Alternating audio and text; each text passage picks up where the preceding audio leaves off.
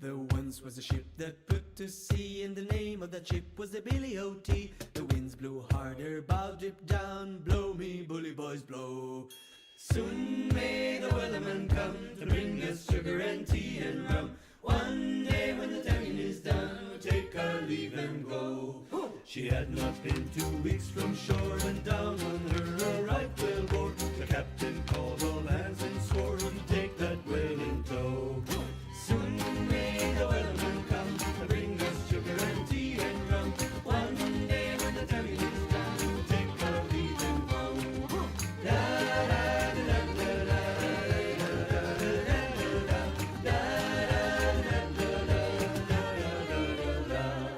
Before the boat had hit the water, the whale's tail came up and caught her. All hands to the side, harpooned and fought her when she dived down low. Soon may the wellerman come to bring us sugar and tea and rum. One day when the tonguing is done, we'll take our leave and go. The line was cut, no whale was freed, and the captain's mind was not on greed, but he belonged to the whales and agreed. She took that ship in tow. Soon may the wellerman come to bring us sugar and tea and rum. One day when the tonguing is done, we'll take our leave and go. Da da da da da.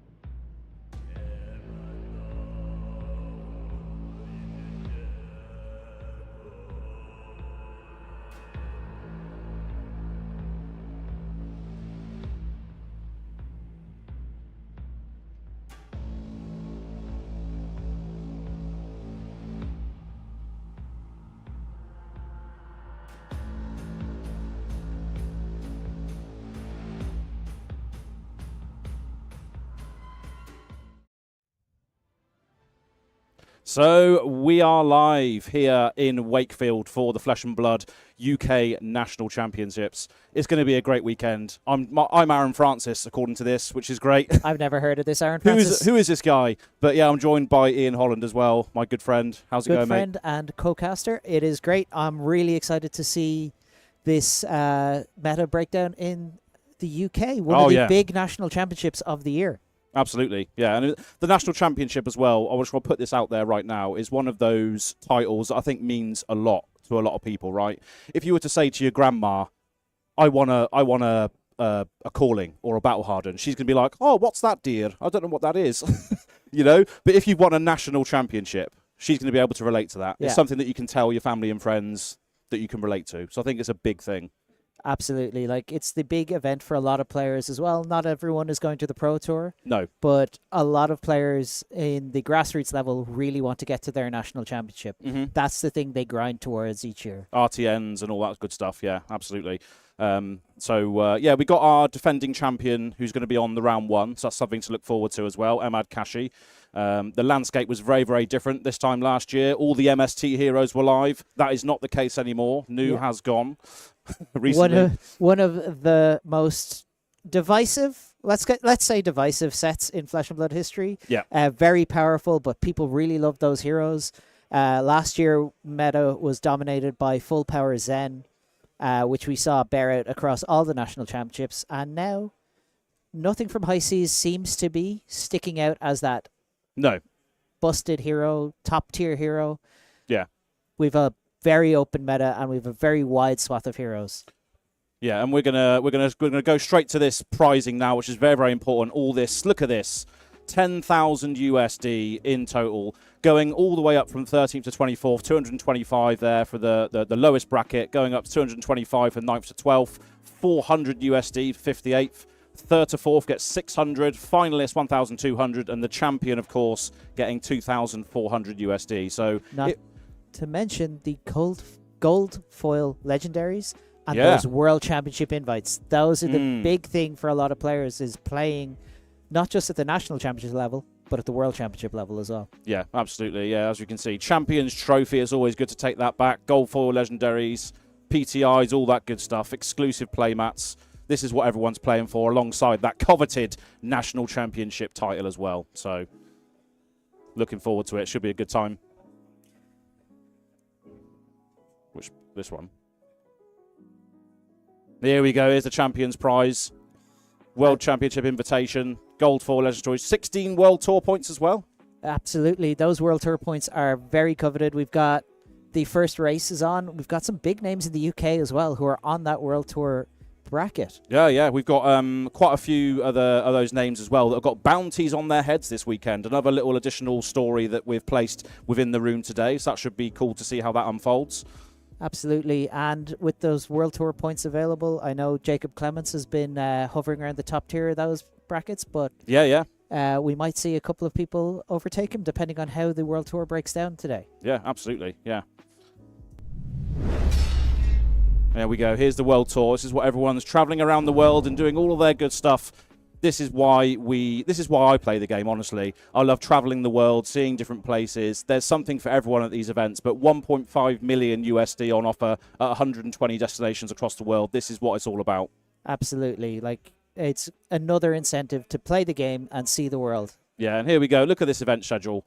Kuala Lumpur, Bucharest, Auckland, Lucerne, Kansas City. So many amazing places. Make sure you go and check all the locations out if there's something close to you. And all these things have offers for everyone as well. Auckland is the one that a lot of people are sticking out. My God, WTR Unlimited Sealed Deck, double calling. That's a cool one to go to, right? Absolutely, as well as Perth, Copenhagen, Phoenix, Orlando, and Manila. Mm-hmm. There's all across the world. Flesh and Blood really is just expanding. Yeah. And it's one of those things. I now plan my holidays at work around this.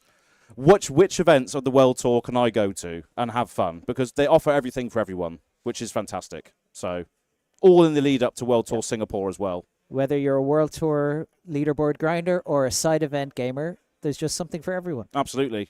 And circling back round to the national season as well, we'll see what 47 nationals in 47 countries. qualify for the World Championships, become a champion. This is what it's all about. That's why we're here this weekend. Absolutely. We want to crown our new national champion, and I mean, I'm all hyped for my own national championship next week as well. Yeah. Oh, yeah. You're playing in the Irish one as well, aren't you? Absolutely. Right? And this is what you get just for partaking in these events, right? A Conqueror of the High Seas, a coveted card from the new set of High Seas. Nice little participation promo for everybody who's getting involved this weekend. Yeah, just Command and Conquer with extra text sometimes. Yeah. We'll see if that comes up on this stream. Yeah. But we've also got festival events as well going on. As we were saying earlier, there's something for everyone in these events, and the festival participation promo as well. Nice little looking for a scrap with that unique art as well, which is all good.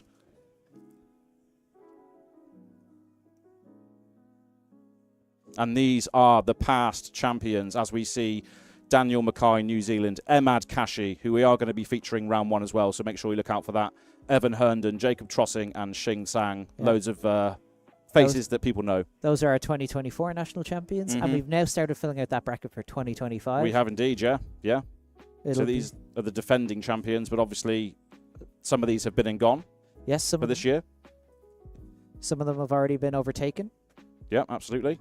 I know, for example, we have Majin Bey from the US. We have Zabolks from Romania. Apologies. Yeah.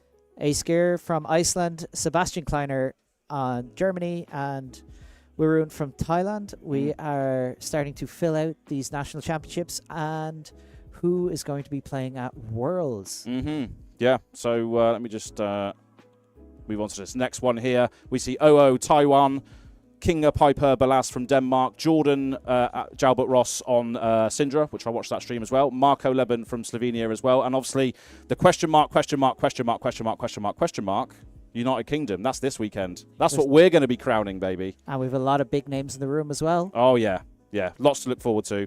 There's a couple of players I want to look out for as well. We've got like Jason Rolfe, Team Sigil, Team Toxic, loads of different teams, loads of different people in the room that can take this, or ascend heroes to living legend. Look at this, a couple of players, a couple of heroes very, very on the cusp here to potentially LL. We can ignore Nu, she's gone now. Azalea, very, very close. I've seen a few Azaleas in the room as well today, so it'll be interesting to see what happens there. And then Fi and Dash petering on the edge of living Dash legend. Just clinging on for dear life. Yeah, absolutely. Inventor extraordinaire, but also we've got Florian, KO, plenty of other decks on the rise here. There we go. There it is. Yeah. And Kano, Dracai of Ether as well. Yeah, I haven't seen too many just from walking around, but we'll see what happens. But yeah, Kano's definitely a shout. Such an interesting deck because if you pick it on the right event, you can just spike it. Yeah. He has a power level and multiplicative damage that does something that is unheard of otherwise in Flesh and Blood. So yeah, it'll be very interesting to see. Yeah, exactly. Especially when the meta is like it is and just constantly evolving. Kano's one that you want to maybe bring if you want to try and spike it. But here we go. Bringing it back to us here in the studio, loving life, here for the National Championship. Woo. How's it going? I am very excited. I've been talking to a lot of players. They're all very hyped to play this National Championship. Yeah, should be fun. I mean, I think the sort of vibe in the room is Cindra is the main thing right now alongside Gravy. Yeah, Gravy Bones making a big splash in High Seas. Did you see what I did there? Yeah, very good. But Cindra, and then Cindra is the natural counter to Gravy Bones, but then maybe you next level the game here and you bring a deck that targets the decks that are targeting the deck. So yeah, that's what I'm interested to see is like the second layer. We know what the big players are, but what are the things that then can counter the things and what then spawns off of that? Yeah. That's what I'm looking forward to see. I would expect a lot of Cindra. We are in the UK, very famously, Ninja Country. Yep, true. Two national champions have been on Ninjas. People like to go fast in the UK. Yeah. So they love a good aggro deck. Yeah. So, yeah, it should be good. I mean, we've seen over the last couple of weekends, we've seen 2 Verdants win, 4 Cindras win, 2 Assassins win, and then the Prism, Azalea, Gravia, and Dash. So there's quite a nice little spread across there right now, but Cindra is the hotness. Yeah, and I think if you're looking to target Cindra and maybe Gravy Bones, Prism is not a bad choice at all because you still get your on-hits because Prism has that older fab. When it hits, rather than when it hits a hero. Absolutely. Yeah. And so you can take out an ally, get your on-hit for Prism, but also has a pretty interesting and powerful matchup into Cindra where you present... Just big numbers. 747, fly straight in there. You know what I'm saying? Yeah. It's a lot harder for a ninja to cover up 7 pretty consistently, so you are always going to get your hit and go to soul. Yeah, absolutely. And the assassin class as well is still running around as well. So obviously new is gone, but that whole assassin pool is still very, very interactive. So I'm sure we'll see a lot of assassins taking the value out of that class pool as well. So yeah. How far we've come from Arakni Huntsman. Oh, I know. Yeah, a long way. But yeah. Here we go. And there we have a. That's the heroes that have ascended. Absolutely, and that. We just saw a glimpse of the heavenly living legend format there. All the heroes that we've had and the ones we've lost. But here is a meta game breakdown. This is what we're going to be seeing over the weekend. Wow, Cindra is the hotness by the looks of it, followed up by Gravy as we sort of kind of predicted. Prism, you just said about Prism. Absolutely. There we go. We have a Victor here who's looking. Maybe we've 10 Victors. They're looking to find those Prisms and find those Cindras. Really put them to task. He's looking very smug there, isn't he, that Victor? Look at that face. As is his nature. Absolutely. But as I believe we have a few Azaleas here, 8 Azaleas in the room. Hell yeah. Just an amazing deck. Absolutely love it. Maybe a couple of players looking to put their stamp on the game. Yeah, this could be the end very, very soon. It's going to be a very, very bittersweet moment for me personally. Absolutely love that hero from the off. But then we see loads of assassins after that as well, followed up by some Acilio, KO, Verdance, and then obviously the bottom of the barrel there. All the other heroes as well. Yeah, so couple of interesting one-ofs here. We've got Dory, Betsy, Fi, Fang, Katsu, Max, and Vincent. I think I've spoken to a few of those players across the day so far. Yeah. And 2 Boltons, 2 Puffins, and someone bringing the ice in Jarl, probably as well, looking to target those Cindras. Yeah. Maybe blow up the compass for Gravy Bones. Yeah. I mean, that's a key thing that Guardian can do. I think Guardians can still blow up the compass with the other battle to a pulp. Yeah, that's the one. But Jarl having access to ice could be cool into the top deck that we see here with the hot Draconic Ninja coming in.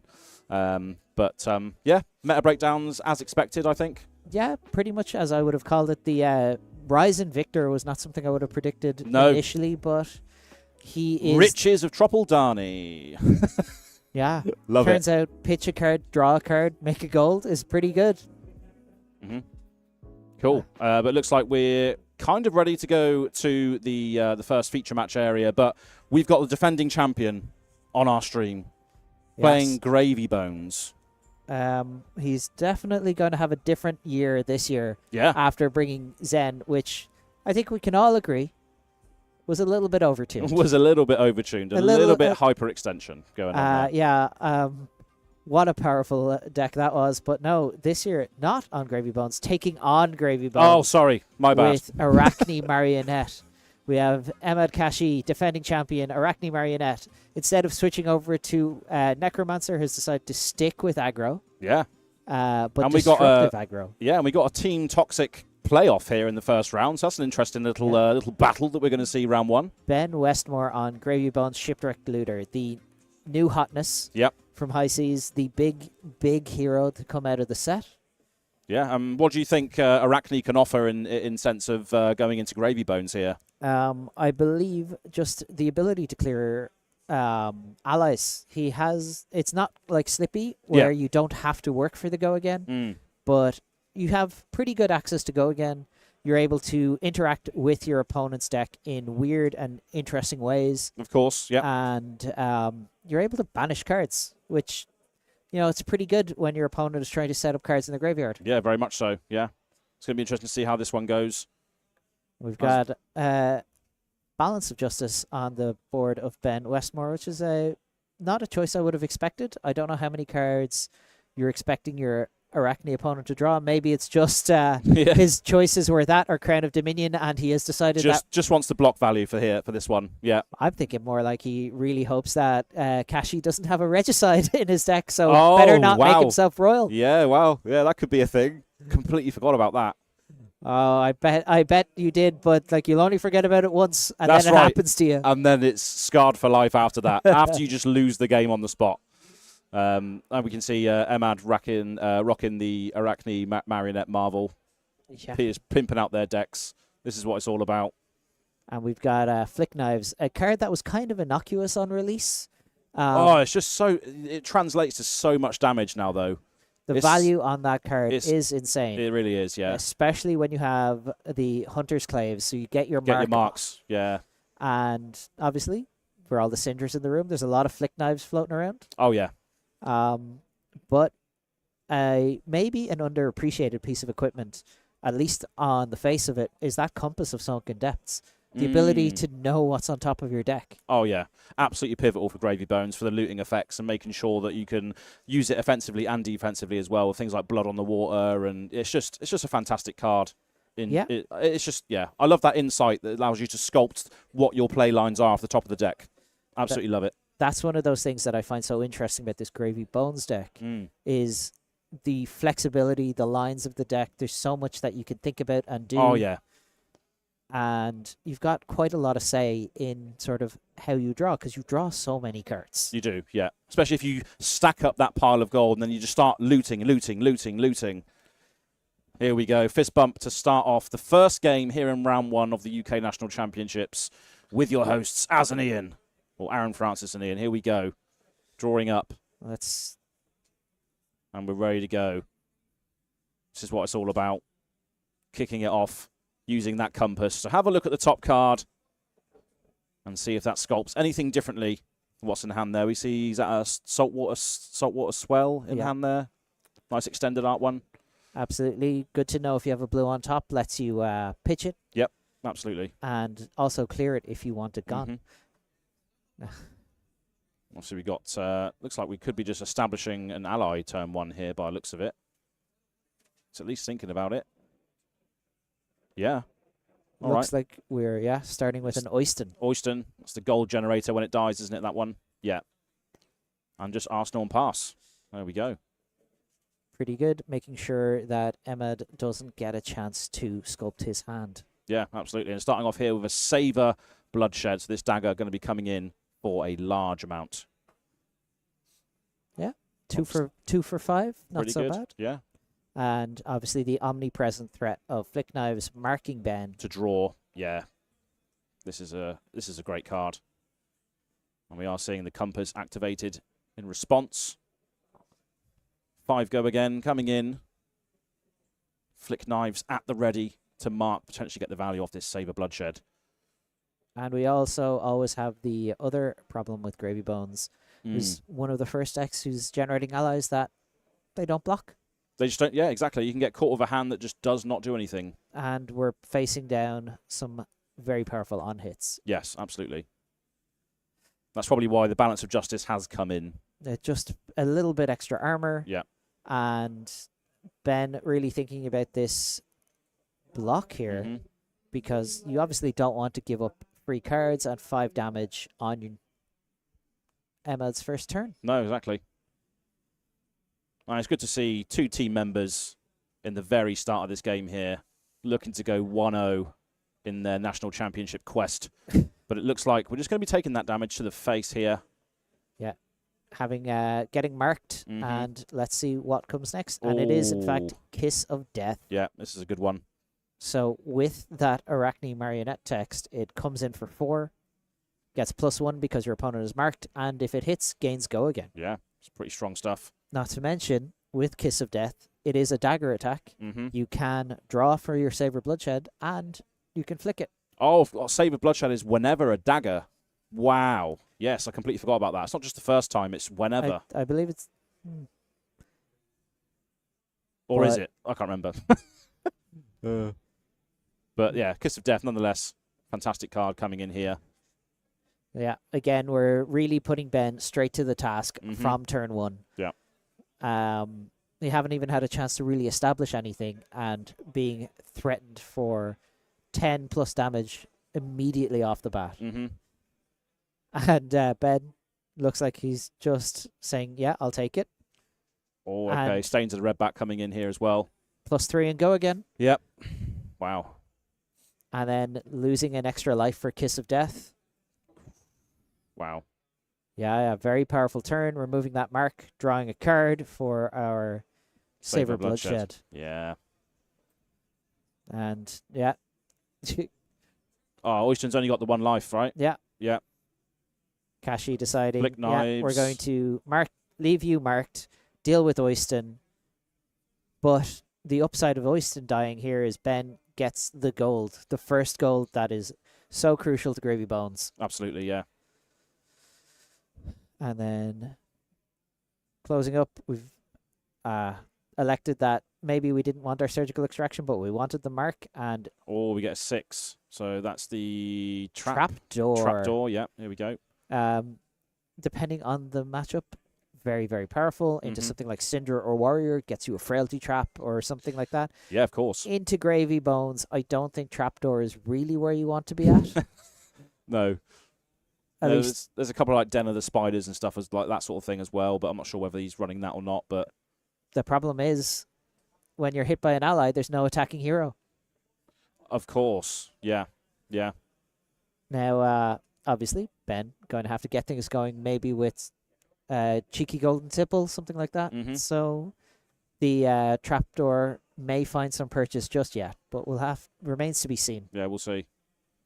Ben still yet to get off the ground here. Establish that gold though, and obviously Emad's drawing up to pass over to Ben. See what he can establish here.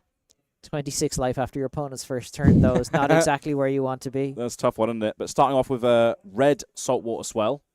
Obviously, he knows the information off of the top, which is a chart the high seas. Going up to 5 floating here. Oh my God, it's a blue on top. Who could have Who foreseen? knew? Yeah. Compass leading the way. Here we go again. Those lovely treasure pack gold cold foils. Oh, yeah. Always worth chasing in those high seas packs. But here we see a Mask of Deceit just changing the brood into the Orb Weaver, which is the one that can get the Graphnes. The graphene. Yeah, that's it. Calicera. Something along those lines. The graphene calculator. That's it. That's the one. But allows Emad to immediately replace the dagger that he's already flicked. Exactly, yeah. And taking one over the top. Going to be using Gravy's effect to destroy this gold. Draw a card. Draw, discard. I think I see a chum in his hand, which is like probably going to be hitting the graveyard right now. Yeah. But we have a bit of a thinker here. Yeah, nope, it's chum. There he is. Friendly first mate, but he's not friendly at all. He is somewhat of a nuisance, I would wager. Yes. Very Arclight Sentinel-esque, but face up rather than the gotcha of Arclight Sentinel. Yeah, it still has that same feeling. Arclight Sentinel adjacent. Yes, very much so. Which we all love. We all love Arclight Sentinel, don't we? Let's be honest. As an Azalea player, I feel like you might be making that up. Absolute nonsense.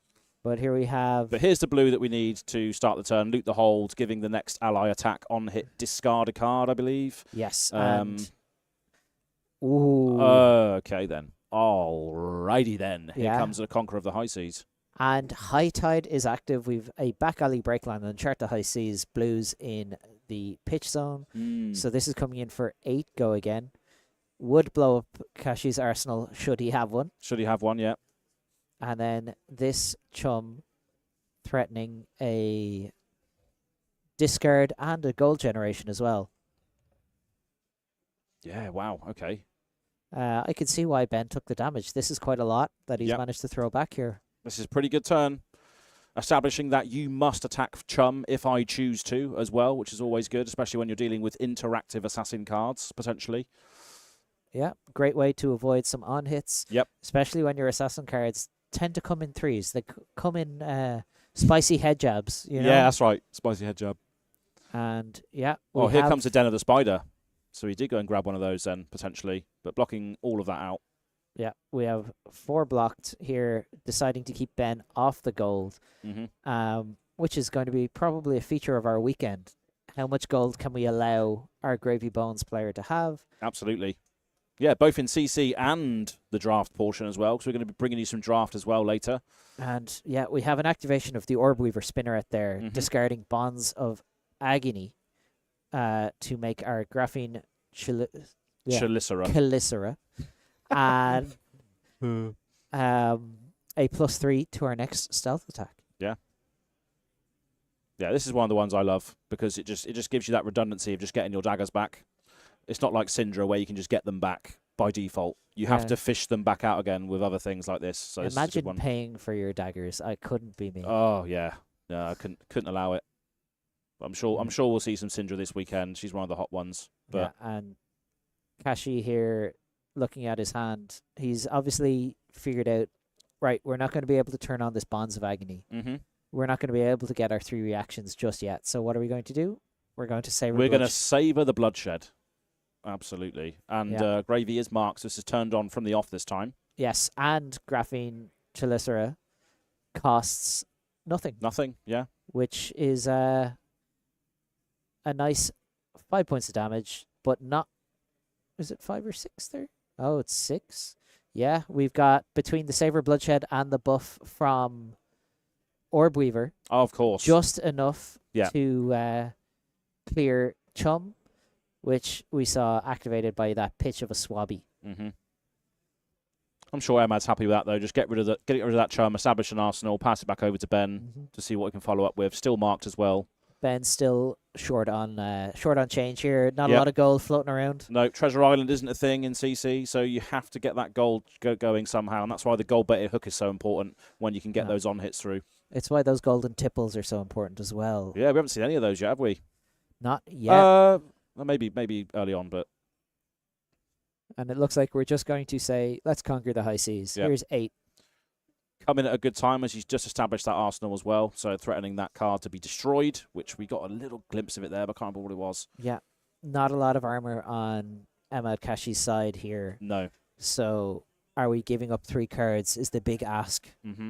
Or are we letting Ben destroy your arsenal and get a gold? Yeah. What's the worst that could happen? Surely Gravy Bones can't do anything with a couple of gold, could he? No, he's a shipwrecked looter, so, you know. But we're seeing a block with a Orb Weaver Spinneret here. And a from the same cloth. cloth. And a Den of the Spider. Lair of the Spider, sorry. Yeah. Which would, where a Gravy Bones not marked, remark them. Yep. But yes, full cover. Keeping a card in hand, card in arsenal.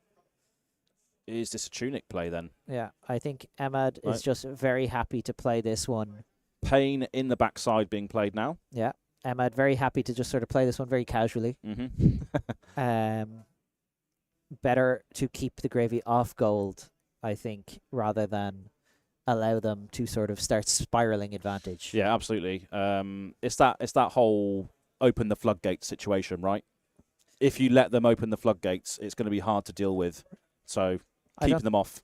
I think that's a Kano card. I don't know that Gravy is allowed to play that. But yes, one of those things about ally-based decks is you're trying to basically hold back the flood with a dam. Very much so. And the minute they can kind of break through that dam and establish 2 or 3 allies on board, you've got a real task ahead of you to deal with. Yeah. That's what I was trying to explain. Until you hit me with that wizard nonsense. But there we go. But yeah, it's still coming in here. 3 go again. Obviously, if this hits, obviously you can chuck a dagger. It doesn't chuck the dagger even. It's just a little poke. You get to keep the dagger. Oh, okay, yeah, it just deals damage, yeah. Reading the card explains the card, Aaron Francis. What are you doing? It's one of the only on-hit effects that leaves a dagger in play. Yeah, absolutely. Yeah. But looks like we are taking the damage here. Yeah. I mean, we're already marked. We may as well. Yeah. I see a golden tipple move to the front of the hand there. Oh, so 4. Which one is this? That is redback. Oh, yeah. Okay. So that is on demand, go again. And one of the important things about when you transform into one of the other Arachnis is you lose that on-hit effect from your base hero, which gives a lot of go again. But here we have that golden tipple, discarding Rigor Mortis. Yep. Establishing our gold, drawing our card. A lot of yellows pitched around here right now. That was a 1, 2, 3 yellows in that hand. Yeah, it's a bit unfortunate, but we need to get this golden tipple engine running. It's the first one we've seen. Very important for Ben to be able to have a look and find those golden tipples, get that gold generation running, get some allies established into the graveyard.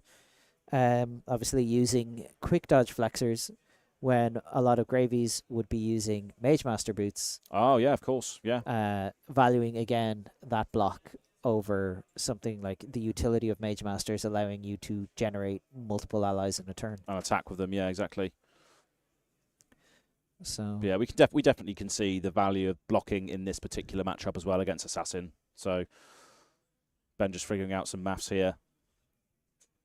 And if you're just joining us, we are in round 1 of the UK National Championships. 37 minutes played.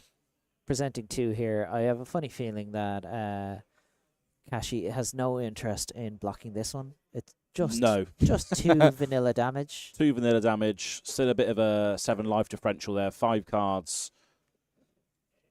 Yeah. Just looking like what Ben's going to follow up with here, yeah. Assassin can do an awful lot with 5 cards. Exactly, yeah. And a Vast Yi coming out now, which gives the next ally go again.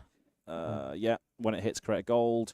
When it hits, create 2 gold because of the gold baited hook now coming in. And this Rigor Mortis coming in for 6 damage. Go again. Paid for with the activation of that beautiful extended art, Dead Threads. Yeah. I remember when that art was spoiled and everyone was like, oh my god, what is this? Coming? Yeah, what's going on? It looks like Emad has just decided, you know what? Do you know whatever, what? I'll take it. Send it. Yeah. Send me the bill. That's right. I'll take 6. You can have your gold. Leading to an activation and playing a chum. Here we go. So pitching up Murderous Rabbles, another great card I like there. And out comes Swabby. Here we go. Gotta say, Ben Westmore's deck is blinged out.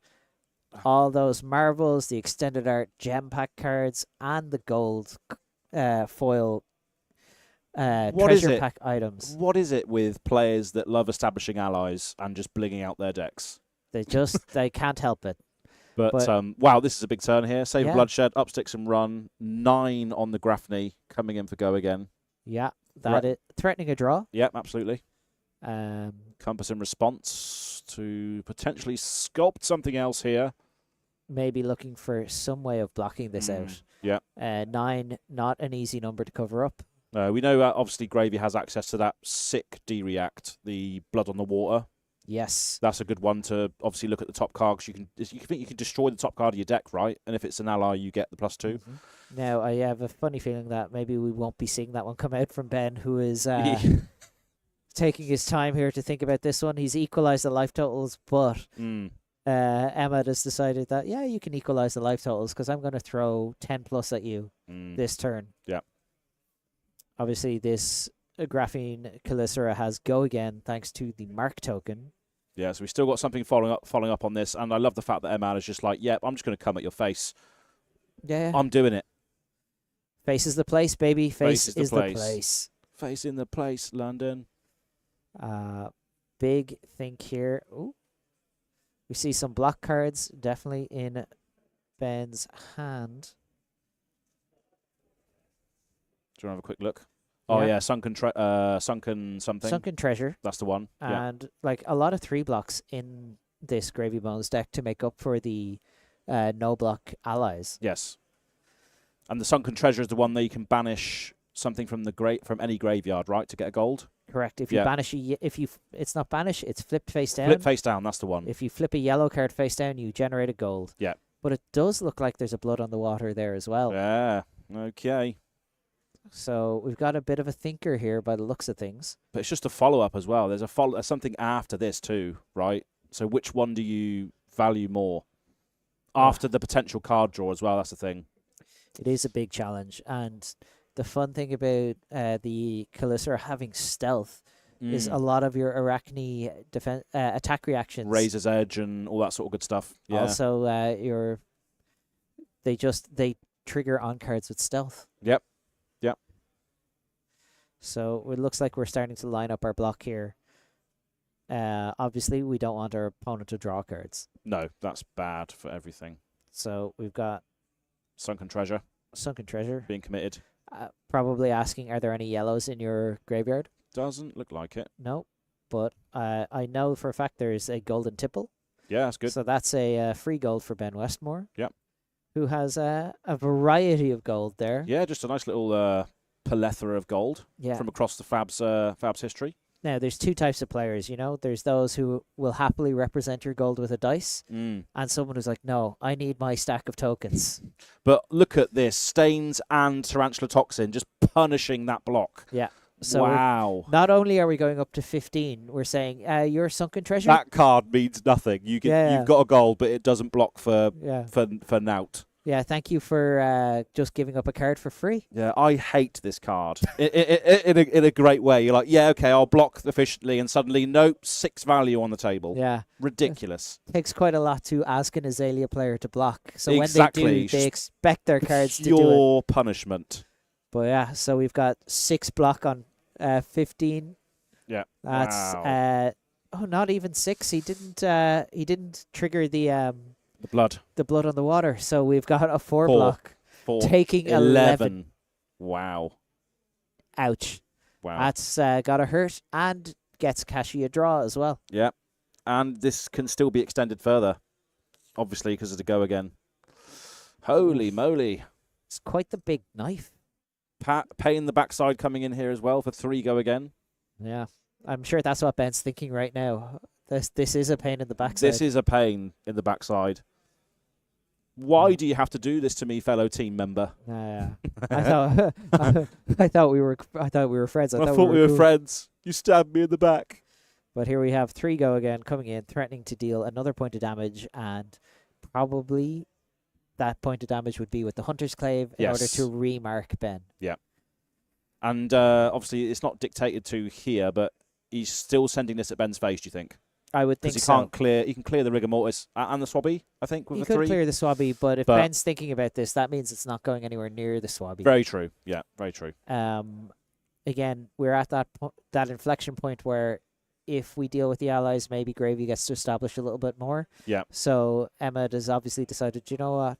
The best way to deal with all your allies is to get you out of the game. Yeah, kill the necromancer that's commanding the forces. That's the best way to do it. And of course, obviously, if you attack the player, they have to commit resources to the board as well, which are what you swing with most of the time. So it definitely makes sense when you get down to these low life totals to just go for the player. Especially with this swabby and this rigor mortis, neither of which are free allies. Yes, exactly.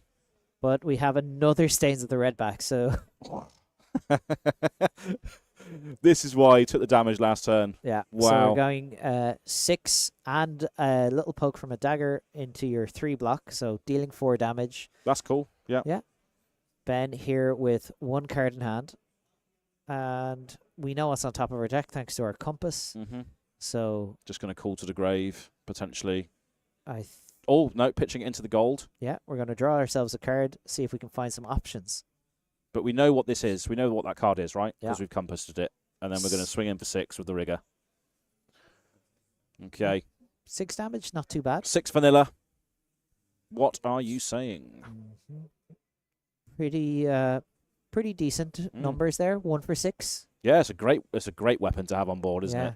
Guardians could only dream. Absolutely, yeah. You're having to pitch into Anathos. But no, just the 1 resource here.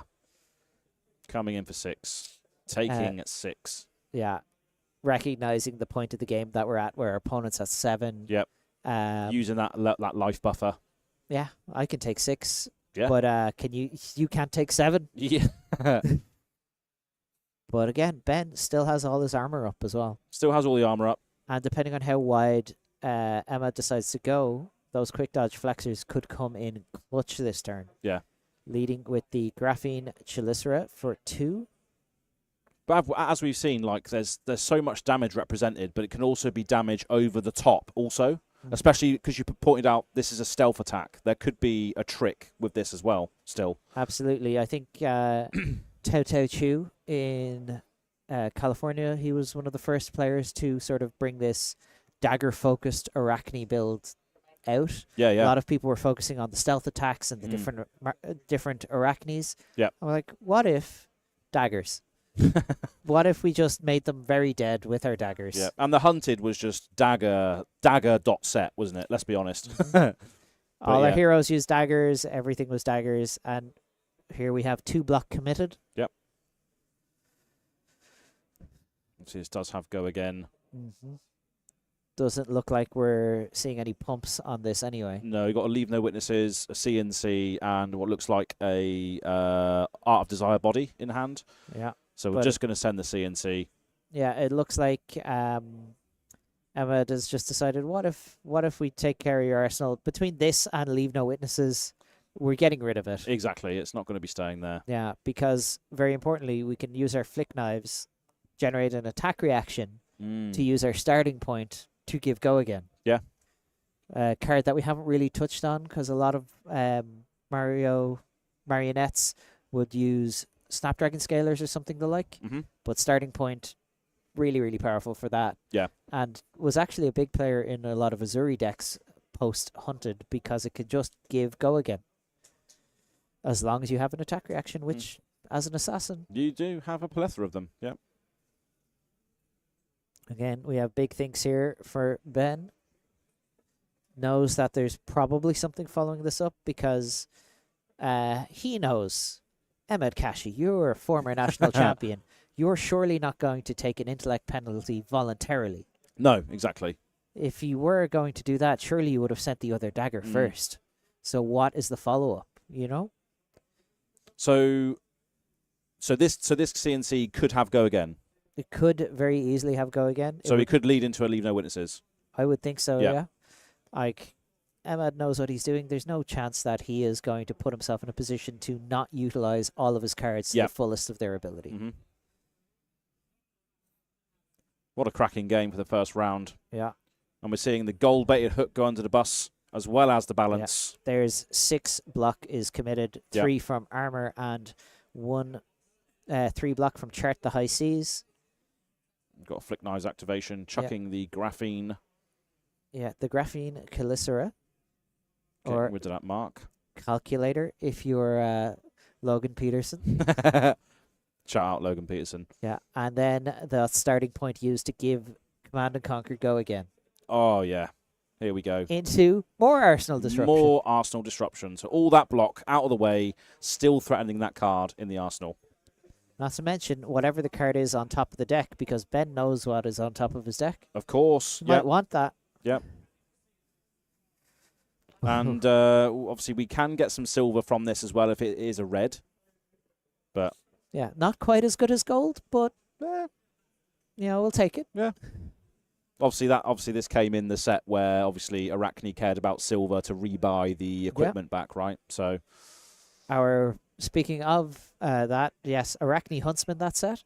Yeah. But this Leave No Witness is just one of the most powerful effects in Flesh and Blood. Yeah. So good. Like, it's amazing off of a codex as well. It's just one of those cards that are just, very, very good. Ubiquitously powerful and playable across every assassin. Absolutely. Yeah. Now, Ben really thinking about how much he values this arsenal. Looks like we're considering committing a block here. Yeah, it's hard, isn't it? You're like, oh, okay, yeah, I'm gonna protect my arsenal with all of this equipment, and then you're presented with yet another arsenal disruptive effect. It's just like, oh no, it's tough. It is tough. Yeah, and it's also very tough for Ben in that you can't take 4. No. Going to 2 against an assassin. Yeah, it's just pick your poison, really, isn't it? Unfortunately. But we have the dead threads committed, so very little in the way of equipment left on the side of Ben Westmore. Yep.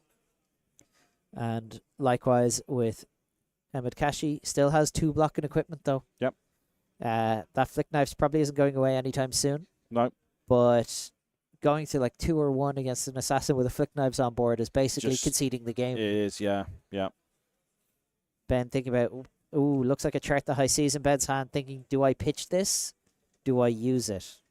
We are looking for the gamble. There we go. Murder's Rabble, 2 blues. 2 blues. 1 to the graveyard. 1 to the pitch zone. Yep. 3 resource generated. Not quite enough for Chum. No, that's unfortunate.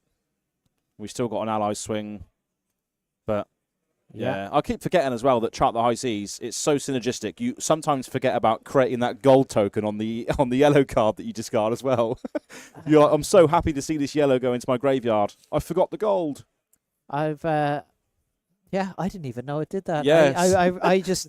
I thought the ability to pitch cards from the top of your deck was good enough. Was enough, yeah. But now here we have a gold-baited hook activation and Swabby coming in as well. Yep, so just taking that to the face and generating that gold.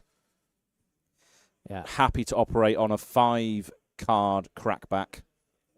No, totally makes sense. I think, like I said, we're at that point of the game where dealing with the allies is not worth it.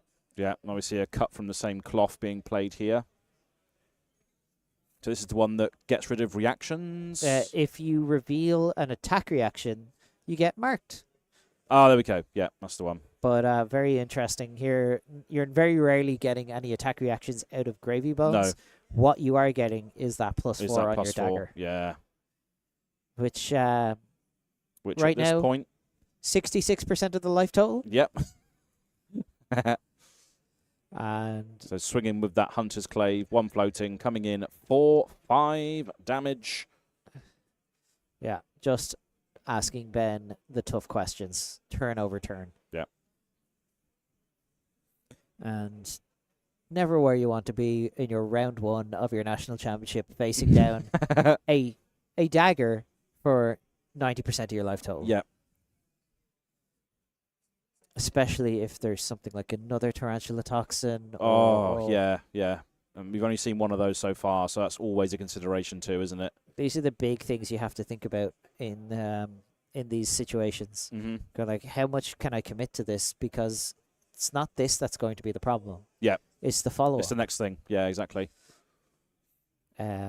Assassin, always there to ask the question of your opponent. Mm-hmm. Do you have an answer? I personally I enjoy that style of gameplay. I love being the one asking the question. I don't want to be the one holding all the answers and having to figure it out. Yeah. You're like the proactive player almost. You're the one that likes to go after it and ask the question of your opponent rather than the other way around. Yeah. As I've always said, math is for blockers. And that is definitely not you. Runeblades, Stan. Runeblades, ninjas. Yeah. We've got 5 block committed here into an Art of Desire body. Yeah. This is a pretty good one. Yeah. And can be pumped to 4 by flick knives if we flick that Hunter's Clave. Yep. Which means on hit go again, Mm-hmm. which means draw a card potentially if we banish a red. Gain some life. Yep. Now, not that there's a huge amount of reds in this Gravy Bones deck. It's a very blue intensive deck. It's a very resource intensive deck. Now we have again Emad sitting there with 2 cards in hand, going like, what could these be? I swear it's only 3. I wouldn't lie to you. You're my teammate. Yeah. It's 3 right now, but like this could very easily become 6+. Yep. And was blocking with that port side exchange. That's covering it fully at the moment. I think Ben very much in that situation where he has to decide, well, if you have it, I can't deal with it. Yeah. So let's hope you don't have it. So you can. So at this moment in time, you can use the flick knives to flick the Hunter's Clave, which marks them and then gives the Art of Desire +1 and go again. Yes. Yeah. Well, on hit will generate. On hit, go again. Yeah. But Emad picking up his graveyard, which Codex. telltale sign. Codex. Telltale sign of potential Codex of Frailty. We haven't seen that yet either. No. Both players on this stream, however, have read Codex of Frailty. They have. Yeah, I would assume they would have read it. Yeah. Not a lot of us do, but there we go. I'm having a great time. This is awesome. Yeah. Kashy, I imagine, is deciding whether or not we want to flick knives here. Yeah. Looks like we are. So yeah, on hit mark, which then buffs the Art of Desire, which then gives on hit go again, so we can have a follow up. Correct. What is that follow up going to be? Well, it probably all depends on what's on top of Ben Westmore's deck, because if that's a red, never mind. Okay. Could also be that. So this can turn it into another card, right? Absolutely. And give it +2. Oh, turning it into Kiss of Death. Oh, okay. So now we're at 7 into 3. That's lethal. That is. That's lethal. If Ben does not have a defense reaction right now or a way to prevent damage like a throw caution to the wind, with 4 damage leaking through plus the 1 health loss from Kiss of Death's on-hit effect. Oh, we have found the blood in the water, though. Absolutely full. Is it an ally? Cover. It is. Oh, baby. So now we're blocking 6. an extra 6 on top of this. So we go from blocking 3 to blocking 9. Wow. And this is that power that Gravy Bones gives you. Yeah. The ability to Oh. manipulate your hand. You see Ben's face then. He's just like, oh, baby. We're still in it. Yeah. And are we transforming into the trapdoor again? I wonder, does Emad have another layer of the spider? I think... So one of the things about this card is once you pick up your deck to search, you do have to banish something. Okay, yeah. So we can see probably no more traps. So just electing not to banish anything there. And Ben just going to have a pass through here, draw 4. Yeah, unfortunately, both the allies established on board do cost a resource to swing, unfortunately, so we can't threaten that. But here we go. But that was a spicy That was a... spicy play there by Ben, just going, well, I hope my deck has it. And It did. God bless, he found it. Yeah. So pick up the point being played here. Nice extended art, smaller text box version as well. Big fan of these micro text boxes. Oh, using yeah. the retrieve effect as well to buy back the Hunter's Clave. So it is back to flick again. Yep. So this flick knives is just so powerful, isn't it? Like, as you said, I think you mentioned it at the start of the show, like, when it came out, it was very sort of innocuous. But now, it's brilliant. Yeah, with the ability to rebuy daggers, it becomes a game closer. And we didn't see retrieve until hunted, did we? No, No. that was the first place it came in. The only other option was to have a spare knife in your sideboard and use a concealed And blade. then concealed blade, yeah, exactly. Now, in with the Hunter's Clave. We're not marking here. Nope. Because our gravy opponent's already marked, but representing, again, that Tarantula Toxin. Oh, yeah. Yeah, we've only seen the one played so far as well, so this could be the moment to punish if we do have it. But again, just checking the graveyard. Once again, Ben flexing on the world there with that extended art micro text box, give no quarter. Those don't come cheap, let me tell you. I love that about Flesh and Blood, though. You know, people just gravitate towards a hero, and then they want to pimp out that hero for as long as they can play them, right? Absolutely. It's and all about your identity on the field. As you said as well, those there's something about ally-focused decks that makes people really, Very really much so. want to bling it out. Yeah, it's because they're sat on the board for so long. So you're like, I want my deck to look great on the board at all times. But yeah. Right. Ben definitely going through all possible lines in his head. That I can see him there. He's like, okay, that's a Tarantula Toxin. Oh, There's no other Tarantula Toxins in there, Ben. Oh, such a vile card. Because if you block, you are punished for doing so. Yes, So but if savage. you don't block, you're taking 4. Yeah, and then and then and flick. then you're dead to flick knives. Yep.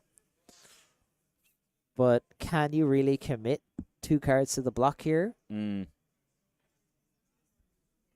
You know, we're really again asking those questions full time. Blocking with Back alley break line. alley break line. Death touch. That's- Death touch. a That's a quality inclusion. Didn't Card- expect that. card I have not seen in some time. No. Was played in a lot of Uzuri. Played in Ranger as a 6-power attack that you could get back with Codex and send. Yeah. But yeah, did not expect to see Death Touch. Not at all. Not at all. Nice Japanese version as well there. Yeah, That's awesome.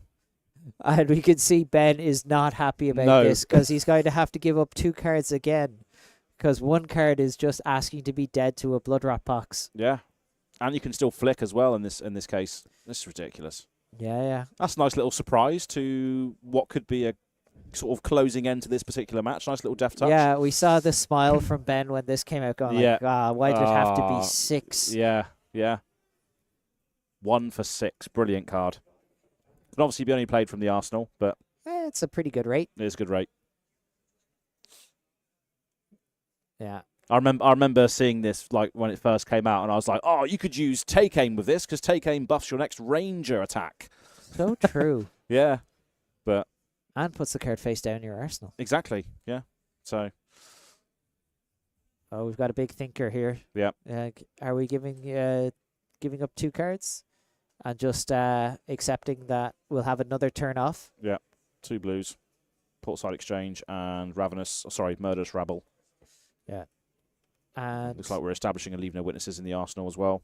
And it looks like Ben is still got a golden tipple in his arsenal. Yeah, still been there for a while now, hasn't it? Just a hot minute. Yeah. Hasn't really been going anywhere. Yeah.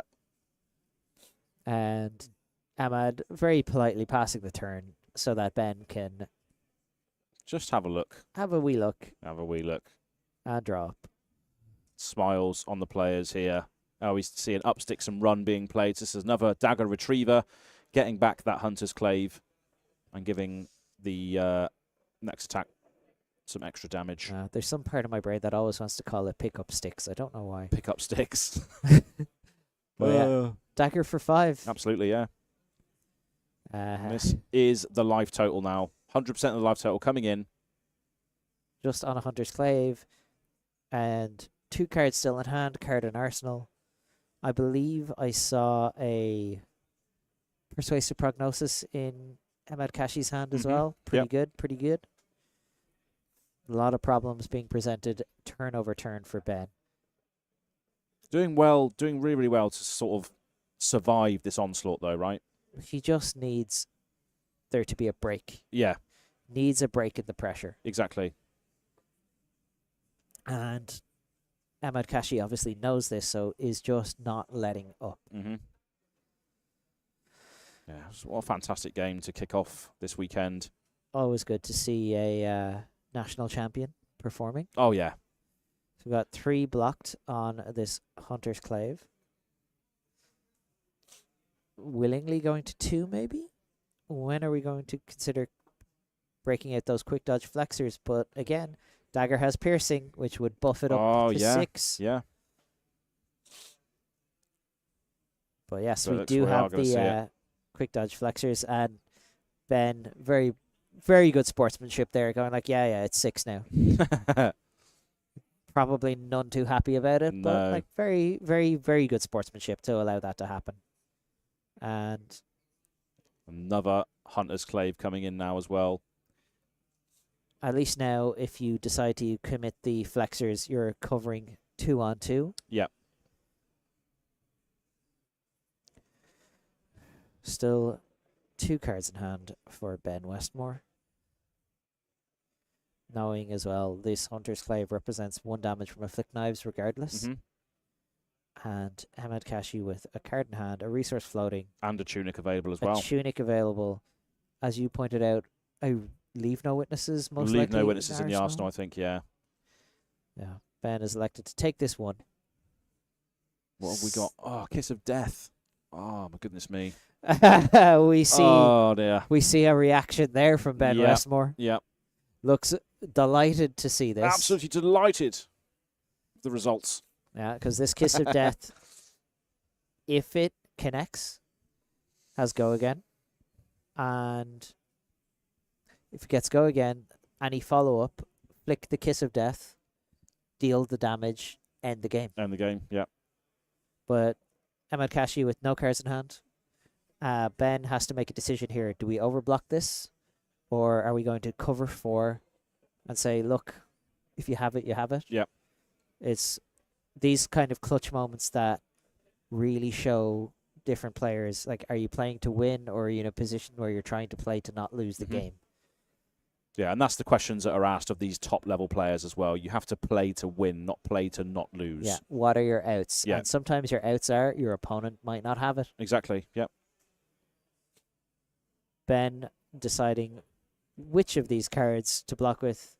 I mean, he is allowed to choose none, Mm-hmm. but I wouldn't recommend it. No. It's not not great for staying in a game. No. But rightly so to think on this moment in time now. Yeah. This is where it's going to be decided, I think. Yes, but for the first time in a while, Ben is going to be in a position to keep a card. Yeah, which means an ally swing at the very least.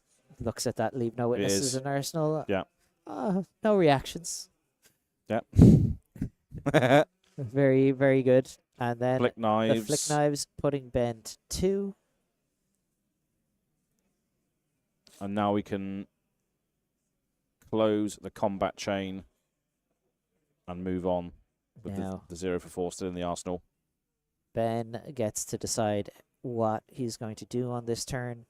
If that's a blue, he gets to go golden tipple into Swabby, maybe. Yep. Or crack gold. We know what's on top of our deck. We've had a look. So how helpful is it? There's a lot you can do with gravy off of 1 blue, though, to be fair. There's a lot of digging you can do, a lot of stuff you can establish. And we're rolling into the trapdoor yet again.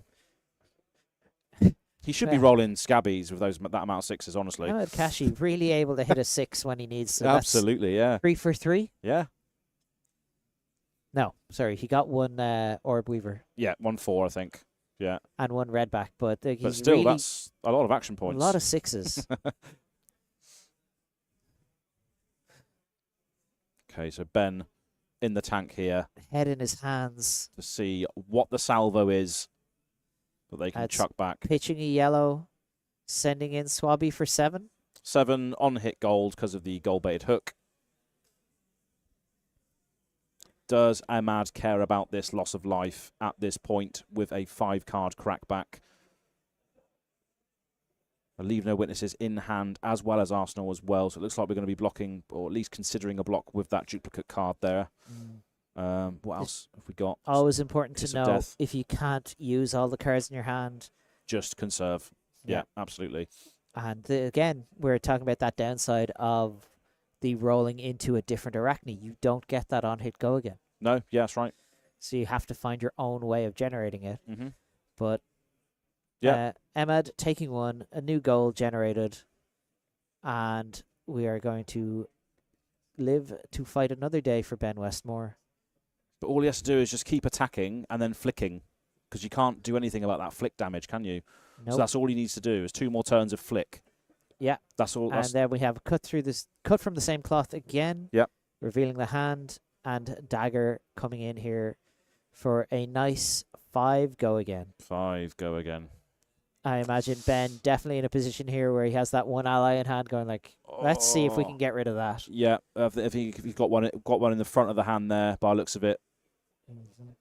So that's at least 1 card that cannot block. And we are in a position where we are not able to take a single point of damage now, because 1 point of damage means lethal. Exactly. That is a tough situation to be in. So we have 5 block committed here with a golden tipple and saltwater swell. And then another leave no witnesses coming in to threaten that arsenal. It's going to be there's a flick as well, potentially.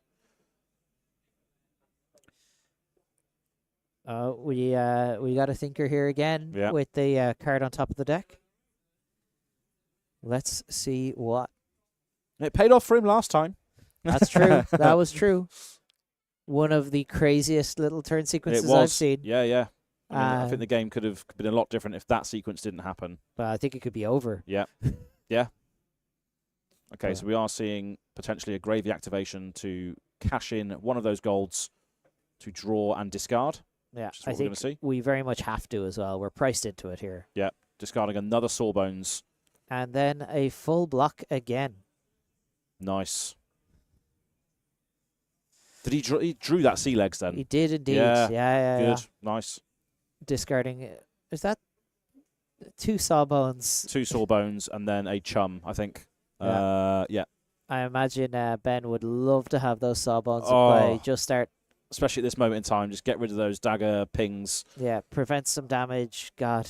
Yeah. But going to 1 here, all Emad needs is a retrieve effect.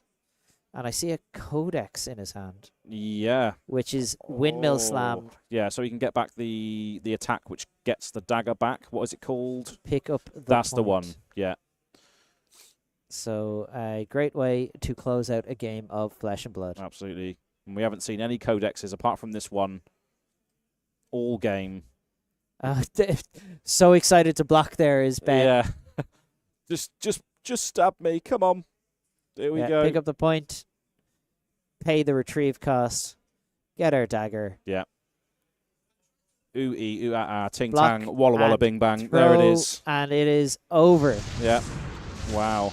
There we go. Emad Kashy on stream, winning with Arakni Marionette. Assassin is still in the room, baby. Yes, but also, like we said, Ninja, he wins with a Ninja card. Yeah. / Assassin, but it is a Ninja card as well. Yeah. Pick up the point and flick knives. Yeah. What a game. What a game to start off with here at the National Championships. People playing for the coveted National Championship title. Something you can tell your family and friends about. Absolutely. And a huge, huge win there for Emad Kashy. Always good to start your defense of the National Championship title. Yeah, absolutely. Yeah, we're going to see a lot of cool names over this weekend, and obviously a mixture of formats as well. So the good thing is about these national championships is you have to display skill in all areas of Flesh and Blood as well, not just your CC but your draft as well. So a lot to think about. You can be one of the best constructed players in the world, but if you can't draft, you're probably not making it there to the top 8 spot. Yeah, exactly. But yeah, lots more to come this weekend, and hope you join us for the ride as we kick off. And we're going to have a look at what's available for Flesh and Blood at the moment. The Armory deck Gravy Bones, those saw bones that are in the graveyard that we were hoping would hit the table, are in these Armory decks here. These are awesome for just players in general, and I love the fact that you can now do the CC and the Blitz thing with these as well. So you can pick these up in your local stores now. What do you think of Armory decks? Absolutely brilliant. Like, Aurora obviously got a big burst from that Armory deck. We've got this Gravy Bones Armory deck, which is kind of essential right now to playing Gravy as he's constructed. Yep. Obviously, we had the first Armory deck, which was KO, which had Savage Sash, incredible card as well. Yeah. But there's such a great introduction for players to be like, here's your 60 cards. This is playable out of the box. Yep. You'll get some experience of what this hero is like, and then you can start upgrading it however you want. Exactly. It's a great starting point for anyone getting into the game. So, absolutely right. Now, big fan of Armory decks in general. We've got new ones coming as well, always. So, always keep an eye out. There we have those 3 exclusive allies to those Armory decks. Oyston, Anka Dragunder, Sawbones. Sawbones and Anka being the big players that we see out of this Armory deck that have made their wave in Classic Constructed. Absolutely, yeah. Sawbones, an absolute pivotal part of that deck. If you can establish some of those, all the breakpoints are covered. It's just a fantastic card in general. And speaking of which, we've got even more Armory decks. I'm looking forward to this one. Ira, coming out on July 11th. This is such from what we've seen so far, it looks like a new way to look at Ira with the Vengeance and the what's her sword called? Edge of Autumn. Edge of Autumn, yeah. So can't wait to see what this one looks like. One of the most popular heroes in Flesh and Blood. Yeah. The welcome hero. Yeah, absolutely. And here we go. A couple of spoilers that were on the Flesh and Blood World Tour Weekly with the Arcana Scar Wraps and the Iris of the Blossom. But yeah, enacts Vengeance. Anything with Vengeance in its name. I'm looking forward to seeing what cycle of those we get. I'm looking for a new deck, Ian, because Azalea is going to go away very soon. This might be it. This might be my starting point. Iris of the Blossom, searching out that Whirling Mist Blossom. Yeah. Which hasn't seen a lot of play before, but no, exactly. Wow. Reads very good. It's a Draw sick 2 cards. Yeah, absolutely. The 3 greatest words in card games. Draw a card. Draw a card, yeah. Speaking of drawing cards, we're going to go to a quick break now before we move on to round 2.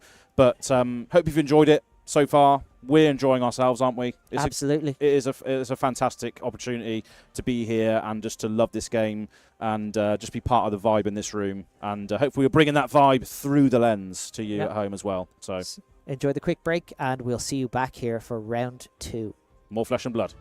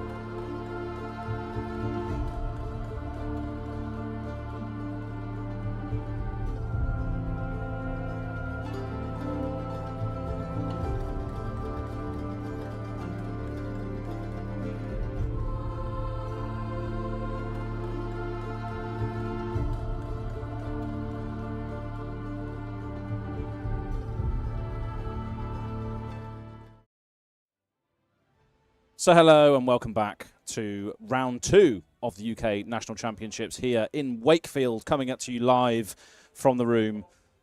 That was a cracking first game, wasn't it?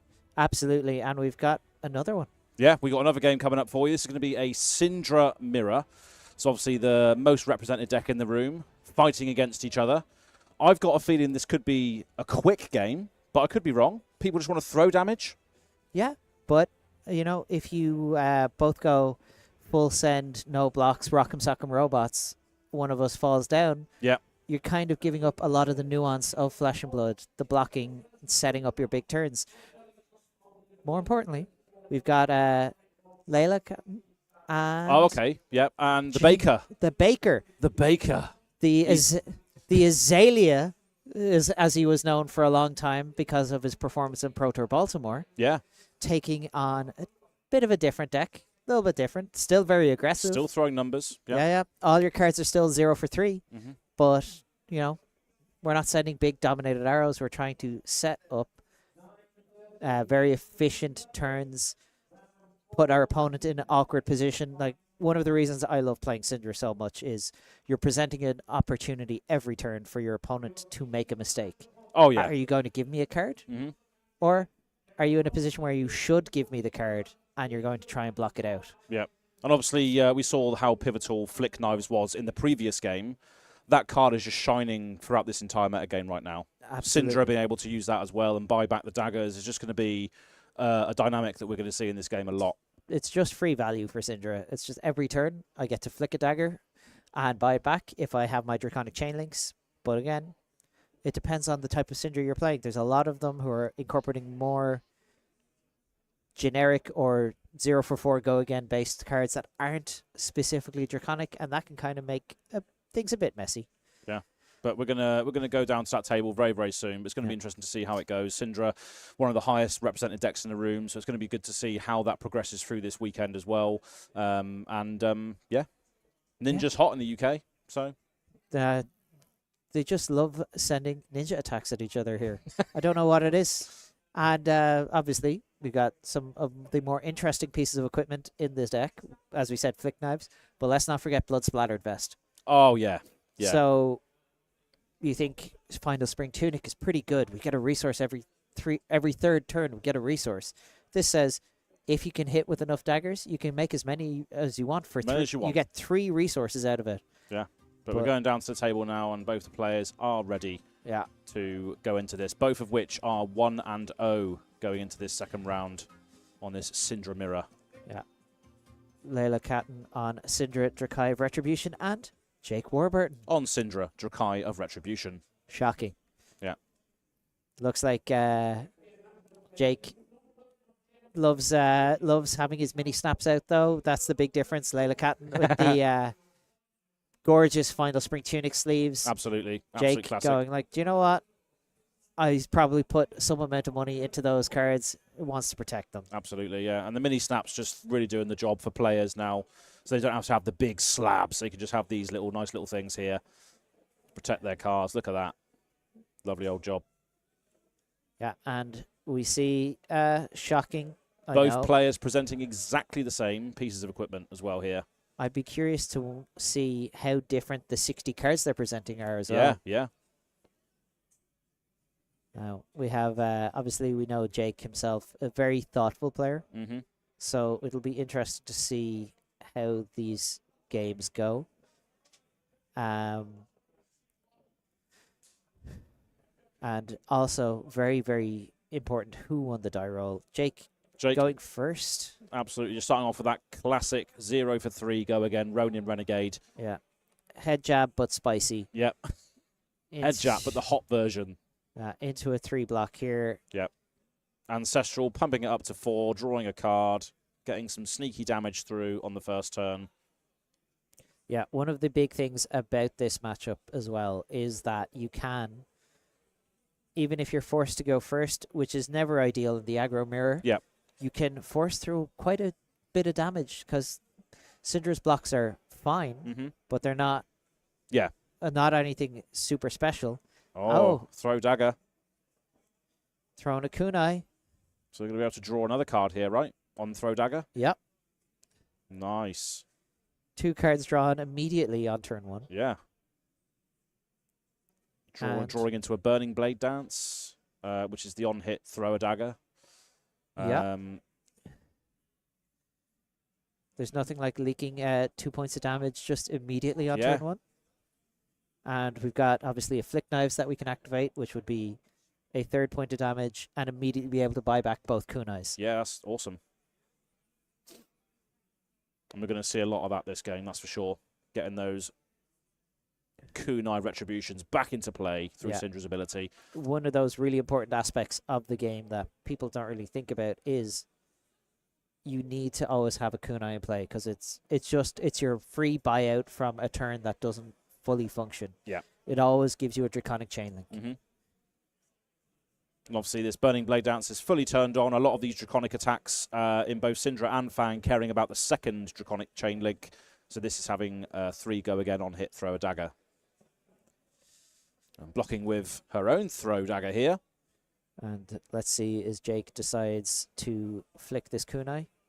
I'd be very surprised if he didn't. It is literally free real estate for him. Yeah, you know? It's free real estate. Absolutely. Dealing 1 point of damage, keeping the Mask of Momentum chain alive, because even if the attack didn't hit, the chain link has hit. The chain link itself, yeah, okay. That's cool to know. And all Mask of Momentum cares about, again, we're talking about Flesh and Blood design before we'd kind of fully figured out how everything is going to be. Yeah. Instead of saying hits a hero, it just cares says about hit. Exactly. Yeah. The chain link has hit as opposed to the attack. The attack itself on the chain, yeah. But yeah, I can imagine there's going to be a lot of intricacies in this game. So much attacks, lots of little things going on. And following up with a Rising Resentment for 3 go again, which you can banish a card from your hand, and it costs for... And then... basically banish anything, yeah. Presenting 4 block on 3. Yep. Buy back the daggers. And and Jake, Arsenal pass. I believe that's a Ravenous Rabble going to Jake's Arsenal. Okay. Which is pretty efficient. 4 go again. Good starter, but again, not Draconic, so... Yeah. But generally speaking, is going to present a breakpoint.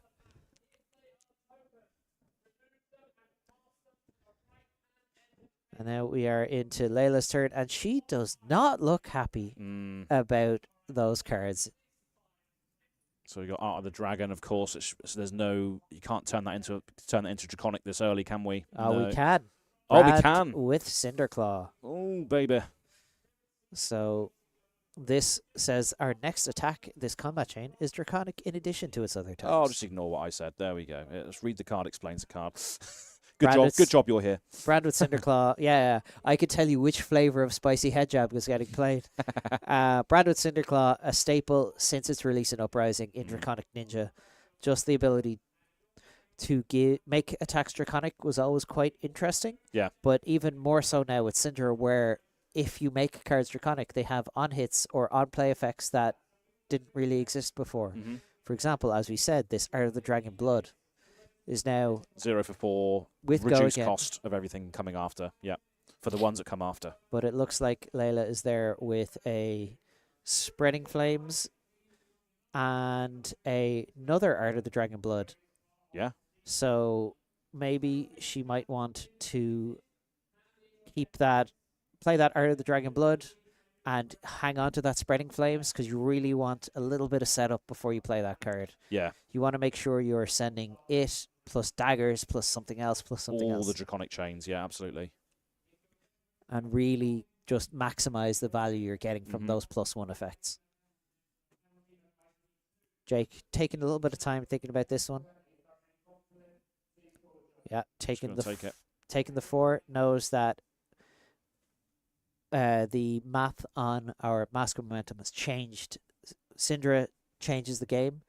Mask always said before, you block the 2nd chain link, you break the chain. Yes. But with Flick Knives in the game, you actually want to block the 3rd one and force them to commit another card. Yeah.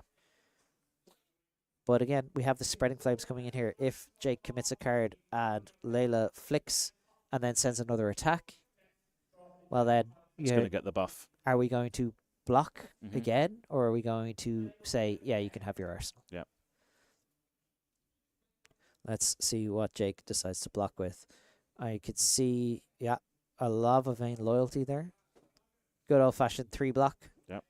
Flicking a Flicking a kunai, kunai. dealing 1 point of damage. And now we have 3 hits in a row. And presenting a breakpoint here with Art of the Dragon Blood coming in for 4. If this hits, Leila obviously gets an arsenal. Mhm. But thankfully, at least if you're Jake Warburton, you're on like, at least it's not Draconic. At Yeah. least it doesn't have Go again. And this is the kind of tempo that you gain by going second in the matchup here. You get to present the first turn that deals real damage. Mhm. Jake being very disciplined here, Yeah. blocking this out, saying, we're not playing the Mask of Momentum game just yet.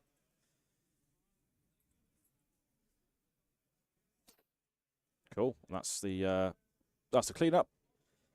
And over to the Baker now. Going to respond. Yeah, we're going to throw at least an amount of cards here. An amount of cards, yeah. Or throw something. Yeah. It's going to be a dagger. Yeah. Kicking off that Draconic chain link. Pitching a throw dagger to throw a dagger. Mm-hmm. Thematic. Looks like we're gesturing to potentially block this out with the Dragon Scalar Flight Path. Why not? The Baker's used his, so why not use yours? Yeah, you always want to make sure you get your value out of this card. Yep. Either covering a breakpoint or covering up a kunai in the mirror, Mm-hmm. because those boots can represent 5 or more points of damage. Yes. People didn't quite get it at first, but the fact that it says as an instant means you can get your draw off Mask of Momentum before you choose to blow them up. Oh, okay, that's cool. Yeah, It's yeah. a very interesting piece of tech. Mm. It also allows you on a big Spreading Flames or Wrath of Retribution turn Yep. to attack with a kunai again. Mm-hmm. Just a really flexible and interesting piece of equipment that I'm really glad was not in the game when Dromai was here.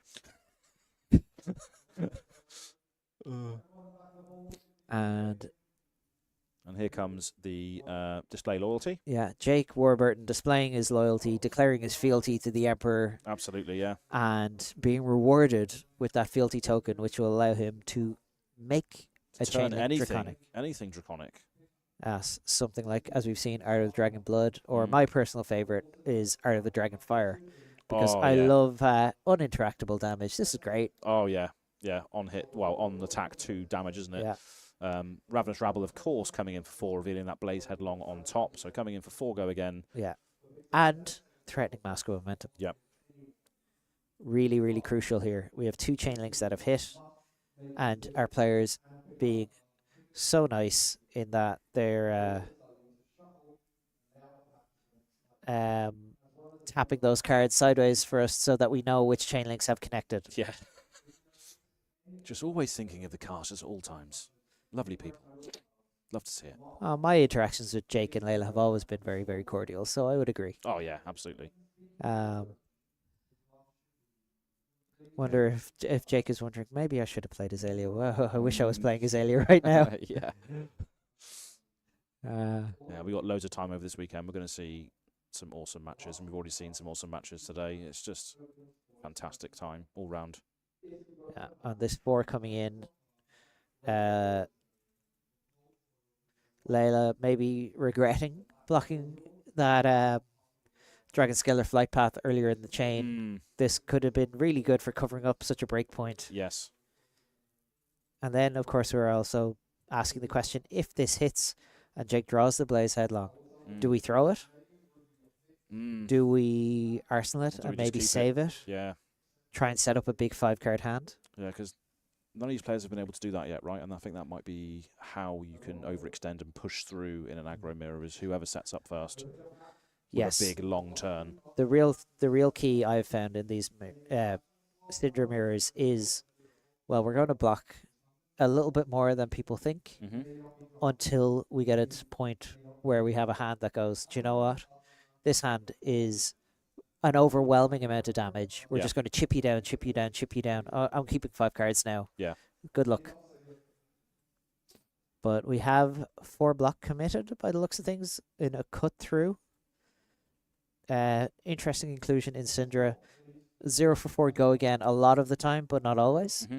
And then Ignite, which I don't know if you saw, was put to great use in the Calling in Bologna by Fi, the other Draconic Ninja. Really, really powerful card. Just 0 for 2 go again. That makes your next Draconic action. Cost 1 less. Yeah. Yeah, whether that or Draconic cards, so whether that's your hero ability or anything else. But it looks like Jake getting the draw with that Blaze Headlong. Oh no, just drawing up the Blaze Headlong, passing through the turn.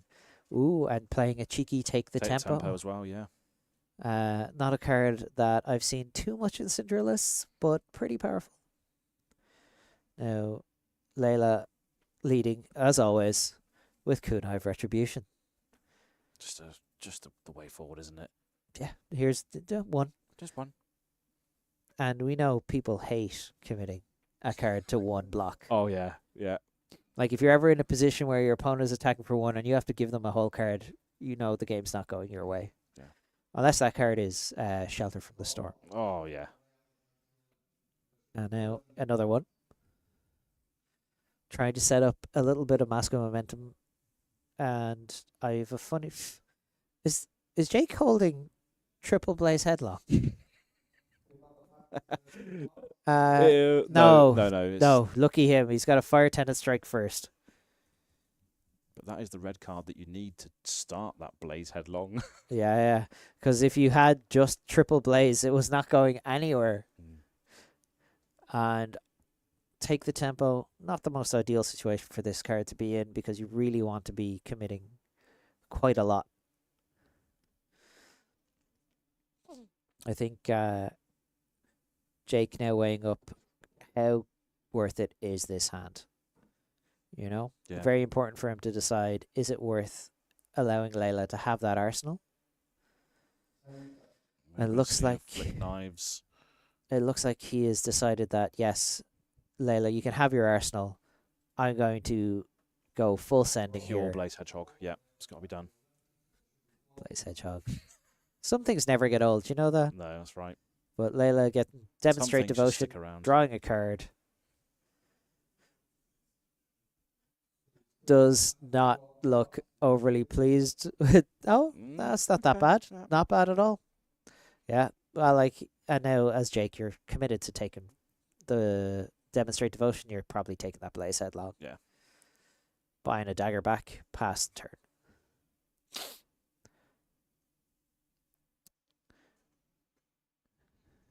Cool. Now we're over to the Baker. What a nickname. Yeah. What a Just guy. cooking, you know. Baking. Yeah, Baking absolutely. isn't cooking. But here we go. First Tenet coming in for 3 go again. Next Tronic attack gets +1. Just going to make that one of those hedgehogs 5. Yeah. A nice starter here. Big fan of this card. Just 0 for 3, but it's actually a 0 for 4. Mm-hmm. I love anything like this, which is on attack. It's not an on hit. Yeah. But And the art just says it all, doesn't it? It's just like an absolute fist to the face. power right in the kisser. Yeah. And then Blaze Hedgehog coming in for 5 as our first Draconic Chain Link of the turn. And then we've got another Blaze Hedgehog in hand, followed by, what was the other card? Did we see? Take the Tempo. Take the Tempo, that's the So 1 cost, 1 for 5. Pretty good, especially with, again, we might see that first activation of Blood Splattered Vest. Mm-hmm. And reads, obviously, if you've hit 3 or more times, when it hits, you resource. banish the top card of your deck from Take the Tempo. And if you do that and draw for Masculine Momentum, well, you're just flying. You get to set up your nice 5-card hand, 6-card hand even the next turn. Oh, yeah, because you can play it till the end of your next turn. Exactly. Yeah. Incoming another Blaze Headlong for 4, asking Leila Catton, hey, you took 5, that's fine. Do you want to block 4? Do you want to block 4? I'll take 2 cards, please. And just Flick Knives, And let's see. Yes, we are putting a stain counter on that blood splattered vest, Just getting that generating resource. our resource. We have our 2 draconic chain links.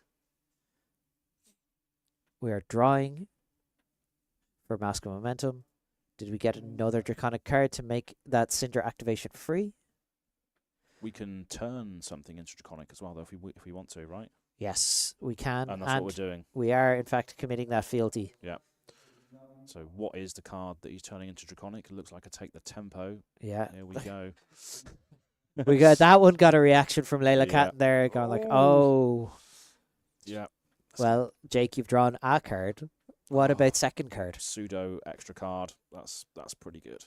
You've hit 3 or more times this combat chain. Banish the top card of your deck. If it's an attack action card, you may play it until the end of your next turn. Yeah. Now, I would wager there's a good chance that that's an attack action on top of his deck. Mm-hmm. Could be a reaction. You never know. But certainly the odds are in your favor. The numbers don't lie. And if this hits, it could be disastrous for Leila Catton. Yep. Because the last thing I want to think about is my Cindra opponent having 6 cards to attack me with the next turn. Yeah. That's what we're talking about, the overextension. Who can get that overextension, hyper-aggressive turn first? Who can take that tempo, if you will. It's in the name. It's in the name. But yeah, that was really cool to see. The fact that the blood splattered vest gave him the resource to then be able to change that take tempo into draconic and play it all from that blood splattered vest. It was just one of my favorite cards. Card designs in Flesh and Blood. It's is that awesome. Yeah. blood splattered vest. Just how every piece of this puzzle works together in concert. It's just it's the epitome of an aggressive ninja deck for me. Like, Yeah. Leila, thinking about what cards I can give up here, and I might be wrong, but I thought I saw Jake draw an Ancestral Empowerment. Okay. So if that is the case, Leila would really want to be blocking 6 here. Because otherwise, if you block 5 and Jake Ancestrals, that is literal worst case scenario for you. Yep. But this is It's a long and hard block, this one. so quite a lot of thinking going on in this Cindra mirror as Yeah. well. Like, people always talk about aggro decks like it's like Well, boom, boom, boom, boom. that's what I said at the start. This could be a quick one, right? No, it's not the case at all. There's so much thinking involved in this. Yeah. It's insane. The thing about aggro decks is they operate on such fine margins that your mistake could cost you the entire game very, very quickly. Yeah. Like, it's not like some of the more controlly decks, you can kind of have some comeback mechanics or you have some ability like to pull things back. In an aggro mirror like this, one mistake could just be the end of the game. Yeah. And then the advantage spirals in one side and there's no recovering from that. This is a crucial point in the game, obviously, isn't it? I would call this a thinker for sure. Yeah. Like, this is a hard one. And Leila just saying, do you know what? I'm going to take this. Yeah, we'll take the full damage. We banish the top card. It is an attack. Burning Blade Dance. Okay. It's a good one. Yeah, it's a good one. Yeah, so this is if you control 2 or more, gets go again. If you can throw a dagger, basically, or deal 1 damage. I feel like Jake is thinking about that Dragon Scalar flight path. Because we've made Take the Tempo Draconic, any point in the resolution of the chain link, we can pop it, give it go again. But it looks like we're just buying those daggers back and now still thinking, do we present another 4 damage? Or do we go into our next turn with 6 cards? Yeah. Yeah, Take the Tempo, just doing an absolute work there, just setting up for what could be a ridiculous turn, but was drawing into a couple of defensive cards there. I am just noticing now that Leila Catton has her tiny fealty in a tiny sleeve. Oh, I love that. I'm loving that fact. But here we have Art of the Dragon Blood coming in for 4, go again, being made draconic by this fealty. Absolutely. So the next 3 draconic cards are going to cost less, which is going to be sick. We've got Rising Resentment, and then a few other cards there as well. Spreading Flames and something else. Hot on the Heels. Cool. Yeah, so we have quite a lot to play with here. Hand could really use a blue, I think, to make it a little bit more playable. A blue would allow you to send those kunai of Retribution and then generate extra chain links here.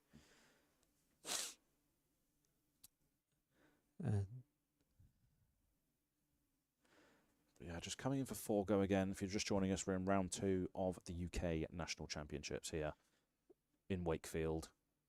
Looks like we're allowing a take back here. Leila deciding to restructure her turn. And again, we get some good sportsmanship from Jake Warburton. No information has been revealed. All that he has learned is that Leila has an Art of Dragon Blood. It's nice to see that players can still agree on those sorts of things, even at this level. Just that sportsmanship on show is just good to see, especially on these streams. So I haven't revealed any information from my hand about blocking. So yeah, of course. Exactly. Yeah. Again, that's what we're all about. We're here for the National Championship to see great games of Flesh and Blood played to the best of their abilities. Yeah. We're not here to catch people out on how they've sequenced their turn or anything like that.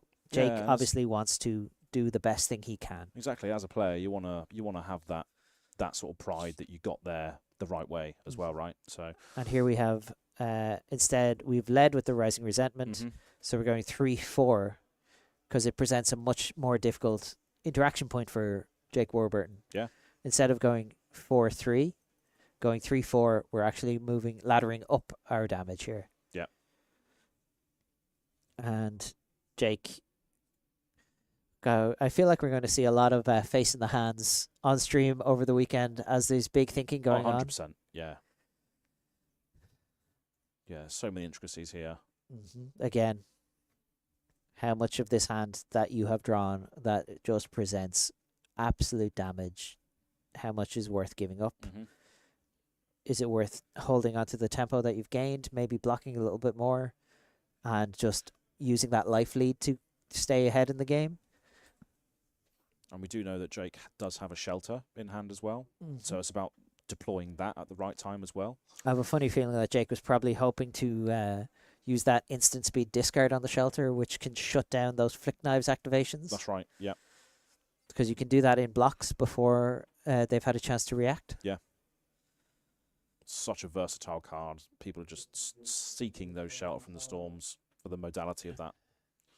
I was very happy. I managed to pick mine up at the world premiere in Prague. Oh, sick. Yeah. Yeah. Just incredible card. So flexible. And the more versatile you make cards like that, the more playable the more they're going to see play. Absolutely, yeah. This hit from Art of the Dragon Blood, which, what I haven't touched on, might be some of the best art in Flesh and Blood. Oh, yeah. Yeah. It did have some fantastic art. And this is a Hot on the Heels. On hit mark. On hit mark. Yeah. If it's played at Draconic Chainlink 2 or more, if I remember correctly. Which I believe it is. Yeah, there we go. So it's 3 go again on hit mark. Threatening that Mask of Momentum. And knowing we have that Spreading Flames in hand, which is still going to cost 1 less thanks to that Art of the Dragon Blood. Yep. Leila seeking a couple more cards from Jake Warburton. Both players still on the exact same armor block left as well, with the Dragon Scaler being blocked. So we've still got the full equipment suite available to us if needed. Yeah, very little armor in terms of Cindra, as opposed to maybe a former ninja who used to play in up until recently blue colored ninja maybe. Oh, right, yes. Just ran around with 7 armor. That's right. Sure, that was fine. R.I.P. R.I.P. MST. Yeah, good riddance. Yeah. But again, a big part of this game as well is Mask of Momentum. Not just for the on hit, but it is 2 block at the end of the day. It is your most efficient piece of blocking equipment. Yeah. And at what life total do you decide, do you know what? Cash it in for the block. I'm going to cash it in for the block. Yeah. Because they're at 7, and if I hit them 3 times, they're dead. Yeah, that's going to be a vital decision point for both players. We haven't actually got to that point as of yet. Obviously, 27 minutes left in this particular round. This is turning out to be a lot more interesting than I originally thought it would be. It's not, like I said, it's not that Rock'em Sock'em Robots game. No. Both these players are obviously, like, they're playing at the national championship. They're 1-0. Yeah. They have an idea of what they're doing. They Mhm. might have played a game or two of this Flesh and Blood game. Oh yeah. And they know that all of these decisions matter. Mm-hmm. And at least they're having a good time Yeah. at the same time. That's This is what we it's all love to about. see. Yeah. Big smiles all around. Absolutely. But yeah, obviously threatening the on-hit mark doesn't really do too much in Cindra with the on-hit mark, does it? It just allows you to get the fealties. That's about it. That can do an awful lot more That than can you do think. yeah, it can do a lot. And now we're Giving up that legendary. now I can understand giving up Wrath of Retribution here. Mm. And in the response to the flick knives, We are gonna. are we going to shelter? So we are flicking a knife here. Makes sense to me giving up that Wrath of Retribution because you do need 3 Draconic Chainlinks to make it really viable. And it looks like Jake is kind of a little bit short on Draconic cards there between the Fire Tenant and what looks to be a display loyalty. So only 1 Draconic card in hand. Yeah, so we couldn't use that even if we wanted to at this point. So it's just better to block. And a nice Spreading Flames. Fun fact, 1 for 3. Mm-hmm. Gives your Draconic attacks +1 while their base power is less than the number of Draconic Chainlinks you control. There's a lot of Draconic Chainlinks. And it was the 4th Draconic Chainlink, so it sees itself and goes, oh. There we go. Yeah, there you go. Yeah. Huge fan of Spreading Flames. It's great to see it kind of finally make its way into the builds of Cindra, because it just has so much flexibility and power behind it. Yeah. So Ancestral, Lava Burst, and Ronin Renegade by the looks of it. Leila, Catton, looking at a hand that at least blocks a lot. Yeah. Like, well, at least it blocks. At least we can do something. But starting off with this Tenet to the face again. So 0 for 3, go again with the next attack. Head +1. jab. I should just remember that, really, shouldn't I? Just head jab plus extra things. Yes. That's what I need to remember. Yeah.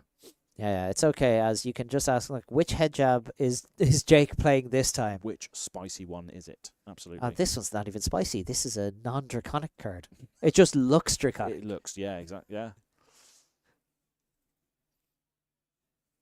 yeah. Leila getting a chance reading that Burning Blade dance there, going like, okay.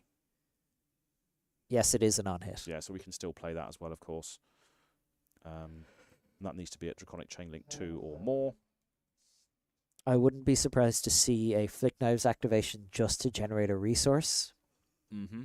So that we can send the Kunai to start our Draconic Chainlinks rolling. Yep. And the Baker able to get some Blood Spattered Vests activations first in this particular game. Yeah, and like it provides you 3 resources before it goes away. Yeah. So it's phenomenal. But some games it provides you 2 resources and gives you 1 defense. Mm-hmm. So you're getting your 3 value no matter what way you slice it there. Yep. But it is an ancestral empowerment in Arsenal, getting a Draconic starter off the top of the deck. Ronin Renegade. Exactly what you want here. Mm-hmm. So It's just one of the best bread and butter cards in this deck, isn't it? Ronin Renegade. yeah, it has no additional text, but it does exactly what you need it to do, in which case this is a 0 for 4. Yeah, yeah. Oh, take me back. Take me back. Yeah, Aurora, Briar, 0 for 4, go again. Yeah. Ah, my love. My love. Come back to me. Well, coming back in 2026 from what I hear. Yeah, yeah. New Briar when, though? That's my question. You got the tattoo for it as well, haven't you? I do. Yeah. Rosetta Thorn, baby. At least now, Leila looking at 2 finishers here. 2 lava I can bursts. imagine Yeah. we're looking at going like Ronin Renegade, give it +1 and draw a card with Ancestral, flick a dagger, attack with a dagger, hopefully draw an attack that you can play on your turn. Yeah. But just taking 4 here, as it would be inefficient really to be giving up 6 block. Mm-hmm. But we might be, at least from Leila's point of view, Jake might be putting on the pressure that says, you might need to give up that Mask of Momentum. But Yeah, here that's we going have to be a pivotal part. Who gives up that first? But Burning yeah, 3 Blade go again. Dance. We can afford comfortably, I would say, to give up one of the Lava Bursts, but Mhm. if we were somehow able to not die here, just throwing it out there, Yeah. if we were able to double Lava Burst using those boots, that could be a surefire way of winning this game. Yeah, yeah. But this is 3 damage on its base. If it hits, You It's chuck a dagger. you Yeah. throw a dagger. Mm-hmm. And Flick Knives is another dagger. Mm-hmm. So we're actually representing 5 points of damage here on the board. Much less whatever Jake has. Mm-hmm. Plus, if this hits, you draw for Mask of Momentum, Yeah. and the There is- game will just be over. And there's not really a whole lot Leila Catton will be able to say about that. Yeah. God, this is one of those mirrors that you have to just put reps into. This is absolutely insane with how much is going on in this. I think locally, shout out to some of my locals, specifically Adam West and Dave Kerr, who've been playing a lot of Cindra, and we've somehow managed to pair into a Cindra mirror every week that Yeah. they've played it. Yeah. So I've gotten my practice. And it looks like some vital practice based on this game. Yeah. Wow. There's a good chance that we'll see some Cindras in Ireland at the National Championships as well, so I'm pretty happy for that. Yeah. When's that next weekend? Next weekend, baby. And you're playing in that, aren't you? Yeah. Let's go. But yeah, as we can see, using one of these lava bursts to block in response, flicking a kunai Yeah. at our opponent, taking 1. And as I said, this lava burst blocking 3, but it actually is blocking 4, Mm-hmm. which is, no small thing here. And then throwing out this display loyalty. Yeah. So we're going to get a fealty off of the back of that. Again, those on-play effects or on-attack effects so much better than these on hits. On hits, yeah. Downside of Cindra is you kind of run pretty short on hits. Upside is you get to just play your cards in the most efficient manner. And I think with Leila Catton going to 3 here, Jake will be pretty comfortable giving up Mask of Momentum fairly soon. Yeah, exactly. Because when your opponent's at 5, if you've hit 3 times in a row, it means that they have lost the game. Yeah. Yeah, really, Leila forced into a block here because another card, if this hits another card for Jake, could just be any 0 for 3 will Yeah. just win the game Yeah. on the top. And then you've taken 3 to not block, and then your life total is just 3 lower, and you've given up the same amount of cards. Mm-hmm. So we just see that Cindra activation, just buying back that dagger. And Jake really pushing on that last turn. It was good to see. Yeah, drawing a throw dagger. Ooh. Another take the tempo as well. Not ideal, though, because you don't Yeah. want... He's 2 finishers in hand here. Mm-hmm. Upside of take the tempo. Blocks 3. Yeah, exactly. We got a 3 go again. We love a 3 block in this house, There's so few and far between in Cindra. The house was built on 3 blocks. Here we go. 3 go again. I feel like I should mute my microphone after that reaction. You should probably just mute me every now and again, to be Yeah, honest. I can't do that IRL though, and you're sat right next to me. So yeah, Ronin Renegade, Ancestral Empowerment 4. We get our draw Mm-hmm. with our 1 card in hand now, One because card. we've obviously given up the 2 lava bursts last turn. Mm-hmm. Katsu wandering out of the mists there on Ancestral Absolutely. Empowerment. Yeah, just stick in hand. Yeah, the OG ninja from the OG set. Oh, yeah. Leila also choosing to flick a dagger here. Just squeezing out the damage where you can. Very important. Just represents so much true Yeah. damage is what people are they're taking what they're saying about the damage that you can't be blocked, can't be interacted with. True damage. But yeah, here we go. I wish we had a name for it because, like, Mm. I say whenever I play Art of the Dragon Fire, I'm like 2 burn damage, I guess. Two Fire breathing. arcane. I can't call it fire breathing because fire breathing is... It's actually a card. Yeah. Yeah. Hasn't seen any sort of top tier play yet, I don't think. Fire breathing. I feel like there was a Living Legend Battlehard over in the States where it saw a disproportionate amount of play, actually. Oh, really? Yeah, Verdance drew 32 cards and then just paid into fire breathing. Oh, of course. Yeah. Yeah. I believe it was something in the 186-ish range. And then we banned Kraken's Aether Vein, And then and it's- the that's- format was better for it. Yeah. Shout out to a friend of both of ours, Summer Giles, for taking that one. Taking the sacrifice. Taking yeah. that sacrifice on stream. Very famously, I don't think I could block all that. No, I'm not sure if I could survive this. Leila thinking we've generated this resource off the blood splattered vest. Mhm. I imagine, so we have definitely got an attack in hand. Mhm. Now, whether it's a 1 for X, or are we trying to kunai and set up a Mask of Momentum? Yeah, I think. Yeah, maybe it's best to go for the setup. Yeah, like we need to set up a Mask of Momentum turn here. We Yeah. need to tell Jake, Mhm. you need to block something this turn. Exactly. Yeah. Because if we go back and the Baker gets to keep 4 cards, Mhm. and we're at 5, we're just kind of dead. But no, we're just going to hunt the hunter. Hunt the hunter. Yeah, so this is coming in for 5. As a red card has been played, that means Jake is marked.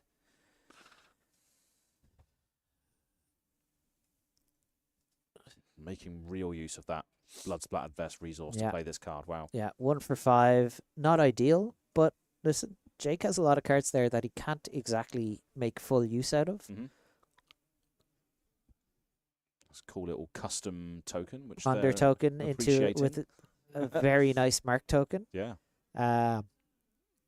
Gimme, I want. Yeah. I have a cold foil one. I would love that. That's pretty cool. Yeah. I do love the interesting tokens that people bring, their own tokens. See, there's people in the room out there that are making tokens as well. So, Yeah. like, love to see it. People taking the decks they love and customizing them, putting their own personality into them. That's what it's all about. Flesh and blood, isn't it? Jake, Hero-centric game. looks like Jake is just going to say, yeah, you may have a fealty. Oh, we're dropping to Drop into 3. some low life totals now, and we know how dangerous this is with flick knives existing on this board state for both players. But interesting line of play is available to Jake here. With Kunai and Kunai Mm-hmm. as 2 Draconic Chain Links. You can use the fealty to make your Snatch Draconic. Yep. Give it go again then Through with the your Dragon boots. Scaler. Yeah, that's cool. And really just...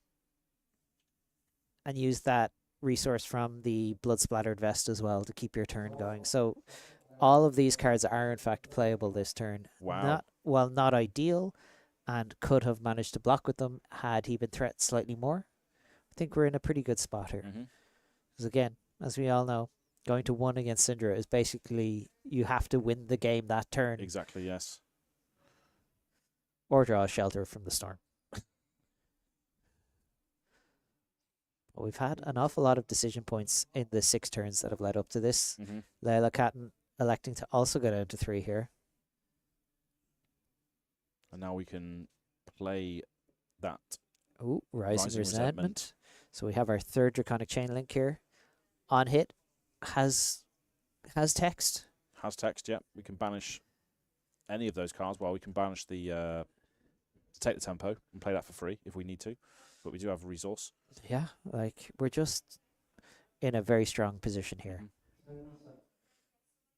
And really can't afford to let Jake draw a card here. No.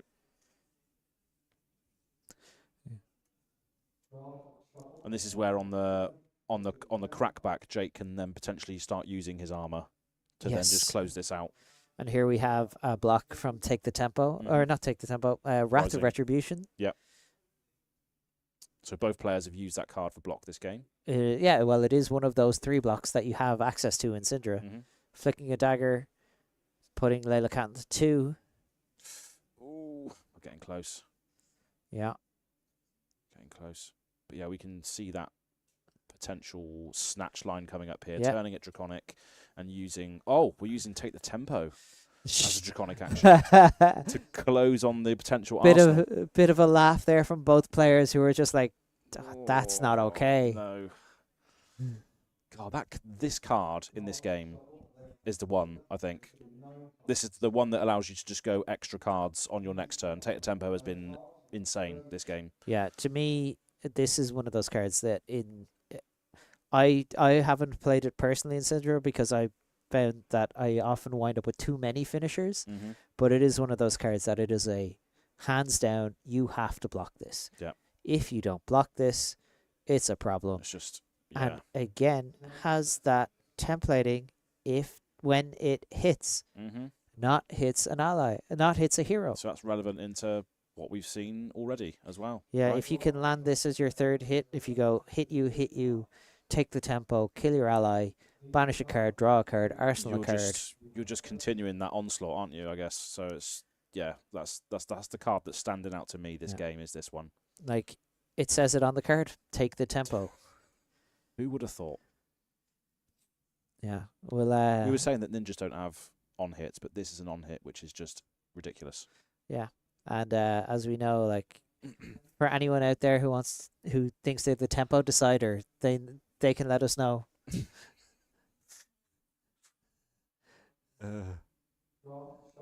And blood runs deep. Oh, not a card you ever want to block with as well. Like that again, 2 uninteractable damage. Yeah. Oh, and we're going to finish because obviously the draconic thing is active, so we are going to be giving this go again and ending with that snatch. And my God, that is one very unhappy Leila Catton right there. That is a chain ender. This is a serious turn for Jake Warburton. And like, what do you do here? Like, you have to hope you have I have to hope you have a 3 block, because if you have to give up the blood splattered vest, because otherwise you're conceding the game by going to 1. And if you have to give up your flick knives, you're conceding the game in a different manner because there's just nothing you can do. Then you lose your closing power. Yeah.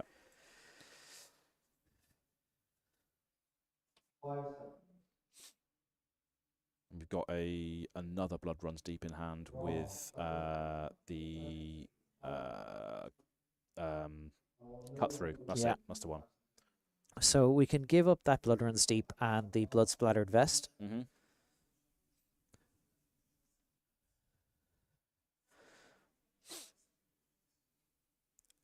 Yeah, like that's an awkward hand for Leila to have drawn as well. Like Blood Runs Deep is a fantastic card to draw 1 of, but you never want to see 2 of them in the same hand. No. It's a very specific set of circumstances where you want that, you know?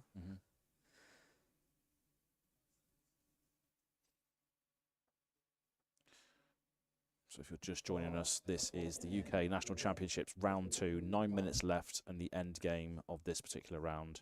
Cindra Mirror. Something that everybody's probably going to have to get used to at the moment, with Cindra being the most represented deck at this particular tournament, and maybe some other tournaments over the weekend. We'll see. So far, what, the most winning deck in the world for a national championship? That's right. Yeah, we had 4 last week, if I remember correctly. But still, as we saw earlier, lots of nationals yet to be played. Lots of fun times to be had. With a Cindra activation then to close out the turn. Absolutely, yeah. Good to see cards in this Cindra deck between Snatch and Ancestral Empowerment and things like that. Mask of Momentum, cards from Welcome to Wraith, as relevant as ever in the metagame for Flesh and Blood. Yeah, just some eternal cards from the very first classic set, which is going to be good to revisit in the Auckland double calling event as well, which is part of the World Tour. It's always a good one. But I feel like Jake can afford to give up Mask of Momentum this turn. I think so. Yeah, I think so. But yeah, just turning this draconic. Cut through for 3. Yeah. I swear it's only 3.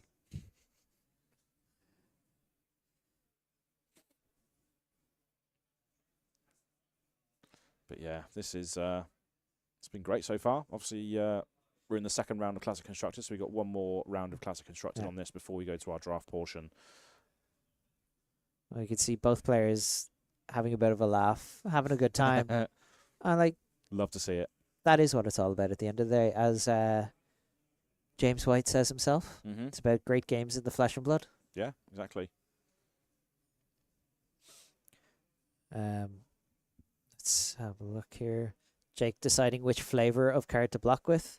Yeah, so I believe that face down card is an Art of the Dragon Fire, oh, okay. but with no fealty to play with.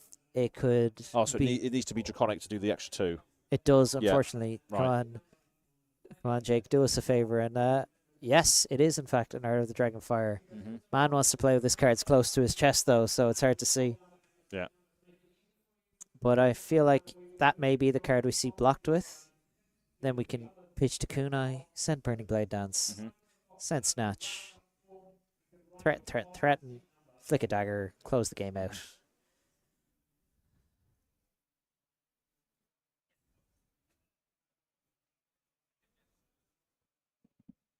Yeah, thinking long and hard. This is still lethal damage. This 3 coming in is still lethal damage to Jake. Yeah.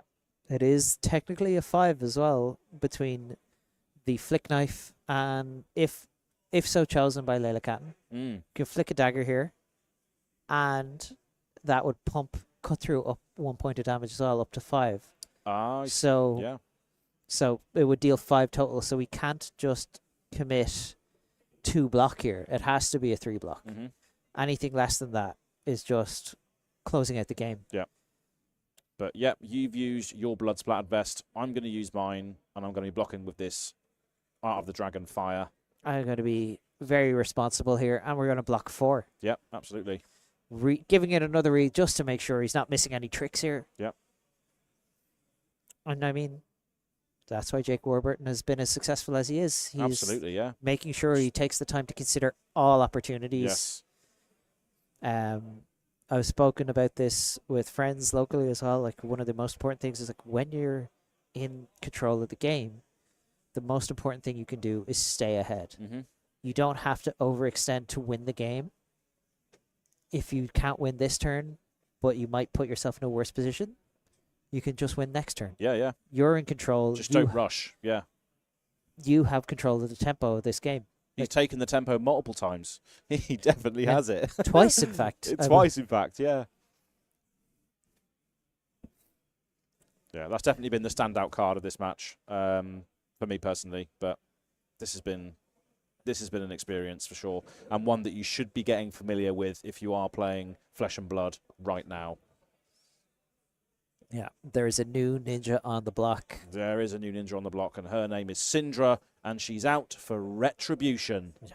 And it's just a very powerful, like, deck. Oh, yeah. Not just in her own right, but, like, the metagame very specifically suits itself to Cindra. Definitely, yeah. Okay, so we're starting with the kunai of the aforementioned Retribution coming in for 1 with Go Again, pitching the Burning Blade Dance. Yeah, Jake pitching the Burning Blade Dance because the on-hit is somewhat irrelevant. Yeah. Because if it hits, it's because you've Yes. just won the game of Flesh and Blood. Yeah. Leila looked like she was considering a block with, and it is going to be a block with the flick knives. So giving up that unblockable damage, and then following up with a hot on the heels, coming in for 3 with Go Again. God, I bet Leila Catton would kill for a Shelter from the Storm right now. Oh, yeah. Just a little bit of respite. Mm-hmm. I like what you did there. Very good. You're not supposed to acknowledge it as. Oh, They're just. that's it. You're just supposed to let it lie. Don't, yeah. Let me look clever on stream. No chance, mate. No chance. Yeah. And yeah, we have Hunt the Hunter blocking, and now incoming another breakpoint. Another breakpoint with the flick available as Leila well. obviously available to give up 2 cards here, or a D-React if we have a 0 for 4 or a 0 for 5. Mm-hmm. I know a lot of decks are playing Wax On, which is 0 for 3 unless you're blocking a 0 cost, and then it's a 0 for 5. Yeah, yeah.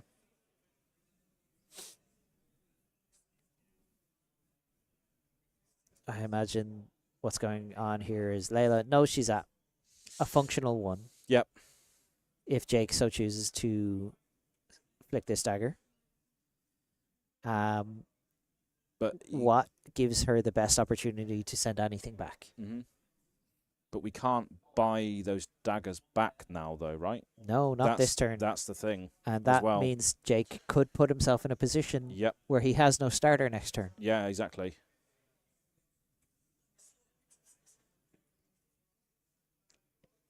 But yeah, 2 minutes left in this particular round of round 2 of the National Championships here. If you've just joined us, wherever you might be out there in the big wide world watching this, welcome. We're going to be at this all weekend. And a big block here. 6.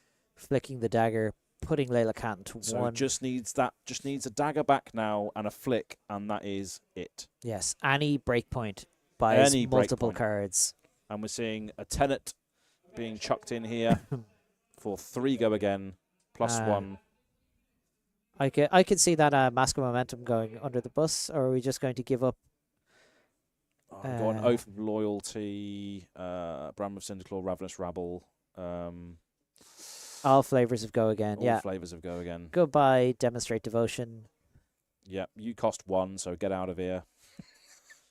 And here we go. Here's a Draconic Chain starter for you. Oath of Loyalty. 0 for 4, block 3. Oh, you can only play Draconic cards. Well, good thing I have a brand with Cinderclaw. Yeah, absolutely. And that is going to be the close of the game. Wow. Because even if this didn't hit, we could buy back the daggers in reactions and flick them. And so the baker is cooking with Cindra, Dracai of Retribution, going 2-0, 2-0 into round 3. So, wow, what a game that was. Yeah. 2 very considerate players thinking quite hard about all their decision making there, and a very happy baker at the end of that. Yeah, he was cooking the whole time, taking the tempo multiple times was great to see. Yeah, nothing like starting your national championship 2-0. Yeah, absolutely. And he's one of the names that we're going to be following obviously this weekend. He's 2-0 now as well, before we go into round 3 of Classic Constructed. But what's hot right now is High Seas. High Seas is out now in stores everywhere. There we go. Look at those wonderful heroes, Puffin, Marlynn and Gravy.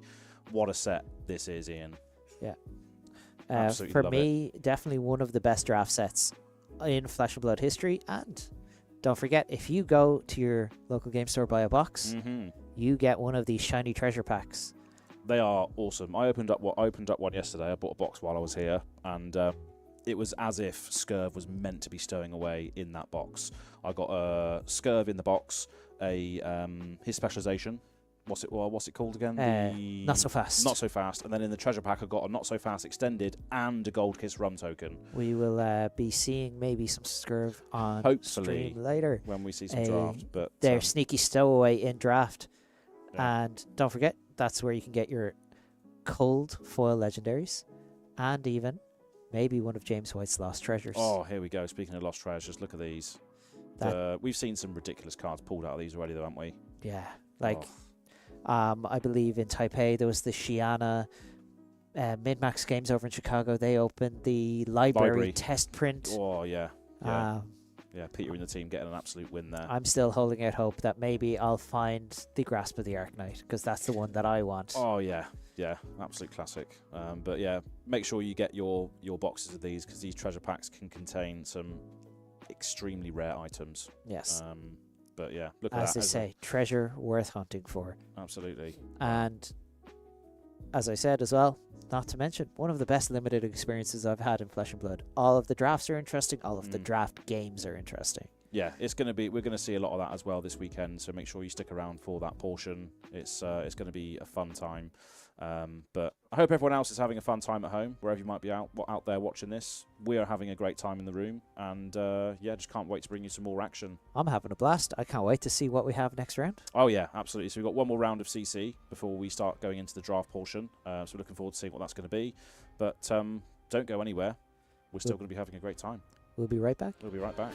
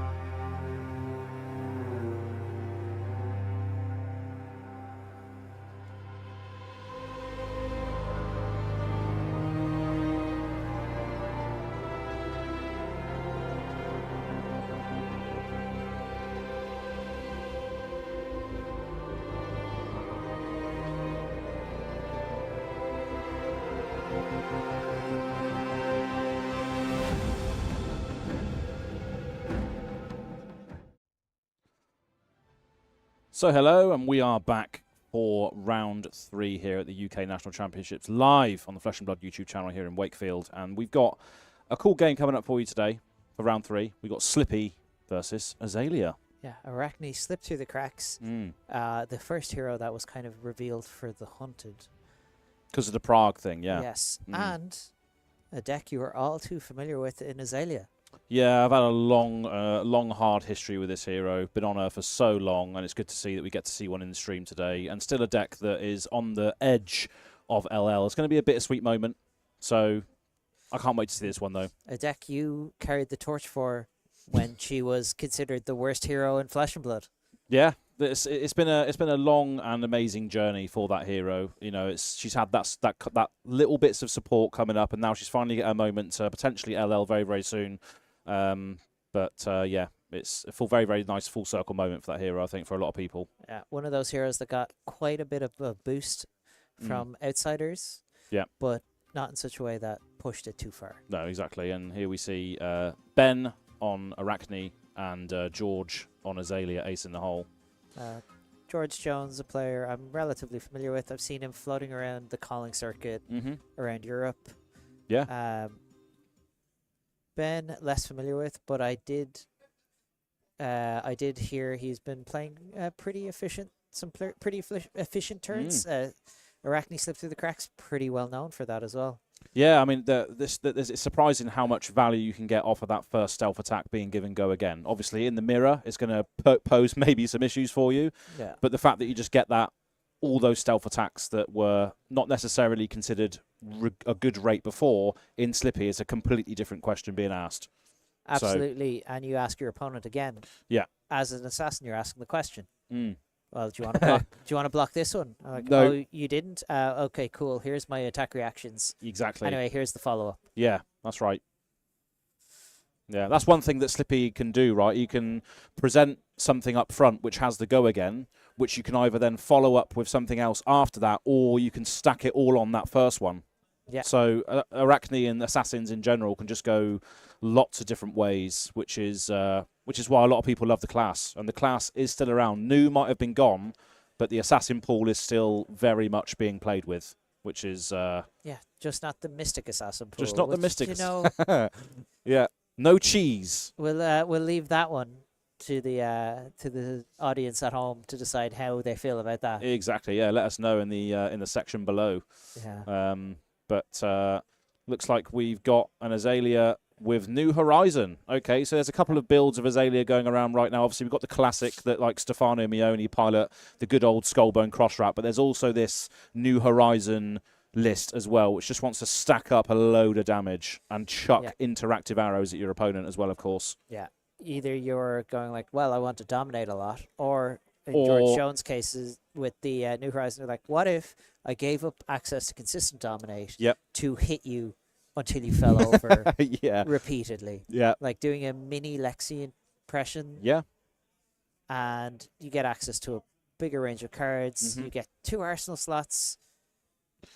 And I think people started looking at this New Horizon list because of High Seas as well with the Swift Shot, which is just a 0 for 4 with go again if it's placed face up into your arsenal. It was a little bit playable before that. It was more, I think, I saw it start getting played around Aurora time because traditional Azalea had a real struggle into Aurora, who was a Rune Blade that wasn't really playing like a Rune Blade. They were like, do you know what?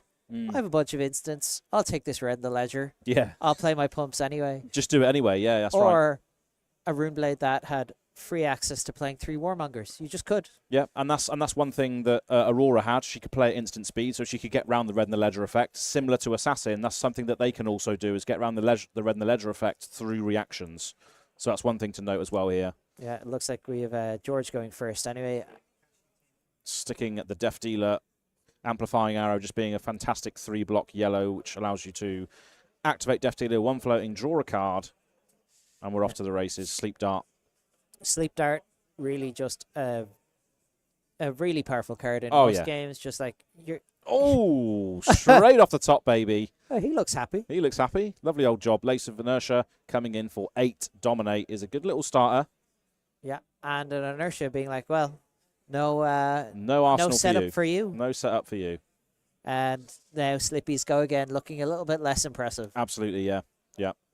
Looking at the hand, we've got Leave No Witnesses, Bonds of Agony, and then something else in the hand there as well. But this is what you want. This is what you live for as an Azalea player. Just getting through that dominate on turn 1 is always such a lovely feeling, especially when it's red in the ledger and some Arsenal disruption like a Seek and Destroy or Lace of Inertia effect. This is perfect. Yeah, Azalea is bringing gifts, and those gifts are disease. Plagues. Yeah, plagues. The 7 plagues of the pits. Yeah, and very helpful. Like, let's represent this red in the ledger and make sure no one forgets about it. Yeah. And obviously using that black tech as well, just to soak up a little bit of extra damage on that first turn is good to see as well in the Azalea players' park. Let's see what we have to work with here. Oh, we've got a Tarantula Toxin, Bonds of Agony. Bonds of Agony coming out. We know we have at least 2-3 reactions on board. Yeah, this is exactly what I was saying. Like, Red in the Ledger affects other heroes so well, but Assassin can go wide and can stack. And this is what we're going to see now. A big stack coming in, throwing that dagger for 1 reaction. Obviously, Tarantula Toxin, not a reaction that matters when your Azalea opponent says no blocks. No blocks, yep. So we're going to mark. More custom tokens. Love to see it. And see if we have any further reactions here from Bet. I mean, if you're playing that Tarantula Toxin, it's still a reaction, but it doesn't do anything. But And we've there seen we the have- Mask, of course. The Mask of Perdition. Yeah. So we're going to put this up to 4. And then Tarpit Trap says... Oh, the next thing loses on hits, right? Yeah, no. The next hit with Go Again. Oh, so it's... Slippy's text actively working against him here. Oh, no. Yeah. Because it has Go Again, the Tarpit Oh. Trap says, even Yeah. if you can't take another action... Mm-hmm. Now, if George if it had been something like a Spinal Crush that removed the Go Again, or even if that Sleep Dart had been the thing that had hit, Mm-hmm. there would be no Go Again on this. Mm. But excellent. Nice. Like- So, not being able to Arsenal a card, the inertia trigger there going, shuffling the hand away, drawing up to 4.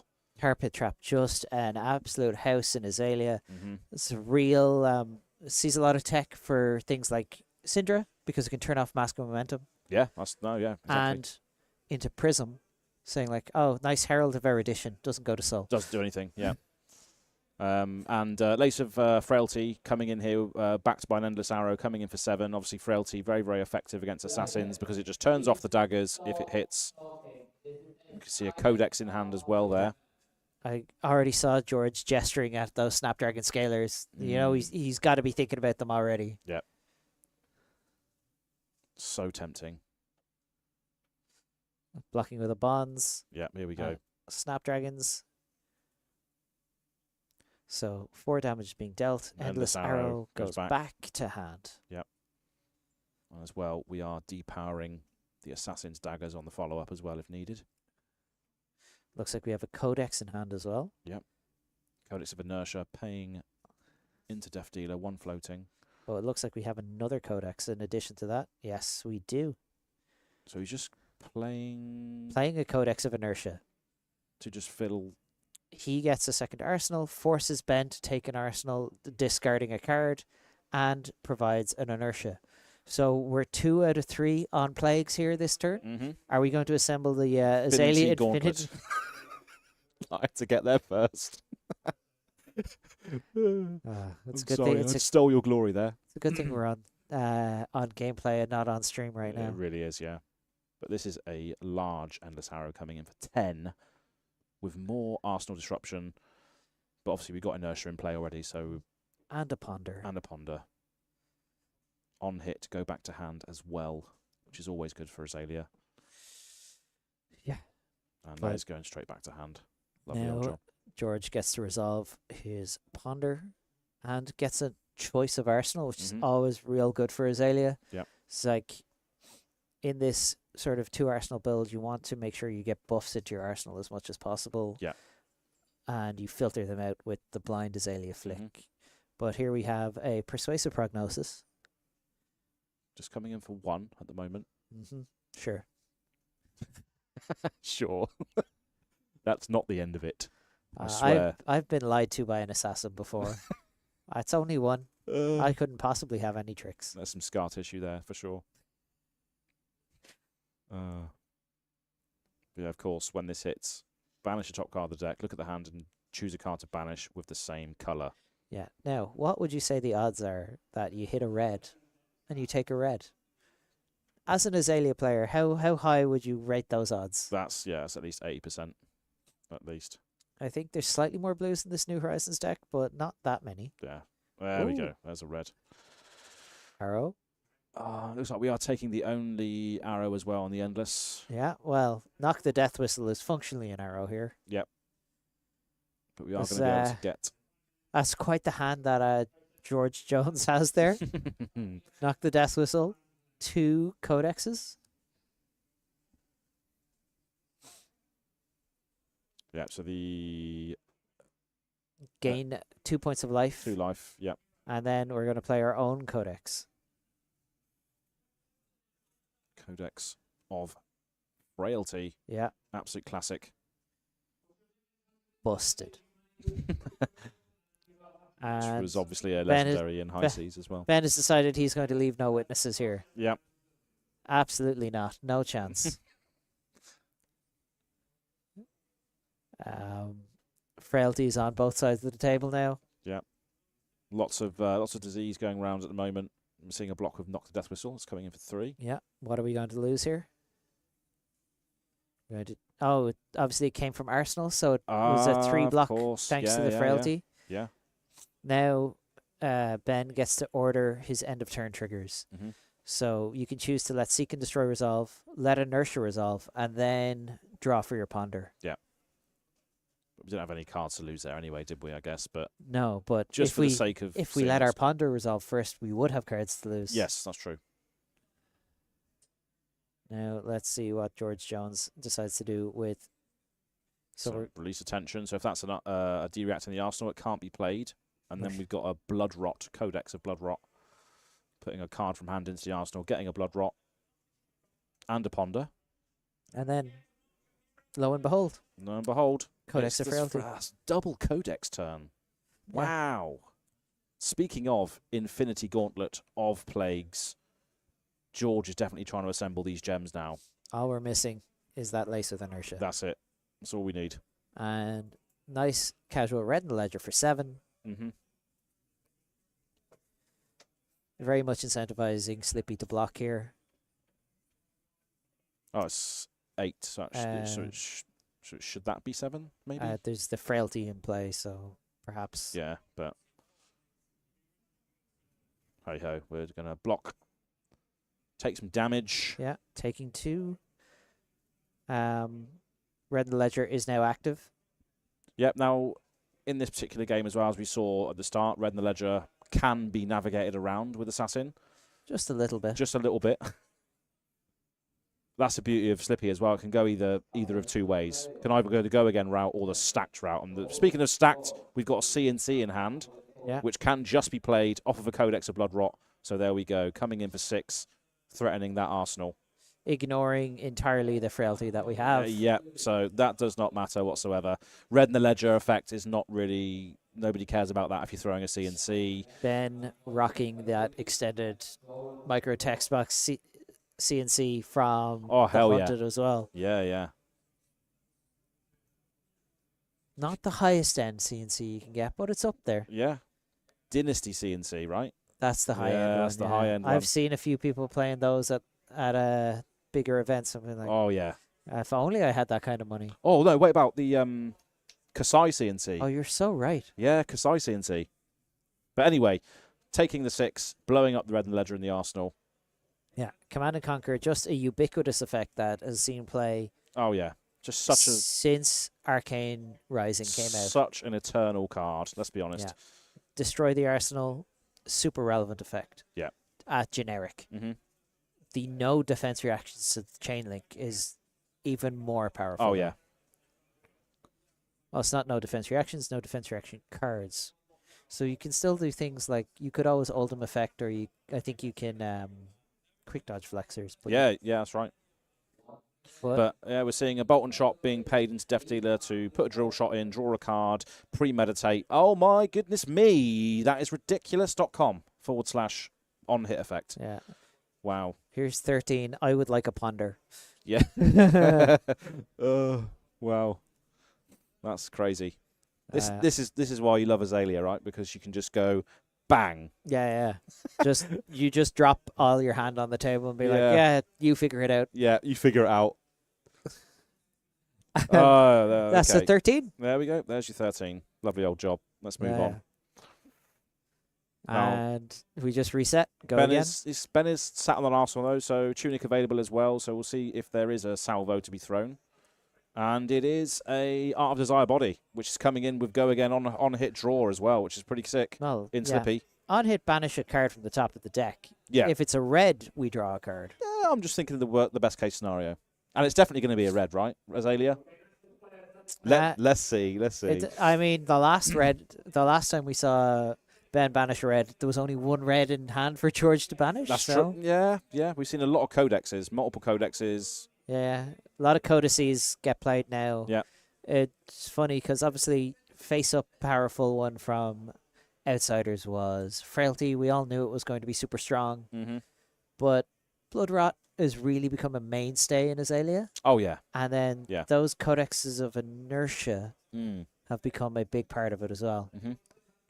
But yeah, just a nice classic play here with two older cards that were being used in Azalea list a long time ago. Take aim, reloading a card, playing the Endless Arrow. This is just a timeless line here. Nice clean play here. Mm-hmm. Take aim, one of my favorites. A card that fell out of favor for a long time. It did, and then it did. Kind of came back when you're like, oh, if I have no arsenal and I want to Skullbone Crosswrap, what if I just play Take aim? Yeah, exactly. Yeah. Not obviously can't use it in this particular build that we're using here, but still a classic card which can smooth over some turns. But yeah, George Jones just really running away with this game right now. Yeah, seeing that first Rain Razors be played and drawing into another one as well here. So Azalea has some tricks of her own in that card, and we are seeing a pain in the backside be played, which is what George is to Ben right now. Just that pain in the backside. Yeah, I think as an Azalea player, unless you have a spare arrow in hand here, you're just going like, do you know what? Yeah, send me the bill. I believe he has a Knock the Death Whistle in hand. Yeah, he's going to have a Tunic counter. Yeah, everything is going George's way right now. Mm-hmm. And this is the Rick roll ability of Azalea. If you're so far ahead, you can just use your life as a resource and then just continuously come back with these on hits, with this dominate that you can go and fetch or blind into as well if you're running the New Horizon list. Here we have Double Trouble. Double Trouble, yeah. We're Blue. Going to react, flick the dagger, react, Concealed Blade. So it gives +2 from Double Trouble's own effect. Yep. And we get to equip a dagger from our inventory if we so have a spare dagger. Yep, so we're just having a look through the sideboard. Hunter's Clave. We do. We have a third Hunter's Clave. So this is going up now to 6, banishing the top 2 cards of the deck. And is the first stealth card. So, and then we follow up again, Leave No Witnesses. Ben really stringing together quite the turn here. Yeah. Have to say. But I believe George should no longer be marked, but I don't think it's as relevant and slippy as it is in other decks. Oh, yeah. This Leave No Witnesses obviously coming in, threatening to banish another card, get some silver back. Potentially. Yeah, there are players. There we go. We caught it. We got it. Yeah. Not the most important part of this gameplay. It's not like with Marionette where marking is so crucial to a lot of the things you do. Changing into the brood and stuff. Yeah, exactly. And George just, we're going to take the 4. Banish in. And a Sleep Dart. We've got 2 silver. We got paid for our contract. We got some money. And it costs 2 silver to buy back one of those pieces, right? Yeah. Yeah. And we've really evened out the life totals there, but don't know how much it helps when your opponent has kept their entire hand pretty much. So. Yep. So we see the Tunic being used just to put an arrow in and draw a card. Very, very powerful line in Azalea. Ridiculous. Should have 2 silver, yeah. Yeah, and a searing shot put into the arsenal. Looks like you release attention, blood rot, George. and then blood rot. A rain razors, I believe, and a knock the death whistle. Yeah. Flicking those cards at lightning speed as he's thinking. As is like, I think you'll see quite a lot of flesh and blood events. Oh yeah, and it's helpful for us as well because we get to see. So all the players doing that, you're the best. Love you. George, thinking about the life totals here. Arakni has a shelter in hand as well, so can use that for some blocking potential. Is Azalea going to go digging for some dominate through that knock? We still have 2 points of armor left. Not that like we want to use them. We would love, if you're Ben, you really want to get to use that tunic counter before you commit it to a block. Yep. But George is going to knock the death whistle. Knock said death whistle. And going to go get a searing shot, okay, just to represent a little bit more damage on the on-hit. Yeah. Essentially a 0 for 5 if it hits.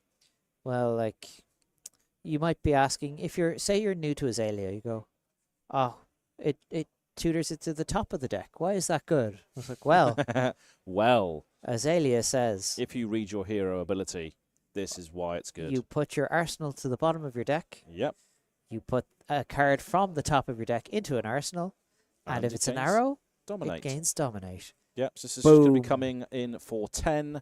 No D-reacts can be played from the arsenal, but there is no arsenal anyway, so it's just a large arrow with a blood rot on hit as well. Yeah, we are representing lethal many different ways. Yep. Ben does not look happy. No.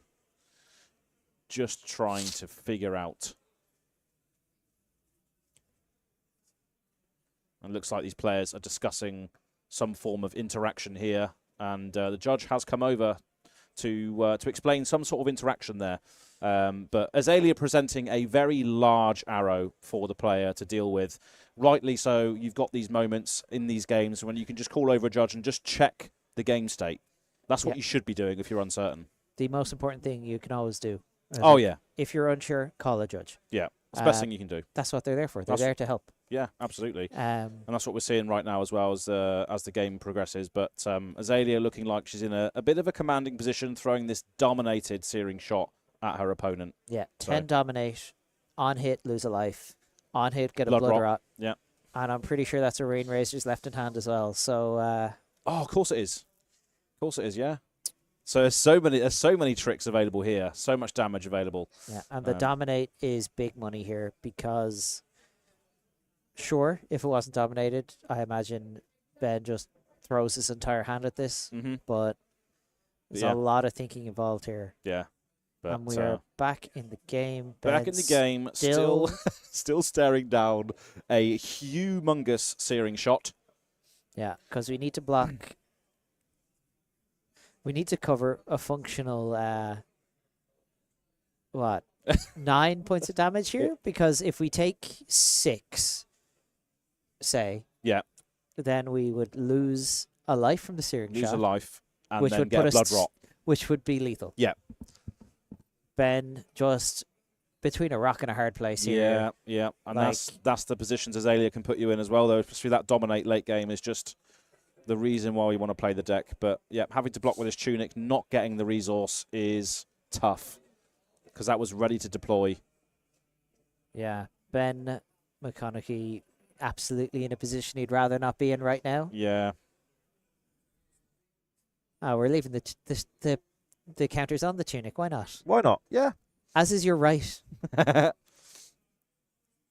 So shelter from the storm being played, I imagine, for its D-react effect to block 5 at the moment. Which would have Ben taking 5, losing 1, and getting a blood rot. Yeah. So putting him to 3, right? If maths be mathing. But, and there is that Rain Razors. An extra 2 points of damage. 5, blocking 12.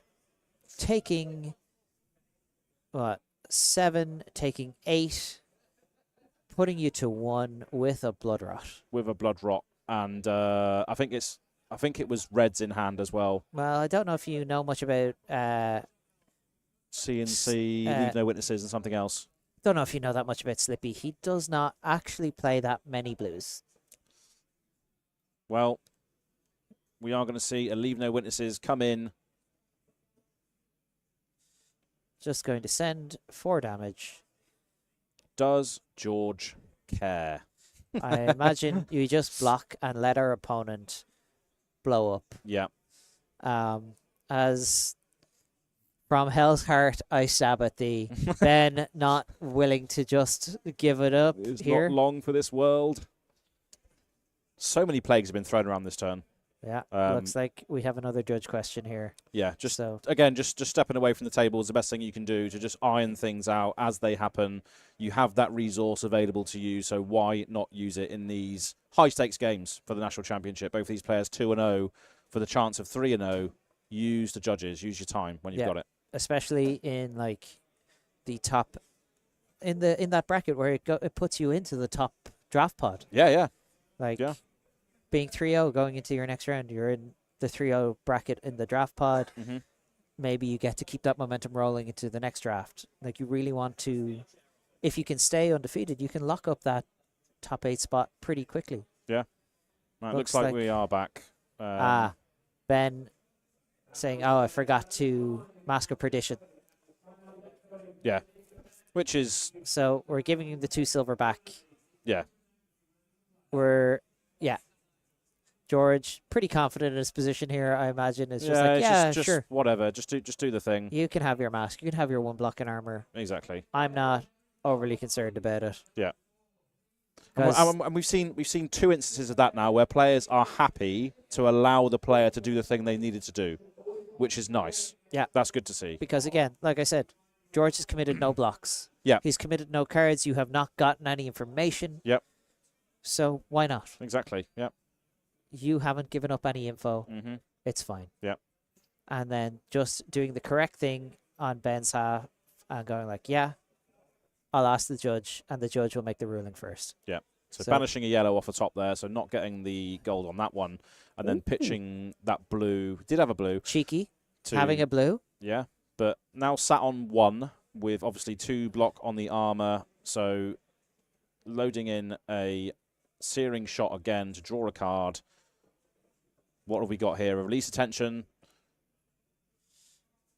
So no D-reacts from the Arsenal. +3 on the next attack. I have a feeling George doing the kind of, right, we're just going to mess with your hand. We're going to get an extra Arsenal back. So we're going to be able to go 2 wide this turn. That's awesome. Yeah, because you can put the Bolton shot in, which will have go again, and then searing shot. That's really cool. Yeah, one of the big upsides of this New Horizons Azalea deck. Yeah. Being able to go 2 wide on that Codex, that is awesome. That's really cool to see. So there we have 7 committed to the block. Yep.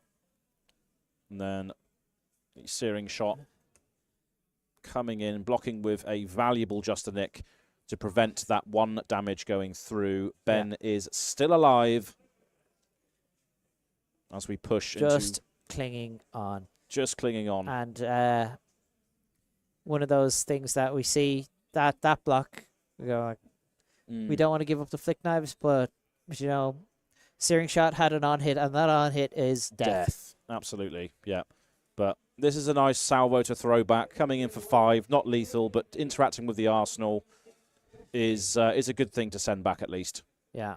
And like Slippy's real out back into this game. Maybe we catch George on a hand that doesn't really do a whole lot. Maybe has a few too many arrows. Yeah. Because we've seen quite a lot of pumps played. Yep. And we've seen 2 knocks as well, right? I think. I believe so. But yeah, George saying like, send me the bill. Yep. I'll take 5. I need to play to dominate now. Can we find it? Going to get rid of that Bolton shot. Tunic to 2. Over to George. Can we find the dominate to get over the top of this now? No armor available. Frailty is gone. Activating Death Dealer. Pitching a Rain Razors, 1 floating, loading in a Red in the Ledger, draw a card. What do we got? What do we got? We got a large, another Codex.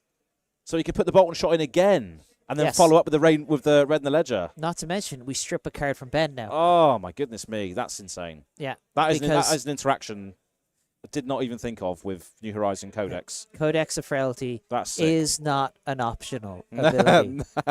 Yeah. Art of Desire Body being forced into the arsenal, discard a card.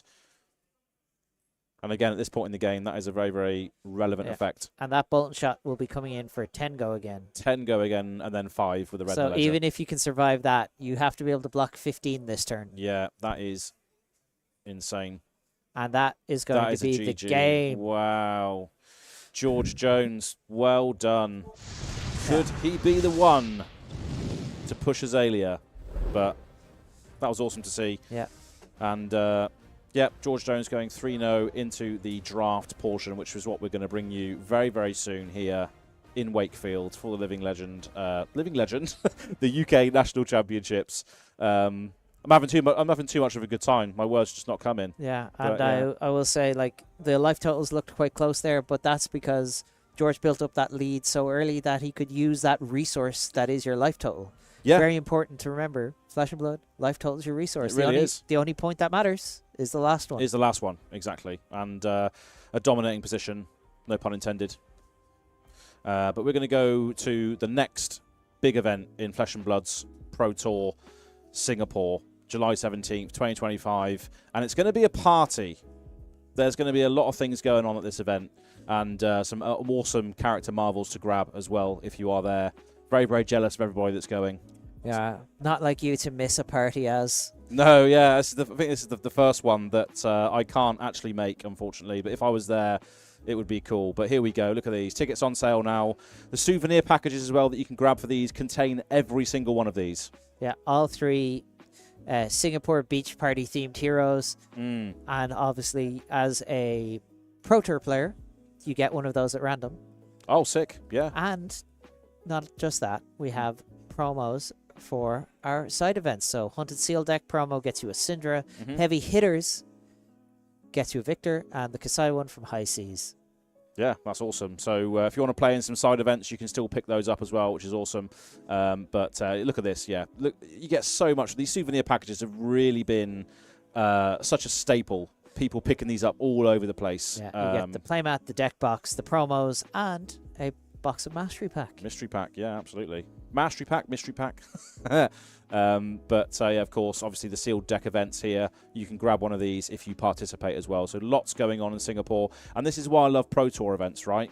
You go to Pro Tour events, you think it's going to be just about the Pro Tour. It is to a certain degree, but there is so much other stuff going on if you want to grab these amazing altars. What altars, but card, what I'm saying. Yeah, but one of my favorite parts of even Pro Tours is seeing all the people and playing those side events. And now here we have the Fabled event package, 1 of 3 promo cards. Either it's a Golden Sky Warden, a Chart the High Seas, that'll be a big one. Yeah. Or Big Game Trophy Shot, as well as those Sea Lace Sarong sleeves, Sea Lace Sarong playmat, and that gorgeous Cold Foil Treasure Gold token. Absolutely, yeah.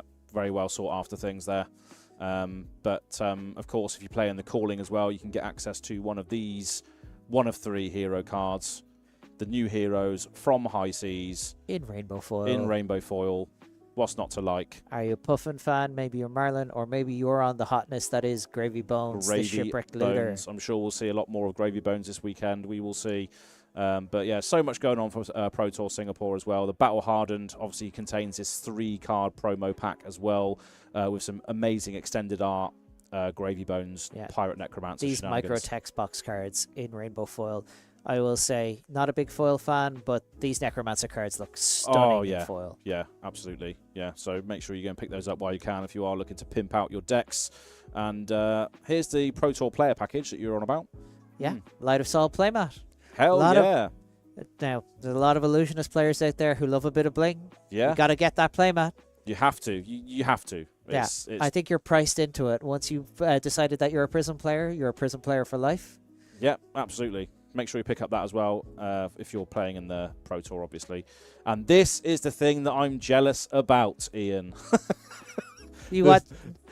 I want that towel. Yeah. I want that commemorative beach towel. Yeah. But yeah, look at this. This is prime time as operation, 8 p.m. to 2 a.m. What a time that's going to be. You'll only be getting started by 2 a.m. That's right. Yeah, I was just showing up late. Yeah, but what a time this is going to be. So everybody that's going to this, very, very jealous of food, drink, entertainment. Yeah. No, it's going to be a hell of a good time, and I can't wait to see what happens at Pro Tour Singapore and at Beach Party Singapore. Yeah. Gotta say, LSS, if this is a success, gotta do it again. Got to do it all over again, yeah. And can't wait to see that stream for the Pro Tour. Maybe at an event that we can go to. Yes, in the near future, we'll see. Hopefully you're all enjoying yourselves. We're enjoying ourselves here. We've just finished off the round 3 of the CC portion, so we're going to go into the draft portion for the rest of the day now and experience some High Seas Limited. Concludes our Classic Constructed for the day. We've seen the heroes break down into who's going on undefeated, and I'm so excited to see the draft. This is easily my favorite draft set that I have played in Flesh and Blood. Yeah, I mean, I'm going to be honest with you. I haven't played much draft. I've played in the sealed, a lot of sealed format for this game, but still the limited format that I've experienced has been just one of the best so far. So it's going to be interesting to see how the best UK minds in the room draft their decks and select their cards rather than just get them out of the packs like a sealed environment. Yeah, not to mention Treasure Island. Oh, Treasure Island just encourages blocking, encourages attacking. Thoughtful attacking, thoughtful blocking. When do we give up some treasure?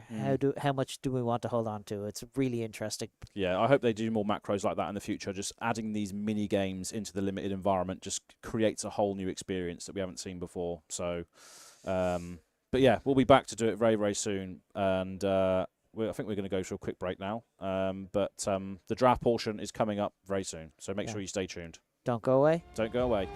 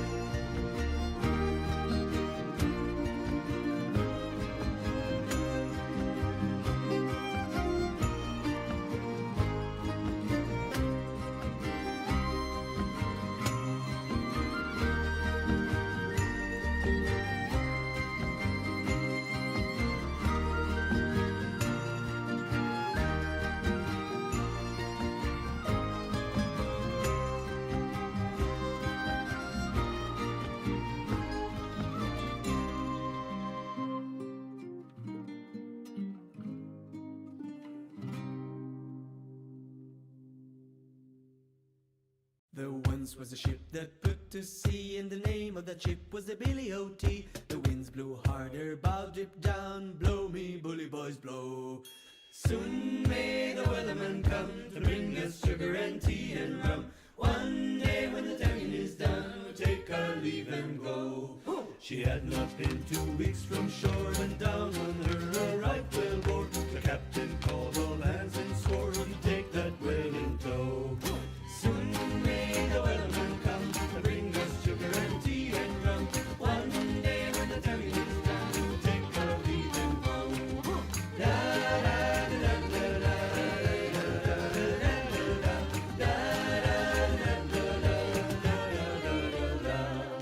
Before the boat hit the water, the whale's tail came up and caught her. All hands to the side, harpooned and caught her when she dived down low. Soon may the weatherman come to bring us sugar and tea and rum. One day when the tonguing is done, we'll take our leave and go. No line was cut, no whale was freed, and the captain's mind was not on greed. But he belonged to the whales and agreed, she took that ship in tow. Soon may the weatherman come to bring us sugar and tea and rum. One day when the tonguing is done, we'll take our leave and go. Da da da da da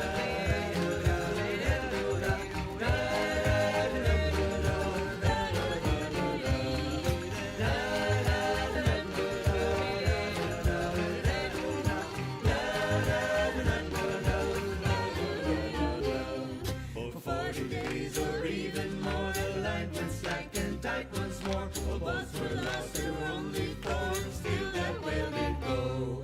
Soon may the weatherman come to bring us sugar and tea and rum. One day when the tonguing is done, we'll take our leave and go. As far as I've heard, the fight's still on, the line's not cut and the whale's not gone. The weatherman makes his regular call, turn for the captain, crew and all. Soon may the weatherman come to bring us sugar and tea and rum. One day when the tonguing is done, we'll take our leave and go. Da da da da da da da da da da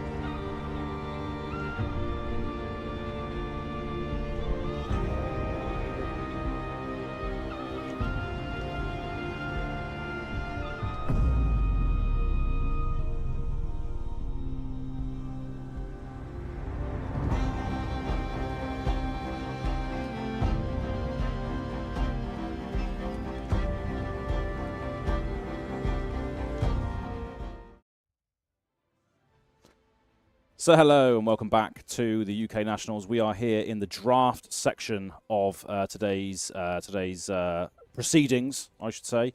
And this is where a lot of people will test their overall Flesh and Blood knowledge. We've seen the CC play. Now we have to see the draft play. This is a very, very pivotal point, I think. Yeah. Much different skill being tested here. Not just navigating games of Limited with a deck that maybe isn't as well tuned as your constructed deck, but navigating the draft portion itself, making sure you can draft a good deck. Mm-hmm. Yeah, we're going to see that very, very shortly, and we've got Emad Kashy's draft, which should be good. But we're going to go to the standings now to see how everything is going on. This is the 20 to the 11 portion. So we have George Jones, who we saw on stream, Azalea. Sean Knowelden, well-known player, Alex Kitsu, Yep. Jason Rolfe as well, Chris Chalk, a friend of ours from the league that means nothing. Oh, good shout out. Love it. Yeah, some good names here. Yeah, absolutely. Yeah. In the top 20, all well within their chance of getting into that top 8. Yeah, love seeing that Azalea there as well, piloted by Ryan, another guy that I know personally. But yeah, what a spread there. Yeah. And now we move on to the top. Azalea at the top, piloted by Tim. That's cool. Love to see it. And the Baker, second. Yeah, absolutely. Anna, Cindra. Yeah, so we've got a couple of Cindras in there. Obviously, Arakni as well. A couple of Gravies, Prisms as well. So a couple of those like second tier targeting the top tier coming in as well there. Yeah, with Prisms targeting those Cindras. We have obviously Emad Kashy, our defending national champion. Absolutely, yeah. Isaac Murray, well-known player in the UK scene as well on Gravy Bones. Jack Raven. Yeah, we got all to good play names. for, and even a cheeky Dash.io, a Dio, sneaking into the top 8 spots. Yeah. So into that top pod of the table. Yeah, so yeah, the spread here is looking really, really cool. I love to see all these different heroes represented through 1 to 20 with all the UK names that you'd probably figure out first. A lot of those being represented in this top 20. So it's going to be interesting to follow how they do in this next portion, which is testing more skills of Flesh and Blood. Let's have a look at the, speaking of the draft, let's have a look at the pod that we're going to feature in this particular section here. So a couple of names that you recognise. Yeah. Jake, Tim, Isaac Murray, like we said, featured drafter, Emad Kashy, Anazia, Jack Raven, Henry Burles, lot of big names. Some names that I'm not maybe as familiar with. No, same. Yeah, there's a couple in there, but also a few looking to make their stamp here in the UK for national champion in 2025. So, yeah, that's the draft pod seating. And we're going to go into the draft very, very shortly. Always interesting to watch the future drafter as well. Yeah, and here we go. Emad's draft about to take place on that lovely trapdoor playmat. Yeah, no, the art and the colours on that playmat. Oh, just pops. Absolutely stunning. Oh, yeah. And this is the part I'm quite interested in, seeing these, the brightest minds in the UK, how they draft these decks is very interesting to me. So yeah, I just can't wait to see how this pans out. Yeah, like how early are we going to lock into a hero? Exactly. Are we going to stay open? Yeah. Is there going to be a scurv? Oh, is there going to be a scurf stowing away? Is there a cheeky stowaway in the top pod? Who knows? Yeah. There's only one way to find out. There's only one way to find out. You won't know until you crack those packs. And even then, you might not see them till pack 3, at which point are we too late? Yeah. But it's loving life here. It's obviously, if you just joined us, it's the draft pod now. We've done through 3 rounds of CC, saw some amazing games, and now we're into the draft portion, which is going to be kicking off quite soon here. Yeah. Nice to see defending champion Emad Kashy in the 3-0 pod. Yeah, just following the journey. Obviously, started off on stream on the Arakni, and now we're seeing him again. Yeah, defending that title, ready to hold on to it.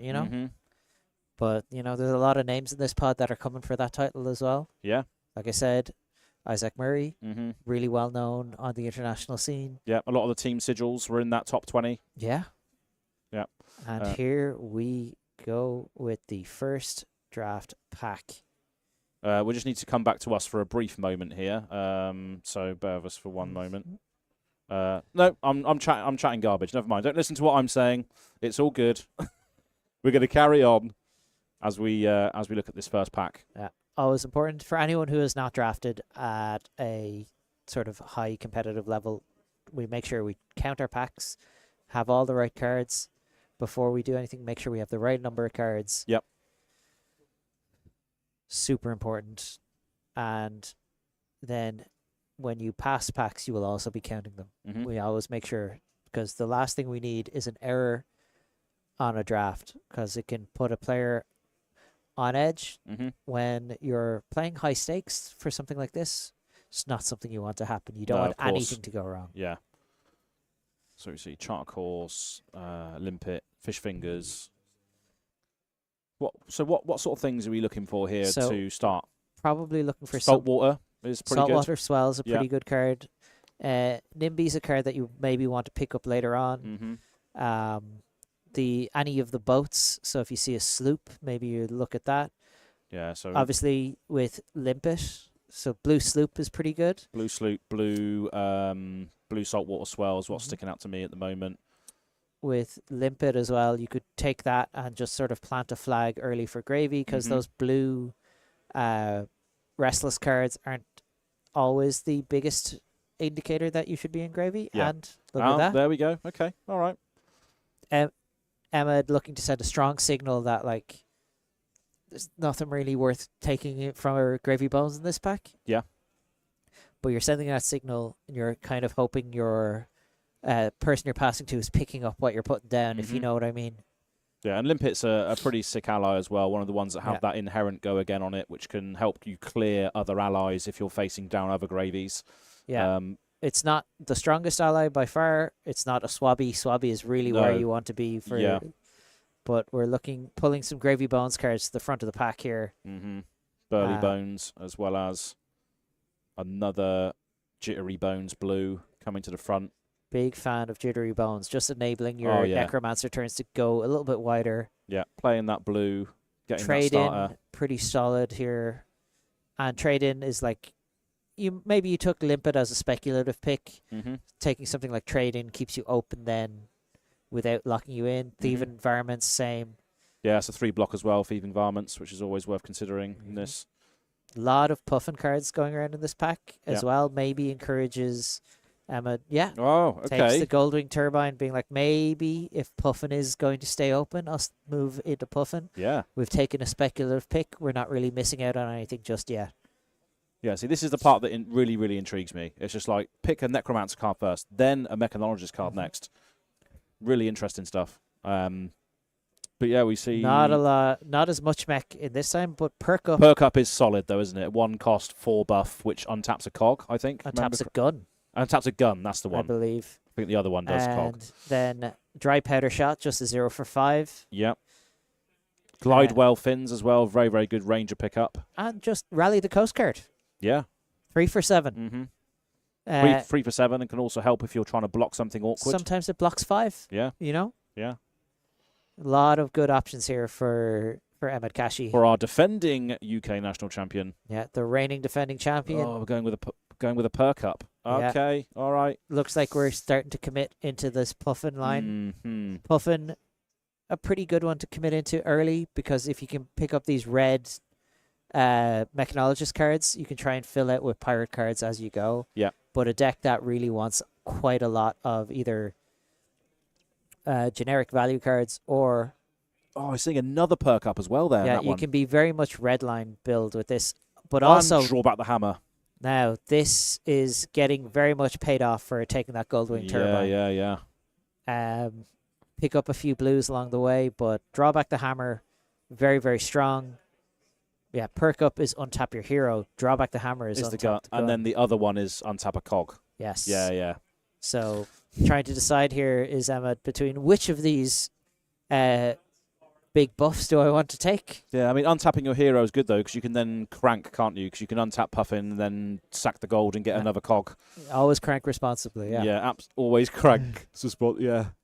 And here we have, so we've taken a second perk up. Yeah, it's looking good. This is exactly what you want to see if you're Puffin. Yeah. Like, it really is. And there we have... Blue Sky Skimmer, Sky Skimmer. Cloud Skiff, and a sloop. Yeah, I think from what I can see from Emad Kashy's drafting, he is locking himself in. That blue Sky Skimmer or the Cloud Skiff could be pretty tempting, though. just you've really planted your flag, going like, no, I am the mechanologist I here. am. Here we A go. lot of Marlynn cards floating around in this pack as well, if you can see that. Yeah. All in the big guns. Yeah. Looks like we are. Looks like we are considering that blue sky skimmer. Those block for 3 as well, don't they? They do. Yeah. Generally speaking, all mechanologist attacks will block for 3, so it's pretty good. So that's blue block 3 is always good. Pays for your buffs. Next one coming around, some steamboats or cloud boats. And a rust belt. Okay, all right.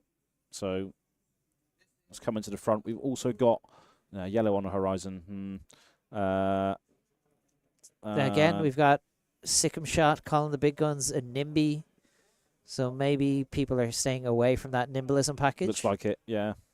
Maybe the equipment being chosen here. Rust Belt, really, really powerful. Yeah. Just tap a cog, destroy it, gain a resource, and it's battle worn. Yeah. Just battle worn equipment in this set is so good. Yeah, so you can just block it and then just get that effect later. That's pretty good. Pretty good stuff. Good pickup here for this clear Puffin build being built here. Right before our very eyes. Looks and like there we have got a another Zeppelin Puffin card. Yeah, let's go. Ooh, Or Ravenous Rabble. Or a Rabble, yeah. We got a few reds as well, so... Yeah, there's very few decks where Ravenous Rabble just isn't a good card. Mm-hmm. Yeah. Again, netting shot. Marlynn kind of open. A couple of gravy cards there. Throw Caution to the Wind, not too bad. Yeah, that's a good one. Light Fingers, not a bad equipment either, but we we'll are fill out choosing that the Zeppelin. main deck slot first. Yeah. And again, blocks for 3 as well, and can be pumped up by the other mechanologist pumpers as well that we've already chosen. So could just come in for a big valuable Zeppelin here. And then another one. No, Oh, 2 blue. Another Sky Skimmer. A lot of Or Puffin an cards. Expedition, 0 for 4. We'll always take a 0 for 4, you know? Yeah. But we've quite a few options. Oh, Lost in Transit. Yeah. That's obviously good at getting round some of the overpower, but we are choosing that Cloud Skiff. Yeah, just staying on track, Yeah. getting our good blues. Another blue block 3. Good stuff. And obviously that can turn into a breakpoint as well. If you've got some cogs lying around, you can just tap that cog, give it a breakpoint, challenge Treasure Island. We're back to our first pack, I believe. Yep. Looks like Teeth of the Cog is the mech in here. people are staying pretty open in this pod, Yep. although a red netting shot making it all around. Very surprised to see that happen. Teeth of the Cog. See a mech card that lets you galvanize, so we're just going to take that one. Yep. Galvanize an item. So it's quite possible that the sort of red line Manta build of Marlynn probably doesn't exist in this pod if something like that shot's being left. Quite possibly not. And then we've got 2 blues to choose from in our color in our class. Either are we Cloud City Steamboat or Tough Old Wrench? It looks like we're taking the Cloud City Steamboat. It's just the better card overall. Twice per turn instant. Tap a cog you control, gets +1. Yeah, absolutely. And Thieving Varmints is I think will be the pick here. It's a blue block. The block 3 or Charter Course. Yeah, Kashy really thinking about that Charter Course, being like, oh, how likely am I going to be attacking twice a turn? Okay, well, take it. We've taken it. I imagine there's been no scurv in pack 1 if Thieving Varmints is still going around. Doesn't look like it. Well, we've got a class card, but it looks like we are taking the blue Horizon. Looking at the top card of your deck is always good in this format because you've always got access to it through gold if needed. And a little bit of insulation from overpower as well. Exactly. Yeah, that's right. And then I can't remember what that card's called, but it Clap 'em in Irons. Clap 'em in Irons, that's the one. What have we got as the last card? Some sort of Necromancer card. Okay, cool. There's a lot of Gravy Bones cards still floating around towards the end of that pack. Yeah. Now, normally I would expect a pod to have sort of a distribution towards like more Gravy Bones than other things because that's what we've seen a lot of. So it'll be interesting to see how this breaks down. Yeah, and I love that we saw that Goldwing Turbine and just like we went from there. We took that Limpet away and then just committed to the mech. Yeah. That's cool.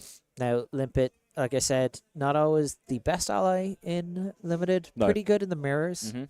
But like what you really want when you're looking at allies for Gravy Bones is Swabby. Swabby, yeah. Big 7 power attack. Yeah. Because it has that effect on the game that manifestations of Miragai could have, where you're like, I'm going to attack you for 7. You're going to have to keep some cards. If you don't keep the cards, you're not going to clear the swabby. And then on the next turn, do you know what I'm going to do? I'm going to attack you for 7. I'm going to attack you for 7 again. Yeah, absolutely. Establishing those weapons in this format, well, establishing those allies in this format is very, very important, I think. Extracting as much value as you can. Gravy doesn't have a weapon.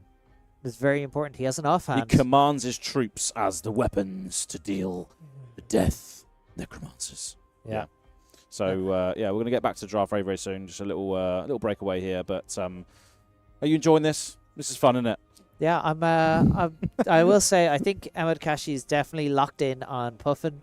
Puffin, a deck that over the last couple of weeks has kind of had this reputation for not being a real draft deck. Real draft deck, yeah. Yeah, like Aaron Chance even drafted an amazing draft in Puffin draft in Canada. It didn't quite come together for him in the games that we saw on camera. Now, is that going to be the case? Was it just, that's always the thing about card games, is the bad side of variance can happen. It can, yeah. Yeah, it's always something that can happen to you, and you have to navigate it regardless, because you have to get through those moments as they appear. And that's that's what separates the good from the great, is navigating those times when it's not in your favour. Yeah, whereas Emad Kashy has taken some of the best signpost cards for Puffin. Yeah. It's kind of pushed the rest of the pod, being like, hey, if you're around me, stay out of Puffin. You know? Like, if I'm being passed packs like that and going like, well, there's a blue mechanologist card, I'm not going to take that as a signal to be like, oh, maybe Puffin's open. Yeah. But I was seeing signs that maybe Marlynn is floating around being a little bit open. As you said, it definitely looks like no one has gone on that red spine manta Marlynn. Yeah, I mean, a lot of people tend to lean towards that harpoon cannon because of the evasion that it offers, alongside all of the blue synergies that you can stack as well into your deck, with all the sloops and the barks and everything else. We didn't see any of those get revealed or picked in this particular pack, but I'm sure we will over the course of the weekend. One of those things about Battalion Bark as well. That's just a card that people will just immediately take if you see one. Yeah. But yeah, here we go. Pack 2. And a little present for Emad Kashy in Escalate Bloodshed, yeah. That's totally a card that Warrior players were super happy about. Yeah. Josh Lau loves it. Yeah. friend of ours, Josh Lau. Yeah, absolutely. Yeah. Here we go. Emad Kashy counting out his cards, ready to go into pack 2. Here we go. Looking forward to seeing how this go around materializes. A Cloud Skiff right at the front. Yeah, a red Cloud Skiff. Oh, and my God. a Zeppelin as well. Yeah, that's good stuff. Is that a Dovetail? Yeah, no, there's no chance you're passing the in-class Majestic. Yeah, boy. Sorry, my bad. The flying ships, I got him confused. All right, before you slay me. There we go, Dovetail. It doesn't have an arrow on it. We can't expect us to know exactly what it does. Yeah, that's right. Yeah. The sacrifices you make. Cog works. He put all of his points into Ranger. Cogworks Dovetail. There's no way you can pass after that pack 1 being quite strong for Puffin. There's no way you can pass up on the in-class Majestic. Oh, yeah, boy. Let's go. Nice. Like, when it hits untap all cogs you control. Yeah, crazy. That's amazing. I think Emad is going to be keeping an eye out now for something like a Unicycle. Yes, absolutely. Like, another one of those. Tricky card. Yeah. And here we go. We've got... draw back the hammer, another big red. The Unicycle as well. Okay. You've seen this in advance, haven't you, Ian? You've seen this draft in advance. No, I know, I've drafted enough to know exactly what I would want in this situation. Oh, yeah. And that Unicycle is the one that's going to be selected here by the looks of it. It's a pivotal piece of the Mechanologist deck in the format. It's just one of those cards that tricks your opponents. Be like, okay, you can pump it by 2. That's fine. And they're like, actually, 3. Unicycle, untap it. Yeah. There you go. Yeah. It's always something you have to consider. Better to take that Unicycle now and maybe catch something better on the wheel. But you might not get that Unicycle back. You might not see another one this draft. Yeah.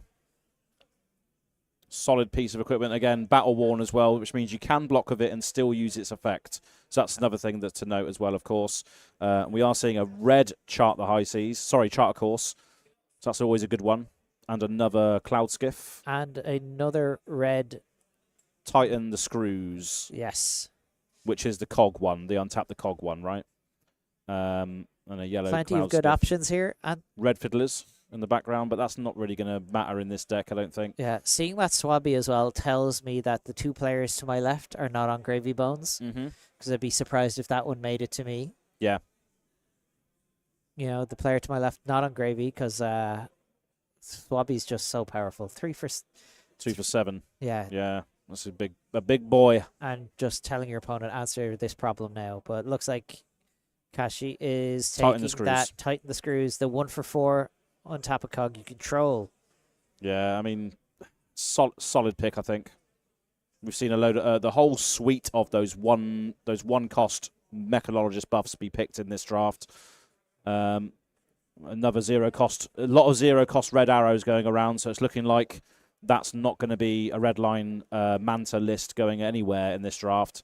Looking at the light fingers front of the pack as well as that expedition for the ones who come after. Because the Tough Old Wrench and the blue Goldwing Turbine are not really where you want to be at. No. There maybe you'll take the Goldwing Turbine because it creates that cog for you. Yeah. And allows you to sort of trigger your hero text while being an in-class blue. But those mutinies are so powerful. Stealing a blue off your stealing a gold. Yeah, imagine stealing a blue. Ah. Steal the blue off your opponent. No, that was new. That was new. She's in LL now. Get out of here. Get out of here. And there's little boots there. Another red saltwater swell. More Goldwing turbines. More Sky Skimmers. That Sky Skimmer is a good one. That's a cool one to pick, nice maybe. red Sky Skimmer. Yeah. And I see a red calling the big guns. So yeah, so Marlynn is just dead in the water by the looks of it. I think if at least a red calling the big guns being left is an interesting thing to see. I think if a player in this pod pivots hard into Marlynn, has pivoted hard in this pack, they'll really get paid off. Yeah, that's true. Very true. But here we go. Sky Skimmer being picked there. Awesome card. Just so efficient. 0 for 4 or a 0 for 5. And has go again sometimes. Okay. Some Marlynn stuff there. Serious Marlynn cards in this pack. Tough Old Wrench is obviously a good one as well, because obviously it can pay off your cogs that are just lying around. If you galvanize them, is something you can obviously extract some value from. And obviously you've got that Crash Down the Gate at the front of the pack as well, which is also just a ridiculously powerful generic if it can come off. Yeah, I think I'd be looking at Crash Down the Gates personally. Yeah. Because just a very good on-raid attack. Yeah, there we go. 3 for 5 if it reveals power greater. If it has power greater than the card revealed. Gets +2, yeah. Pinion Sentry here, good card. That is very good, yeah. On block, create a cog, right? Yep. Yep. That's seeing a lot of constructed play as well, I think, the Pinion Sentry. Again, we're seeing a lot of these red 0 for 4 arrows. Yeah. Red Line Manta doesn't exist by the looks of it, but we'll see. I would be very happy with that pod. I love that Red Line Manta deck. It's so much fun. Oh, yeah, yeah. There's a lot of those. There's a lot of generics and arrows that are those 0 for 4, 1 for 4s as well. Like Life for a Life. Sorry, not Life for a Life. Scar for a Scar. Ravenous Rabble. Life for a Life is a 0 for 1 for 4. Yeah. All the arrows are 0 for 4s, but that's not what we're seeing in the air. We're seeing a Mechanologist be built, and another Skywing Turbine coming to the front of the deck by the looks of it. And there's a Blow for a Blow as well, which is a pretty good card. Yeah. That's the one that pings any target, right? Pings. I think it's like has similar to Life for a Life text, does not? But has go again if you have less life anyway, right? Yeah, and then I think it pings a target or something as well. But maybe Goldwing Turbine being picked, and then looking at this one, we've got another Goldwing Turbine, either yellow or blue to choose from, or an Expedition. I think if someone has gone hard into Nimblism in this draft as well, they've been paid off. There's quite a few Nimbies floating around. So another Goldwing Turbine being picked here. Just making sure that we can get those golden cogs and pump up the other attacks that we've drafted so far. Well, it looks like we are just picking the headpiece. Maybe. No. Not interested in the foil lubricate anyway. No. Just taking the bandana of the blue beyond. Allows you to put a blue back into your deck. Yeah. And just catching a cloud skiff on the wheel, pretty good. that's pretty good, yeah. Or sky skimmer. They all look the same. It's okay. They're all boats in the sky, aren't they? Steam-powered flying boats. And speaking of boats, there is a boat there, but we've chosen the tough old wrench, which is obviously the galvanized payoff. Yeah, lets you turn a cog into a cog. Mm. And then a chart, of course. Passing a necromancer card. Yep. Just got this one last card, which is a blue Restless Bones. It's very interesting seeing a card like Restless Bones being a last pick. For me, like just a blue block 3 enabler that's being left to the very, very last moment there. Yeah, it kind of tells me maybe there's not a huge amount of gravy bones floating around. Yeah. I think your general distribution on a pod, you expect about 3 gravy bones. Maybe there's only going to be 2. Maybe only 2, yeah. And maybe a few Marlyns as well. Yeah. That are maybe running the harpoon stuff that we didn't see any of those in the packs. No, we have not seen a single harpoon really making its way around. We haven't seen any boats either. No. Like, we've seen a couple of sloops in pack 1, but they seem to have dried up pretty quickly. Disappeared, yeah. So it could be some sort of big boat value-based high tide sort of deck out there. Yeah. And there's a few decks that can just pilot that strategy. I think Gravy can pilot that strategy quite well. Just the big boat, high tide sort of stuff. I think every deck can make use of things like that, though, because Yeah. it's a fantastic end game to have. Like, this is a format that really rewards the ability to pitch stack, and the gold also enables you to do that. Yeah. So Having a big pile of gold at the end of the game is always good. you know, I've had pretty good success in games where I've pitched a battalion bark and a couple of blues and I've been like, well, I'll see that later. Yeah. All right, here we go. Oh, here we go. Teeth of the Cog. Teeth of the Cog red. Walk the Plank is just a big, valuable attack that you can use, which taps the hero if it hits, I believe. Yeah, a 3 for 7, always good. But we Or got more tighten the screws. are we taking another 1 for 4? Could be good combinations with the McConnochie attacks that we've got already, potentially, but that Walk the Plank is tempting as well. It's going to be a bit of a tough decision. Yeah. And, like, if you feel like you're very strong in Puffin and maybe there aren't as many, maybe you catch the Teeth of the Cog on the wheel. Yeah, exactly.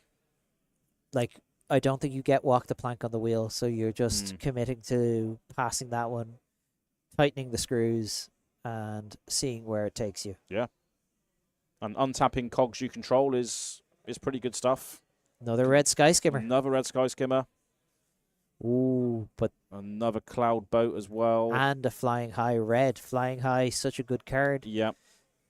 Gives your next attack go again if it's red, +1. +1, yeah. Just excellent rate. Yeah, that could string together some turns without using all of your other synergies to grant that go again as well, potentially. So yeah. Emad Kashy probably trying to just memorize this pack as well because he knows he's going to see it again. Yeah. But do we take the 0 for 4 or do we take the Cloud City Steamboat? Yeah, I mean looks like we're going for the skimmer.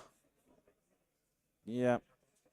Yeah, we'll go. Yeah, it's got so much versatility, isn't it? You can either use it as an extender or use it if you've only got one card in hand, you've got a cog, you can just play it for 5. It's it's got a lot of versatility in it and it blocks 3. It's good stuff. Swift Strike Brace is coming to the front there. Yeah. Obviously no nimbleisms taken by Emad Kashy, so probably not the card you'll be looking to take. I mean, it pumps your skimmers, and that's it, right? Only if you've played a nimbleism, unfortunately. Yeah. So we're looking at, I think I saw, is that a yellow Tuffold Wrench? Taking the Mutiny is probably a good call. Mutiny is so flexible in the deck. Yeah, just more blues. Red nimbleism, pretty flexible. We've taken a lot of Sky Skimmers, so just a +3. Yeah. And then if that Swift Strike comes back round, at least we've got one Nimbleism that might be able to do it. 'Cause we haven't got an arms yet, have we? No, we have a head, a chest, and legs. Yeah. So just maybe a speculative pick here on the part of Emad Kashy. Yeah, but still, if you've got Nimbleism and a Sky Skimmer and a Cog, that's a 2-card 8 at least, isn't it? So it's pretty good. So We take those. Yeah, we take those. Those are some classic Michael Hamilton numbers. 2-card 8. 2-card 8, absolutely.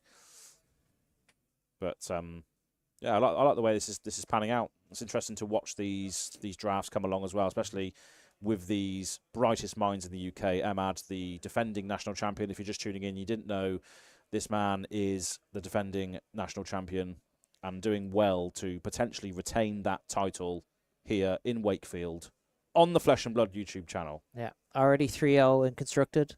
Yeah. Looking to repeat that success in this draft. Mm-hmm. Yeah. And again, if you missed it, Emad's playing Arakni Marionette as well in the CC portion. So, but I love the fact that this national championships does test your mettle in every format, or multiple formats, I should say. Yeah, it is one of my favorite things about national championships every year. Yeah. It's getting to draft, like, generally speaking, not the most played format at most armories. I'd say people prefer Constructed, maybe Blitz or something like that. But it becomes once a year, everyone wants to draft. Yeah, exactly. And what a set to do it with as well. This is just going to be a treat to watch later as well when the gameplay comes around. Yeah. And I said earlier that I've only really experienced the sealed format, but again, it's still limited. Treasure Island is still there, and that macro just really changes everything and just gives us a whole new mini-game experience within this format as well, right? But here comes some more cards. We see a Life for a Life. Yeah, that's a good card. Maybe we see another Sky Skimmer. Yep.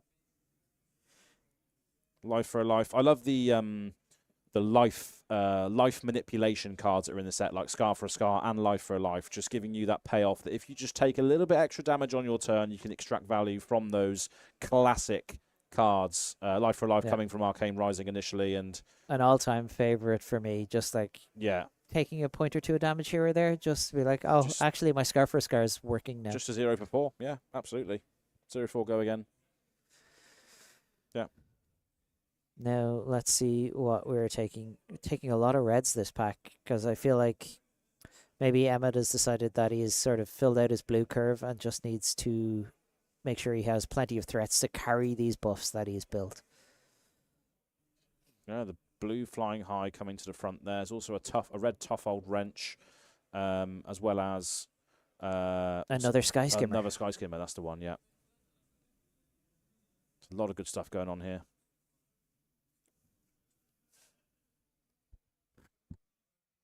Yeah, so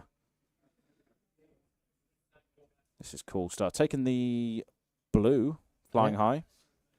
Maybe just making sure we have plenty of blues for this deck that we are playing. Because it takes a lot. Obviously, we took a lot of those perk ups and draw back the hammers. If you've got a blue, it fuels the play of that card plus another big steamboat or something, right? Yeah. So you need those blues to fulfill that line at least. But we're seeing another red Sky Skimmer. And Jack Be Quick. Scar for a Scar. And a Scar for a Scar. We were just talking about that. Yeah, so Jack Be Quick could be turned on through Nimbleism, but we are looking for that Sky Skimmer by the looks of it. Much more efficient, much more likely to give us some good stuff. Yeah, we really want a couple of Nimbleisms for that Jack Be Quick to be very true. Sort of playable. Yeah, that package is probably past its expiry date now. And not too much in here. Copper Cog. Copper Cog. I missed that one. That's probably the one you want to chew, your teeth in the cog. Again, we're getting a lot of these red arrows, like this Swift Shot. One of them. It is, yeah. I think one of the best arrows actually in the set. It is, yeah, 100%. 100%, yeah. And now, Copper Cog. This is a cog. An item that enters a 2 steam counter, so you get to crank it and you get to keep it around for a turn. Stays as well. a little bit longer than the golden ones, yeah.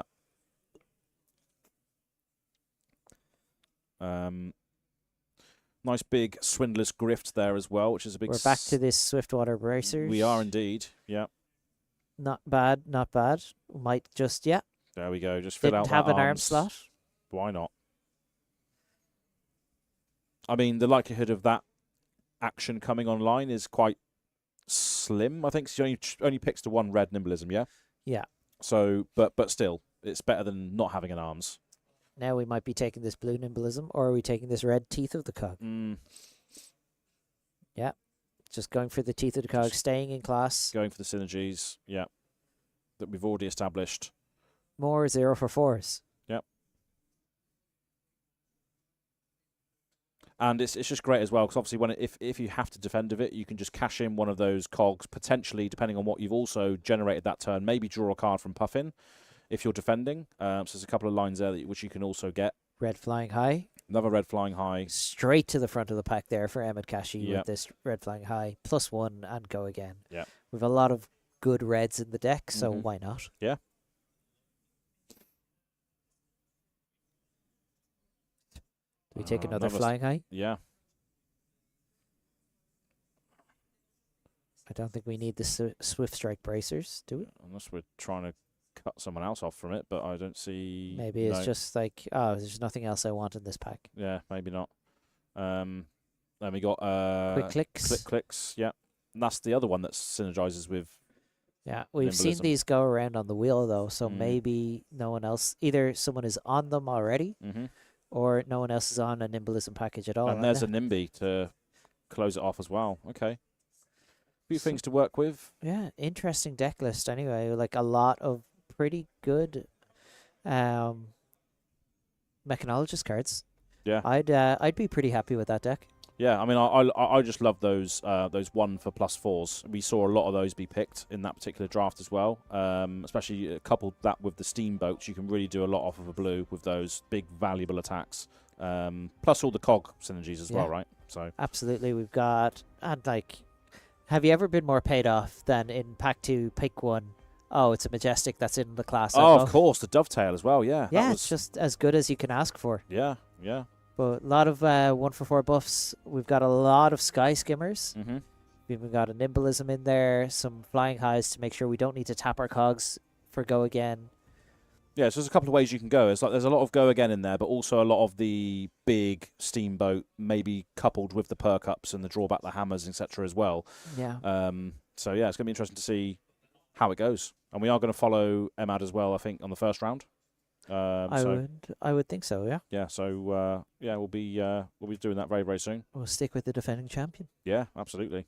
And this is the list, so we're going to have this list flashed up in front of us here. So, how's this looking to you? No, this is looking pretty good. Yeah, I would say pretty effective. It looks like we're on that's quite a few red attacks. Yeah, a whole playset of Sky Skimmers, Teeth of the Cog, a lot of zeros. Obviously, we got that Cogworks Dovetail as well, Life for a Life, and here we go. Here's all the Cog generation in the set. 1, 2, 3, 4 Goldwing Turbines. The Teeth of the Cog to let you galvanize. You may tap a cog you control with the Pinion Sentry when you block. You've a Copper Cog. Yeah, no, exactly what you would be wanting here with those cogs. And not too many generic cards either, so we're very much class focused on the mechanologist side of things. And that's probably the route that Emad wanted to go down. Just slam, windmill slam, let's go for Puffin. We've taken a couple of really good generics though, between a Nimblism, a Life for a Life, those Flying Highs, Crash Down the Gates can be a 3 for 7 pretty conveniently. Yep. On the horizon, listen, it's not the best blue in the world, but it can still bail you out of an overpower, as you said before. Exactly. Right? So, and looking at the top card of your deck in this format, again, any cards that say that, you can draw that with the gold that you generate. And, of course, speaking of gold, we've got the chart the course here. Your second attack getting +3. So, obviously, we can pretty safely say that we're going to be able to do that with 3 Sky Skimmers in the deck. Like, we might not play both of them. But, yeah. Maybe one. And just try and set up a turn where you can do that. Yeah. But not a bad card at all. Like a +3 on your second attack is fine. And you get to continue playing that Treasure Island minigame. Yeah, absolutely. And here's all the mechs. Look at this. This is what we're here for. 2 Tighten the Screws, 2 Perk Ups, 3 Sky Skimmers. Did we get a drawback the hammer as well? Maybe I thought we did, but yeah, still that's looking pretty solid. Yeah, like so many Goldwing Turbines. We've got And like I said, in-class majestic. What more can you ask for? Yeah, that was perfect, wasn't it? That was just set the stage for the rest of the deck building process here. Yeah. 5 sky skimmers, 6 sky skimmers total, 2 blue, a yellow, and 3 red. Yeah. Like, we've a CC playset of reds, and we've a Blitz playset of blues. Can't really ask for better. Yeah, absolutely. So, yeah, looking pretty good. Now, the real challenge for Kashy is going to be deciding what to cut. And then we've got yeah, plenty of equipment. We've got a full suite. We even got a spare Swift Strike, just in case somebody else. One for each hand, you know? Absolutely, yeah. But picking up that unicycle, I think, was decent. Obviously, the Rust Belt, both of those being battle-worn is great, because obviously you can still cover up those breakpoints if you're being challenged on Treasure Island, but you can still get the value out of the instant abilities there as well, which is good. They work so well together with Rust Belt tapping a cog you control to get a resource.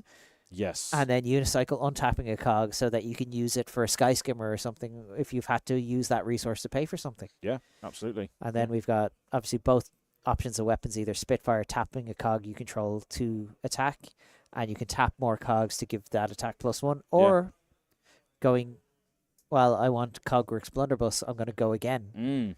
Absolutely. And we're going to have a look at the pod now as well that this all these players were part of. And, oh, wow, okay. There was 2 Marlynn surrounded by Puffin here. Wow, that's why we weren't seeing any cards, Ian. No, I'm very surprised.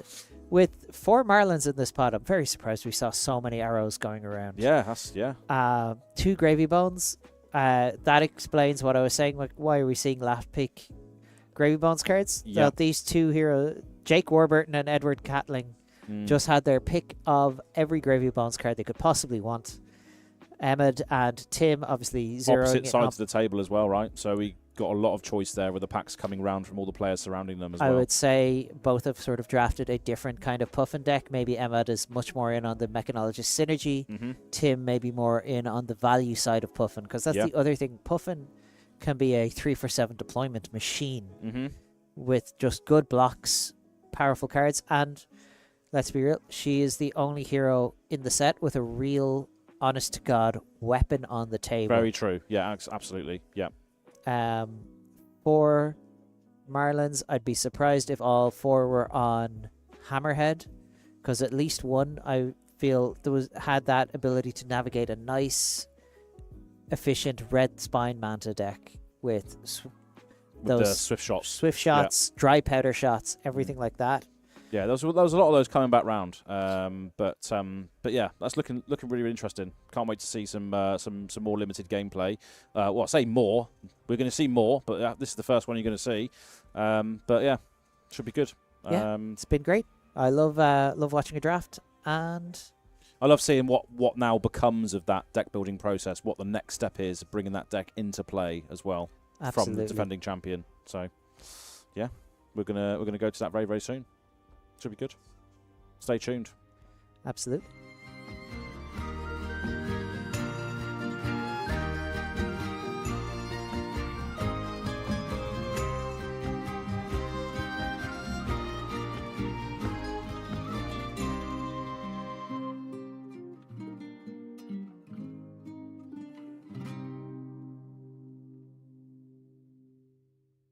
There once was a ship that put to sea, and the name of that ship was the Billy O.T. The winds blew harder, bow dip down, blow me bully boys blow. Soon may the weatherman come to bring us sugar and tea and rum. One day when the tonguing is done, we'll take our leave and go. She had not been 2 weeks from shore when down on her a right whale bore. The captain called all hands and swore he'd take that whale in tow. Soon may the weatherman come to bring us sugar and tea and rum. One day when the tonguing is done, we'll take our leave and go. Da da da da da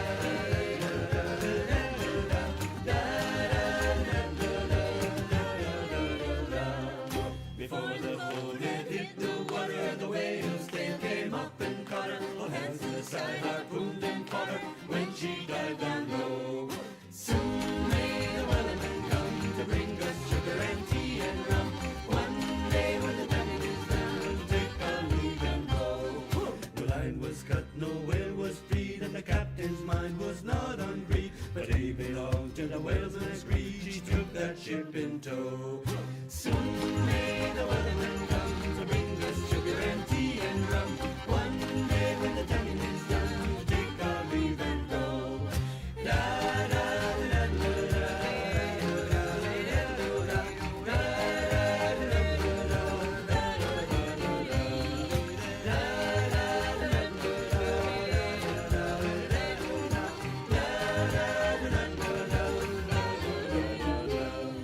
For 40 days or even more, the line went slack and tight once more. The boats were lost, there were only four, still that whale did go.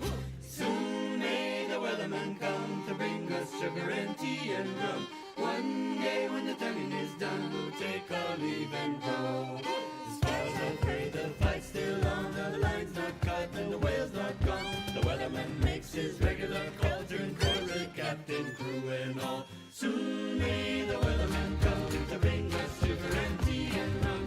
One day when the tonguing is done, we'll take our leave and go.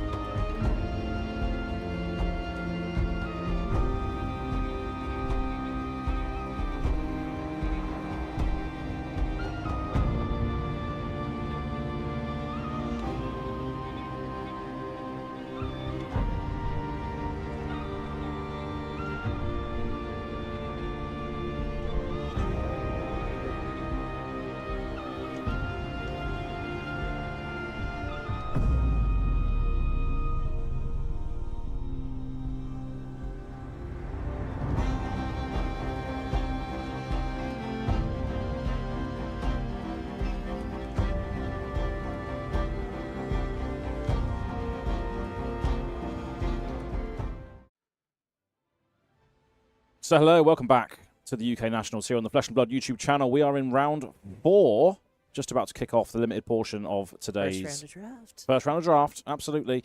And we're going to take a look at the pods just one last time before we go into the gameplay here, just to revitalise ourselves with what is going on in this particular pod draft. So let's go to that now. So our featured drafter surrounded by Marlyns.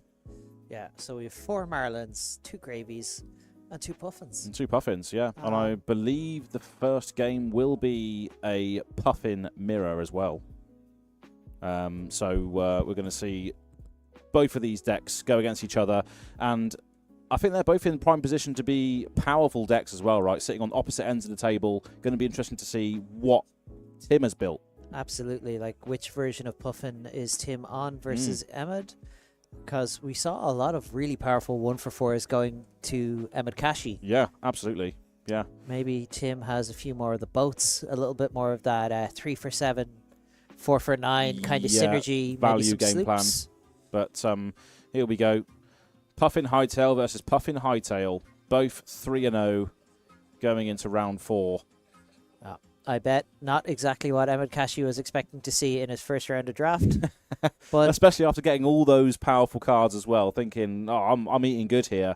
What about the other Puffin sitting directly across, also being fed Mechanologist cards? We will see. Looks like Emad has decided to run Spitfire in his deck as opposed to Blunderbuss. Blunderbuss. So is electing to be on a Spitfire version of the deck. Spitfire as well on the other side also. Very interesting. So we're looking to make sure we have our cogs, our cog generation. Yeah.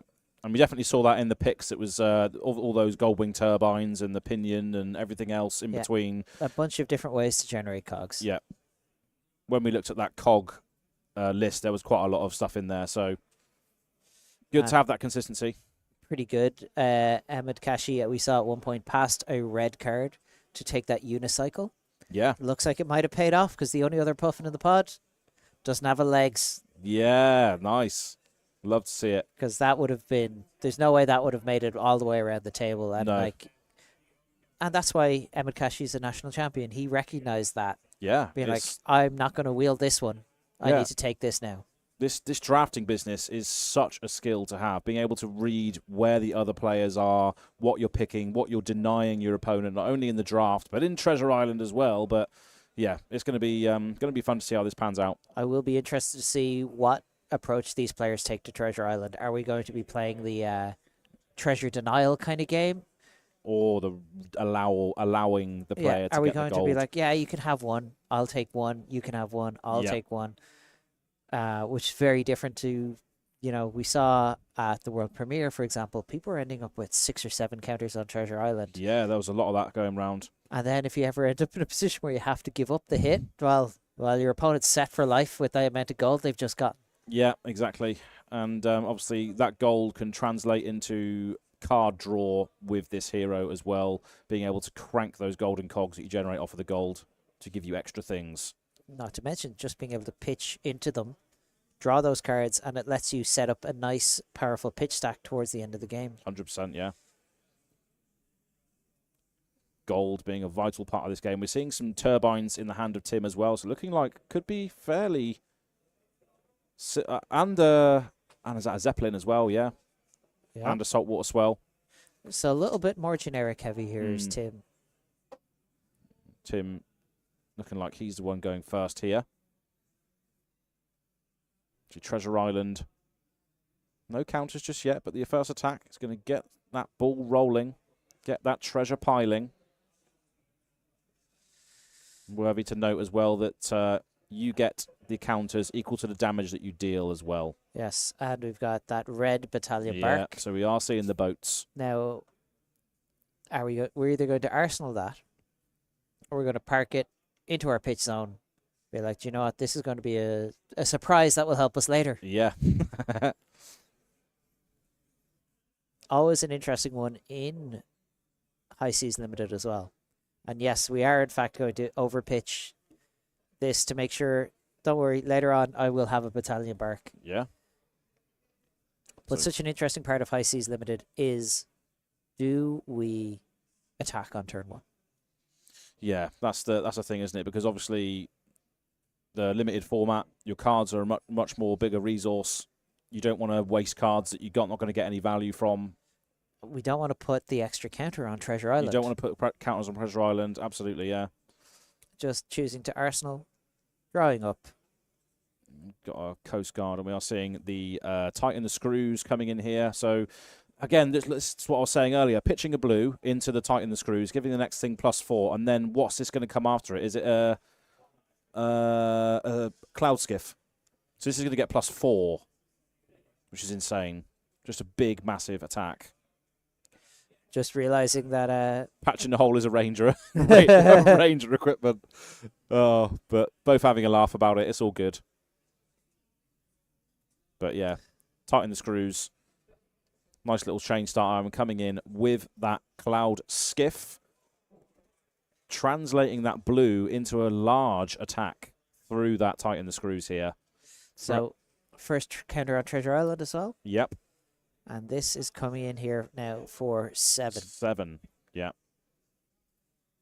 Just giving you that extra breakpoint as well. It's needing that. Well, it's at 7, isn't it? So it's a breakpoint. That's what I was trying to say. Come on, Az. Or Aaron Francis. But here we go.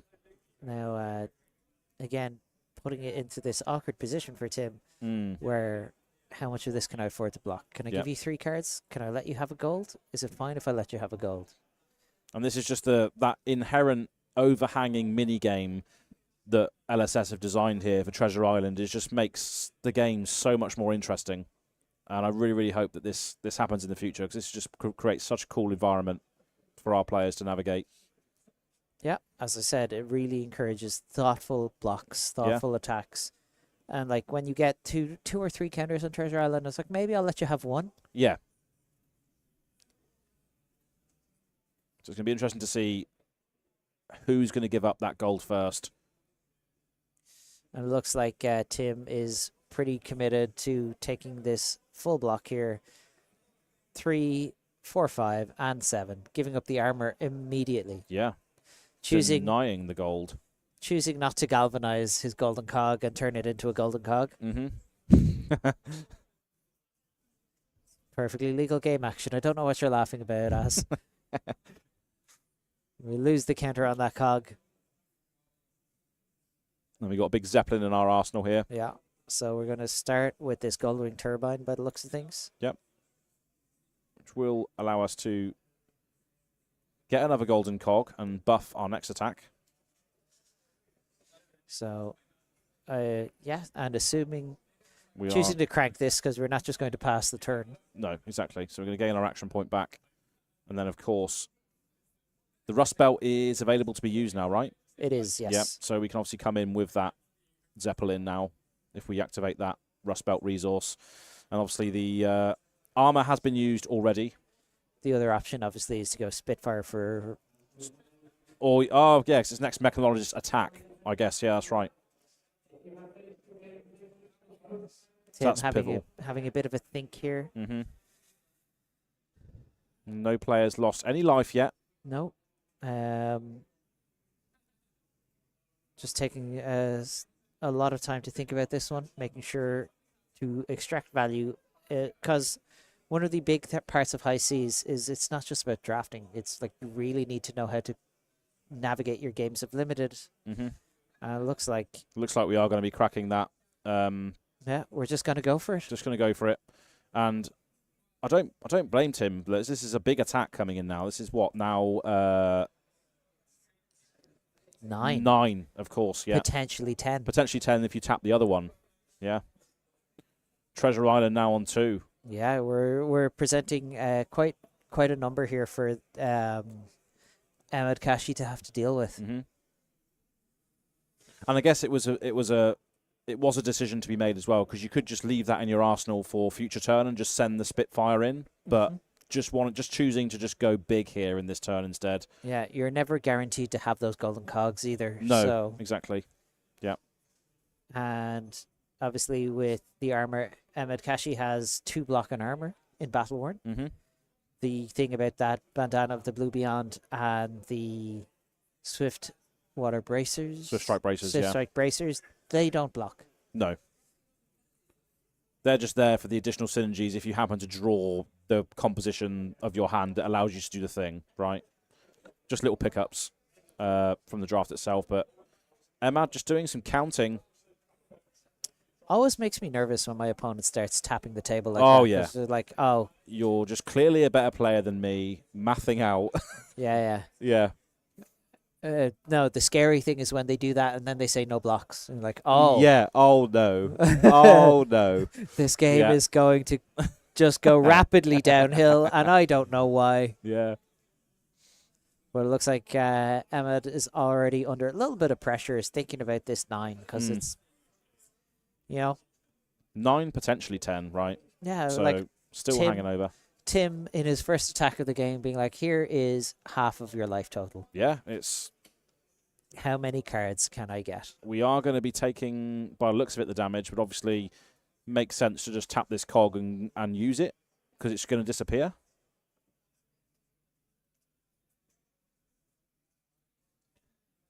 Or maybe not. Maybe not. So we are going to get some gold. Yeah, we are going to we are going to use it for its ability. Oh yeah. Oh, When this hits a hero, you may tap a cog you control if you do create a golden cog. Oh, yes, that makes sense. So it just it gains go again functionally. And then because that's our second time cranking this turn, we get to draw a card. Nice. Yeah. Looks like we've got HMS. One of the many boats. One of the many boats in the set. HMS Marlynn. There we go. Yeah. I believe gains overpower. Overpower. Yeah, that's the one. And I'm trying to remember if that is destroy an item or destroy an ally. Either way. Either way. Pretty good. Yeah. It's one of those big boats that people love, and we're seeing a Spitfire now come in for 2. This was a pretty good turn, honestly. We'll take 11 damage, you know? And 2 golds. Yeah. But obviously we saw Emad counting something, so this could be a considerable crackback. We can see that nimblism in hand as well. I feels like it was either one of those, well, either Emad thinks he could do more damage, or if he gave up cards in his hand, there wasn't much that he could do with them. Yeah, that's true. Nimblism, Swift Strike. So +5, and then Crash down the gates. Crash down the gates. Yeah, and only getting so it looks like we're getting the +2 from the Crash down the gates effect. But we're not getting the nimblism effects. It costs 3. Yeah. Exactly. Just playing it so that he could get that Swift Strike Bracers +2. Yeah. So coming in for that 9. Obviously, we've just revealed that. Yeah, that Tim, card. Tim dealing 9, being threatened with 9. Yeah. It's all right. Yeah, that's pretty good. Emad sat on the Arsenal as well, which is nice. And obviously Tim had to jump through some hoops to get that Arsenal established. A lot of reds in Tim's hand, though, for... Yeah. Scar for a scar as well. Even if he takes all the damage, is not going to be turned on either, right? No, not at all. No. Expedition as well. That's a 0 for 4 as well. I think that one. Mm-hmm. There's a good chance that Tim blocks some amount of this damage and just throws 4 damage back. Yeah. Wouldn't be a terrible decision. No. Maybe blocks with the Cloud Skiff in hand and one of the 0 for 4s. Sky Skimmers, yeah, to block 6, take 2, and then just send back the Expedition. Or keeps the Sky Skimmer and the Expedition. Sends back 8. Yeah. But like both both players here just trading shots like heavyweight boxers. Like, oh, 9? Yeah, here's 9. Here's 9, yeah. And Tim has decided that, yes, I will also take 9. Yeah. I love the fact as well that both these players have obviously drafted some quite powerful Puffin stuff, and they're now facing each other in the first round of draft, doing similar numbers, similar swings. Yeah. Nothing like starting the game off and going like, well, I guess I'm at 11. Yeah. But Tim on the play here, 11 sees 11. We're going to get that golden cog into play through Puffin's ability. Going to crank it to get that action point back and come in with this Cloud Skiff, which is pretty cool. It already has go again, so you can use that cog to buff it rather than give it go again, right? Absolutely. Yeah. So it could come in for 6. So it's coming in for 5 right now. 5 Tapping right now. the cog will give it go again. Doesn't. Oh right, yeah, sorry. Yeah, because it needs go again. Or the crank is irrelevant. Mm-hmm.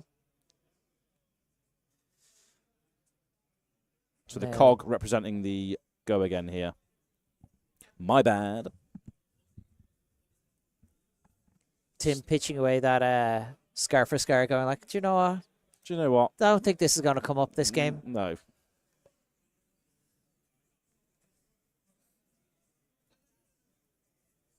And we don't have the unicycle here, so we can't do the Sky Skimmer, untap the cog, and then come in for that as well, unfortunately. No. Emad lining up a block here. Yep. Trying to decide, well, which of these cards am I going to keep? Which ones matter the most? We've decided that neither of these players want to play the mini game. the Treasure No, Island keep no, away game. yeah. We're just going like, do you know what? Do you know what? It's just one here, two there, one here, one there. It's not about denying by the looks of it. It's about just relishing. And we are seeing these blocks with the Battle Worn. Giving it go again. Pitching into this 1-for-5 expedition as well. Mm-hmm.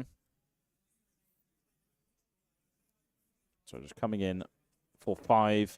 That puts a gold counter on the Treasure Island as well, I believe. May put May. it. Oh, no. This is the 3-for-7. Even better. Oh. That was a blue Sky Skimmer. Sky Skimmer, yeah. Yeah, so 3-for-7. Your opponent has 2 cards in hand. Yeah, you're probably going to put that additional counter on Treasure Island. Why not? Yeah.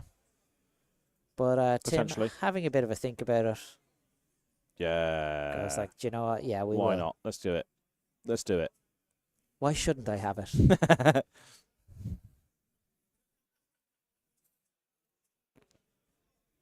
Putting the national champion, the defending national champion 24. to the test. Mm-hmm.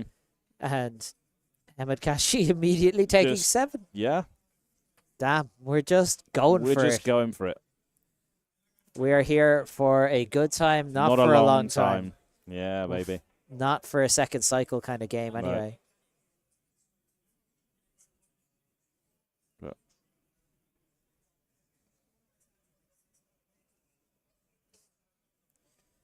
Looks like something's been discussed here in regards to... Judge Cole. Oh, okay. Yeah.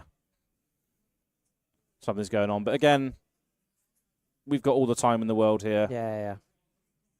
These things will happen. But just take the time to call a judge if you're uncertain. Yeah. It looks like the crash down the gates mill effect was missed. Very importantly, like crash down the gates does in fact destroy the top card of a deck. Oh, okay. Yeah, when you reveal it. When you hit. Now it's one of those things that kind of gets missed a little bit because you're just like you're just looking at the buff, aren't you? You're I just looking want at the +2. Look +2, yeah. And very relevant piece of text in the game because if you hit a Gravy Bones and they've got an ally on top, well, you've just put an ally into the graveyard for them. Yeah, exactly. Yeah, it's easily missed though because you're just looking at can I extract the value on an offensive point? But back to the game here. Looks like it's been resolved. Starting off with a Goldwing Turbine, getting that cog out in play and giving the next thing +3. And then activating our hero, cranking another cog, drawing a card. Yeah. And then we're going to perk up as well. Oh, okay. This is going to be a big thing. Sky Skimmer. Let's go. Yeah, quite a large Sky Skimmer here. We're going +7. +3, +4 on a 4. Yeah. So we're throwing exactly Tim's life total. Yeah. Right here. Love to see it. With 2 golden cogs in play, which could easily put it up to 13. Or it's a once per turn instant, isn't it? Oh, it's once per turn. Yeah, so this 12. could be either 12 or 11 or go again. 11 go again, follow up with something else, yeah. Can always be the Spitfire. Yeah. Tim does not look best pleased about this, being like, oh, I thought my number was good. Oh, yeah. 9 was pretty good. This is 11. This is some big Puffin Hightail numbers, going very high with the tail. Yeah. Smashing in. Well, you see, this Sky Skimmer goes to 11. Yeah.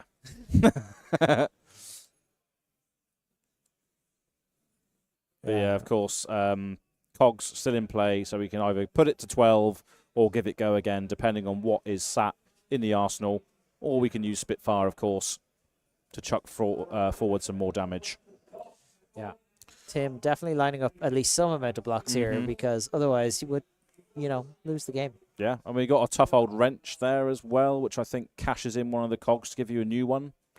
Always good. You can take that spent cog and just make sure you get to cycle a cog into the next turn. Yep.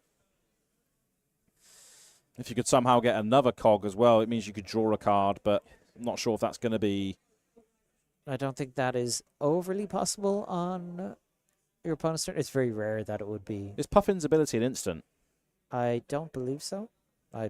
No, maybe it's not. been a while since I've read that card. But regardless, we are in the thinking territory as we throw Tim's life total on this Sky Skimmer. Lots to think about. And then no resources floating. But Rust Belt is available for Emad Kashy and a card in Arsenal and the Spitfire. To the ambitious artificers of Piper's Pier, the sky is the limit. Bit of flavour text on the Sky Skimmer for you. But blocking with this Cloud City Steamboat. Yep. Pretty easy block here. Like, it's a 3-block. Probably looks like a very red-heavy hand for Tim, so may not be able to use all of that.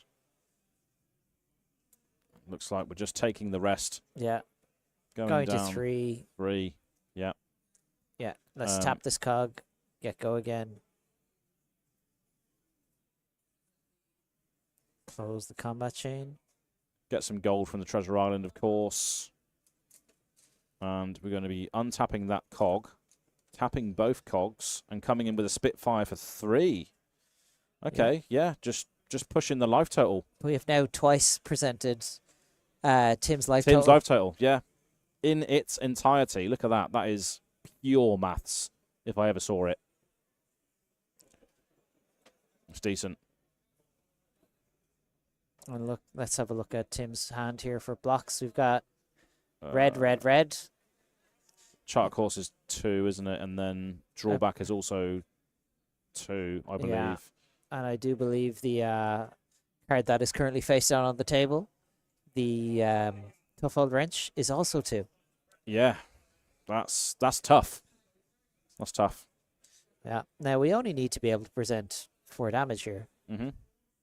So it'll be very interesting to see what happens. Yeah. And that charter course, depending on what it's comboed with, could present a big number as well. So I'm not sure what we know. We know what Tim's Arsenal is, but we're definitely blocking this one anyway. We're blocking with a Tough Old Wrench. Thinking about whether we're going to block with another card. Because we will be able to present a not insignificant amount of damage with Spitfire. Yes.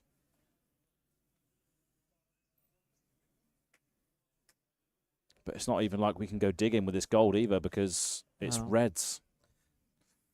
Big deep breaths there from Emad Kashy. And we're just going to take 1, go to 2, galvanize that cog. Yep, so that's going to stick around. Let's see if that cog can fuel any additional salvo effects for Tim as we activate Puffin. Getting another cog into play, cranking that one to get our action point back. Now, what order are we playing our cards here? There we go. We're going to draw back the hammer.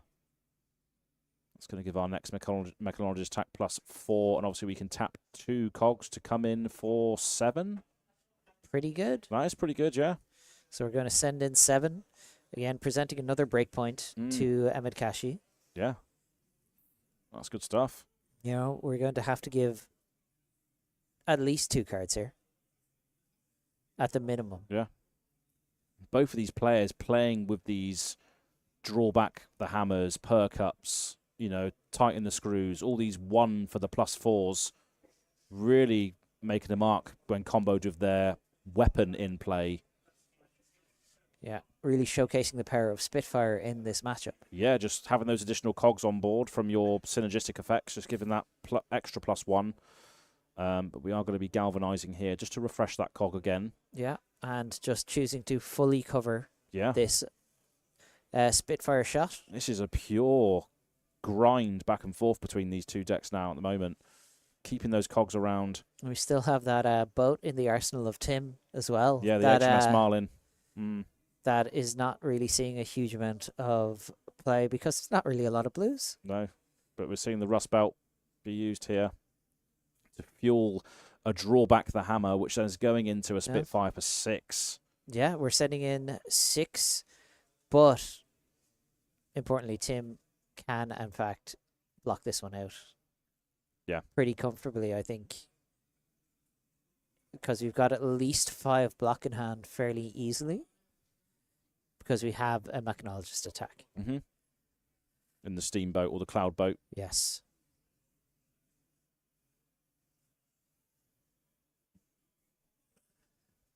So it's nice to see, though, like both players clearly thinking on the same sort of wavelength with regards to what their choices have been. Like we can see a handful of turbines there, a big steamboat, a lot of these 1 for +4s, a lot of the same thought processes clearly from both of these players sat opposite each other in the pod. Yeah.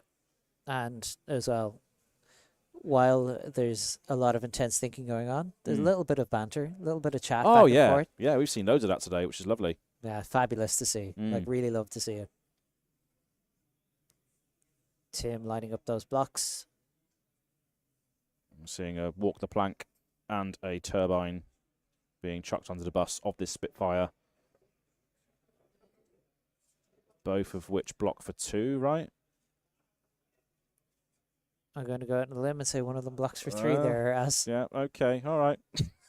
That's, otherwise, Tim can also just, you are free to concede the game at any time. You don't have to block in such a way that. All right, okay. Thank God for you, Ian. Yeah, well, like,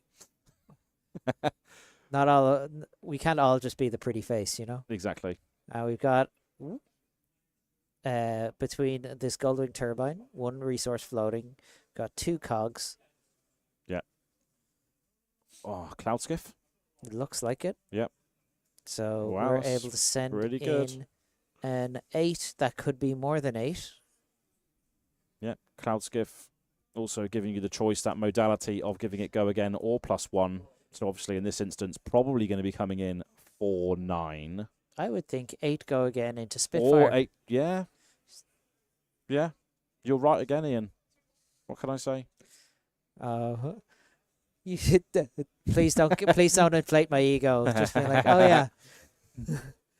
Damn it, my co-caster can do the maths. Yes, you can. At least one of us can. Oh, there's that Cogwork Dovetail we were very impressed to see Emad Kashy pick up in Pack 2, but I think it's going to be utilized for its other mode of this card blocks Staying 3. alive. Absolutely, yeah.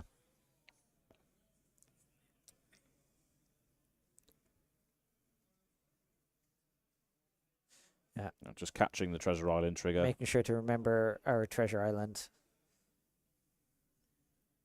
It's a lot of moving parts, isn't there? So it's easily forgivable to just forget that sometimes, that macro is still there. Kind of important to make sure you utilize it where you can. Exactly, yeah. Such an important part of this game. And then Spitfire for 2 to follow up. Yep. This game going right down to the wire. Emad just composing their thoughts as they stare down this gun. Yeah. Coming in for 2. And that is a Sky Skimmer in left in hand, I believe.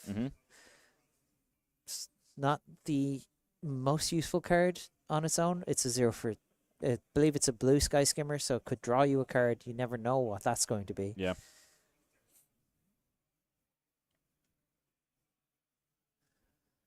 For anybody joining us, we are in round 4 of the UK Nationals. Looking like this is going to be in the closing moments of this game very soon. Hope everyone's having a wonderful time wherever you might be watching.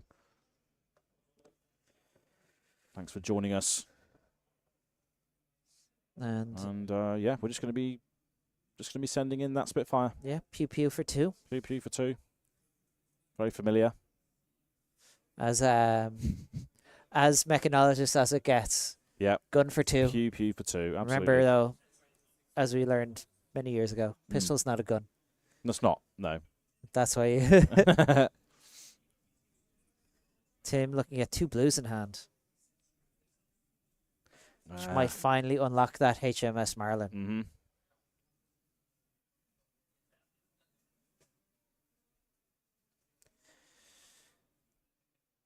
Yeah.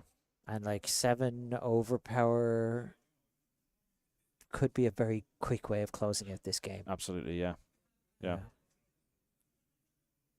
Needs to put 2 blues into that as well, though, right? So we need to block with the other card and then send the blue. I would feel 2 blues. I think we should be okay here if we block just the one card. Yep. Because it's easy enough to get a blue into your pitch zone when you have a gold, you know? Yeah, that's true. The gold is still hanging around as well. Tim just giving that HMS Marlynn a read. Mm-hmm. Kind of like, okay.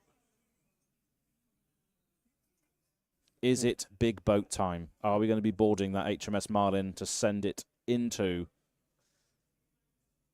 the defending champion? Looks like Tim really thinking about this one, just in case. Mm-hmm. You know, you don't want to leave yourself any room for error at this stage of the game. And obviously that tough old wrench allowing us to keep at least one cog around for this turn. Yeah, Tim not looking the happiest I've ever seen him, No. but thinking he might be in with a position here. So we are going to be cashing in that gold to get another cog. Mm-hmm.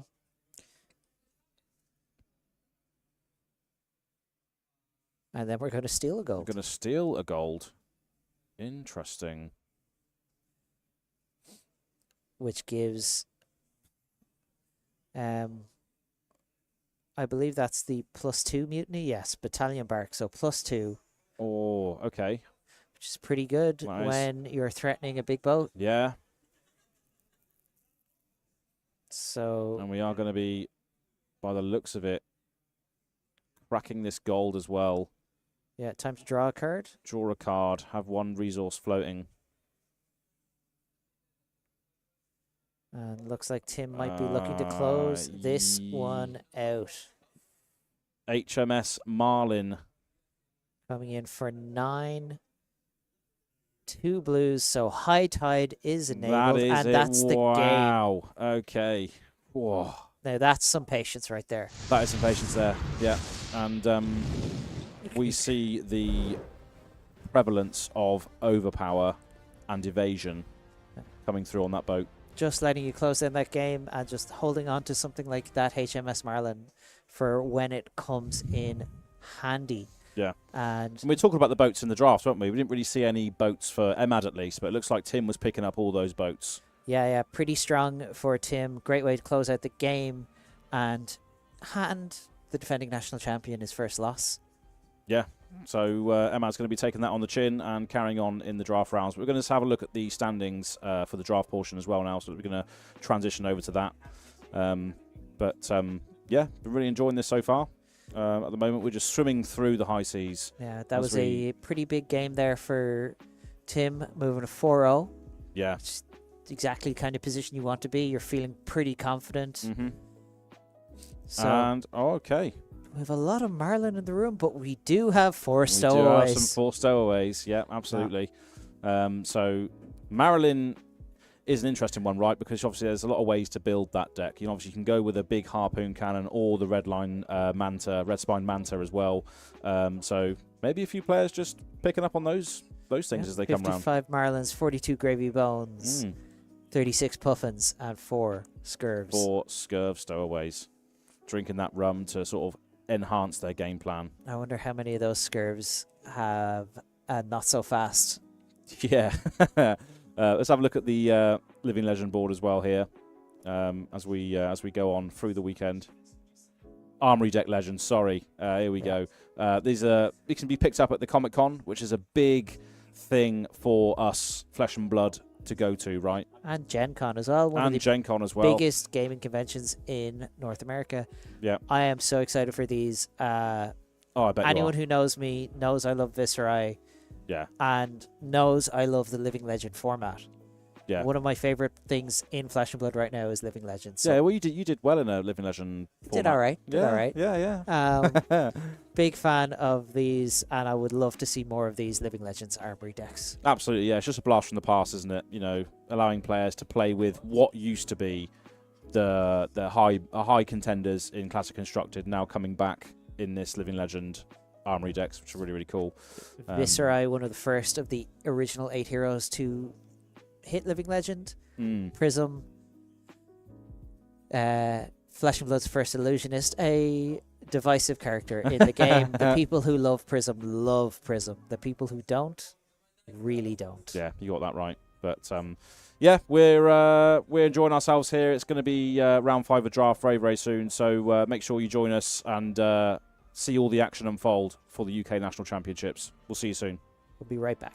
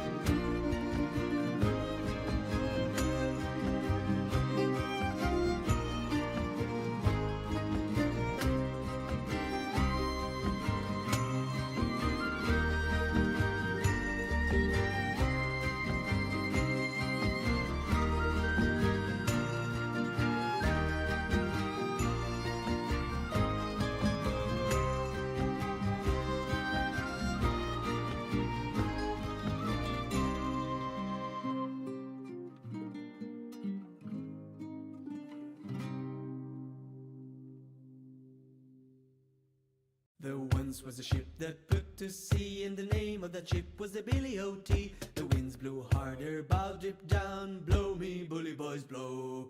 Soon may the wellerman come to bring us sugar and tea and rum. One day when the tonguing is done, we'll take our leave and go. She had not been 2 weeks from shore when down on her a right whale bore. The captain called all hands and swore he'd take that whale in tow. Soon may the wellerman come to bring us sugar and tea and rum. One day when the tonguing is done, we'll take our leave and go.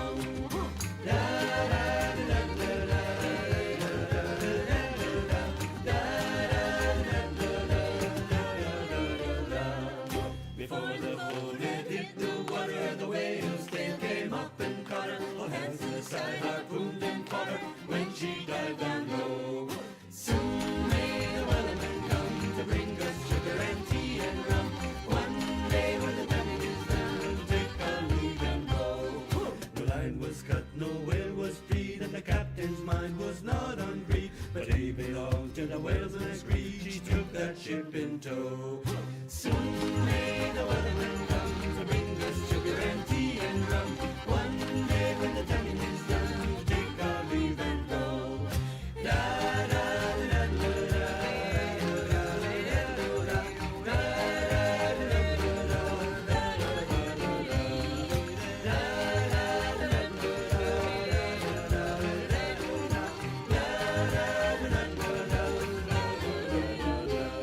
For 40 days or even more, the line went slack and tight once more. All boats were lost, there were only 4, still that whale did go. Soon may the wellerman come to bring us sugar and tea and rum. One day when the tonguing is done, we'll take our leave and go. The spars are frayed, the fight's still on, the line's not cut and the whale's not gone. The wellerman makes his regular call, turn chorus, captain, crew and all. Soon may the wellerman come to bring us sugar and tea and rum. One day when the tonguing is done, we'll take our leave and go. Da da da da da da da da da da da da da.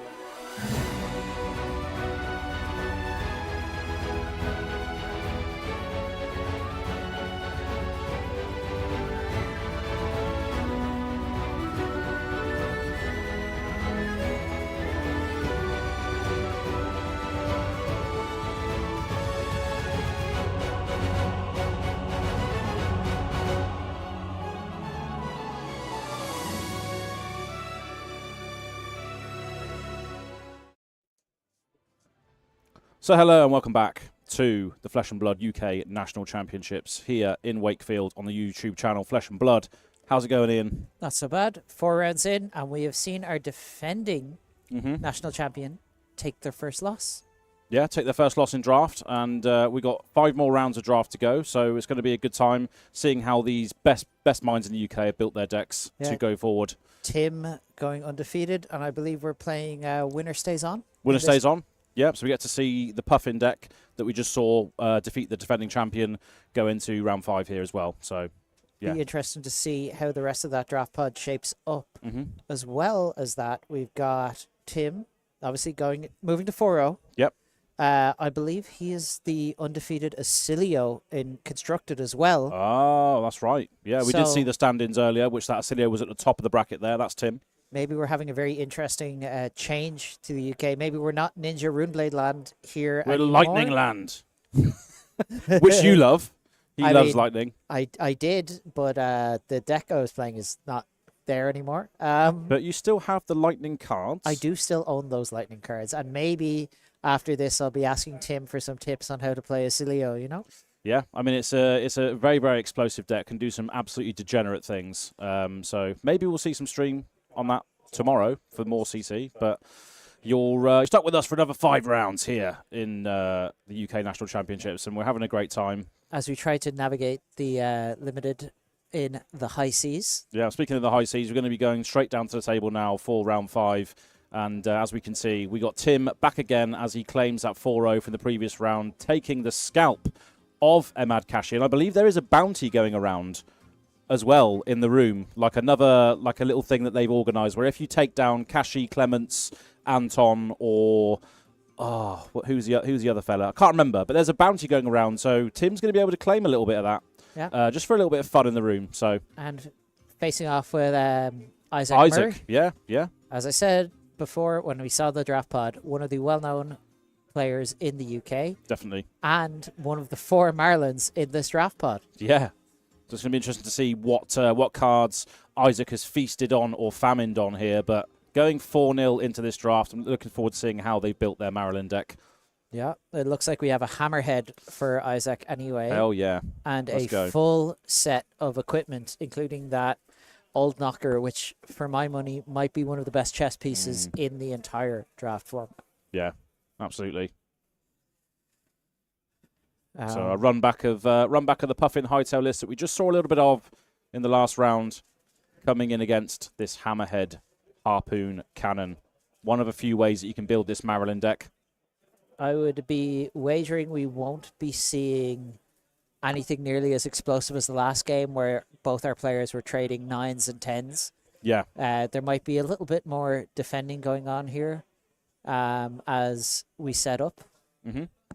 But it will be interesting to see what Isaac Murray has managed to put together in a deck that, you know, he was surrounded by Marlyns. Yeah, absolutely. And we're seeing a big generic come in here as well, pitching that throw caution to the wind to come in just for a big attack, coming in for 6 here. And very importantly, gaining a life. Gaining a life when it goes into the graveyard, yeah. Pretty good little start. Not wanting to obviously give up any cards here on turn 1. Don't want to give up the gold. But I see that scar for scar. It's like, oh, maybe we're blocking with it. Yeah, and this is one of those questions as well that can be asked in Limited, is committing 3 cards to this 1 card can really come back to bite you if you're going to the long game as well, right? Yeah, and sometimes it's worth taking that 1 point of damage, letting them have that gold if it means being able to go a couple of cards wider on your turn. Yeah, which scar for a scar could enable for you, but looking like the full block here is going to be presented. Yep, 3 2s. There we go. Full block. This goes into the graveyard, so we gain 1. Arsenal a card, and over to Tim. Little does Tim know that Isaac is now technically winning. Make me choke on the rest of that burrito. Anyway, absolutely, yeah. So we're over to Tim's turn. We see an expedition in hand. Yeah. The ones to come after. Could be a good case for just pitching one of these turbines or both turbines and just sending a 7. Just like, here's a big number. Exactly, yeah.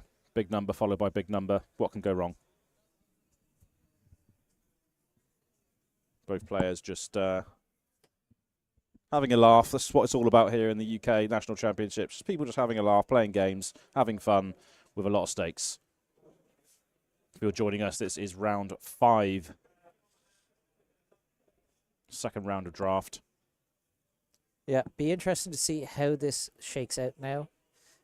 We're just going to send 7. Just going to send the expedition. 7. Tim thinking about whether or not to add a gold counter onto Treasure Island. Yeah. I don't think it's really worth he's not incentivized to do it here. It was just sending 7. Probably wants the 2 gold, but being met with 7 block. Yeah, all right. And Isaac gets to take a peek. Yeah, that's on horizon being utilized for the full value there, which is nice. Have a look at that top card. Always good in this format.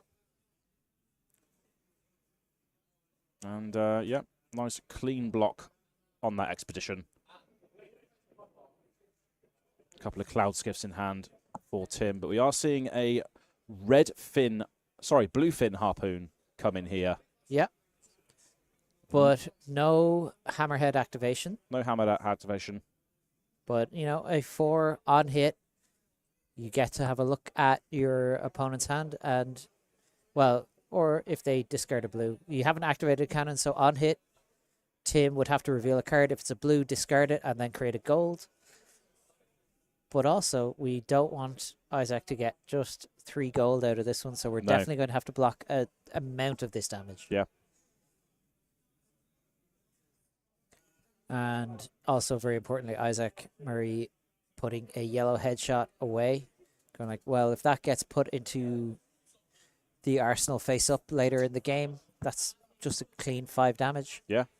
Patching a hole was a pretty sick card.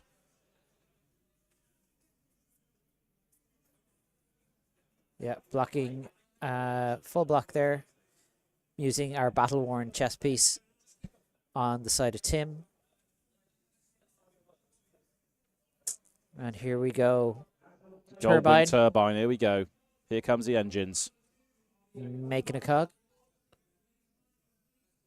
Yeah, next McConnochie's attack getting +3. Yes, and we do have another Goldwing Turbine and Cloud Skiff. A Cloud Skiff. Now, looks like we're just going to be deploying the Cloud Skiff with the buff behind it. Yeah, sending just 7s. 7s, just 7s going all the way round. A lot of 7s being thrown out this game. Slightly smaller attacks than last game, but still pretty efficient. Yeah. 3 for 7 is very good rate. And that's just what we're sort of cobbling together here. Yeah, we can cash in that cog as well to give it +1. Or go again. Putting Isaac into that kind of position where you have to go like, oh, am I, how many cards am I willing to give up here? Isaac looking at that battalion bark I see in his hand. As he shuffles those furiously. 2 battalion barks. Oh, 2 boats. Crash down the gates and a sick'em shot on the Arsenal. Yeah. Yeah. So kind of in a position here where we might want to block at least some of this out. Maybe we'll let Tim have 1 gold. Yeah. We're certainly not letting Tim have 4 gold here. This has been a game of breakpoint large attacks so far. And we're seeing a very different version than we saw last game. Where last game, both players were like giving up their gold for Treasure Island very, very quickly because large numbers were being thrown around. Yeah. Here we have both our players presenting our blocks as this number sort of grows on Treasure Island and becomes kind of a ticking time bomb. Yeah. Where the first person to crack and not block is going to give up a huge amount of advantage. And the only time that it's really efficient to do that is when you know you're starting to close the game out. Yeah, very, very different to what we've seen in the past. Obviously, the Treasure Island counters are beginning to stack. They are beginning to stockpile. So these on-hits becoming more and more deadly with the repercussions of how much gold you can get off of this. Obviously, Puffin can make them into cogs. Marlynn can make them into goldfin harpoons. Who is going to be the first to cave here and take that booty that is on Treasure Island? Looks like we're dropping 6 block here. Portside Exchange, the Bark, and the Light Fingers. So that's So we've that is presented 7. 7. Yeah. I've been like, well, Tim, do you want to tap that cog? Yeah. Which of course he's going to. So he's going to tap it for the buff, just bringing the life total down to parity, and then getting that 1 gold off of Treasure Island. Not a cog. Not a cog, but it's all good. Moving to Arsenal. Arsenal and pass, yeah. Over to Isaac, who's just going to be pitching into the Hammerhead to send over the Sikkim shot. So that's a good thing about this Hammerhead as well. It can still buff up your arrows for +4. So this is still coming in for another large number of 8. 8, go again. Obviously, we don't have anything to follow that up with. But still, yeah. We're asking how much gold you want to give me from this treasure island. Exactly, yeah. Not to mention, we're putting a yellow battalion bark and a blue to the bottom of our deck. That's a going good... like, if we hit second cycle, Yeah. well, I just have a battalion bark. Exactly. With a blue backing it up as well, right? So yeah. And then you just need 1 more blue in that pitch zone for the high tide effect, and you're off to the races, yeah. You're golden, I like that. That was a good one. Yeah, very nice. Completely unintentional. Yeah, absolutely. Just can't help it. Yeah. But yeah, thinking long and hard about this. So again, how many cards do you want to give up? Mm-hmm. We know there's a gold wing turbine in the arsenal for Tim. With that and the gold in play, that is a card draw. Yep. So, but we do need to... Oh, wow, okay. We're just going to take it all. We have made a very clear decision here.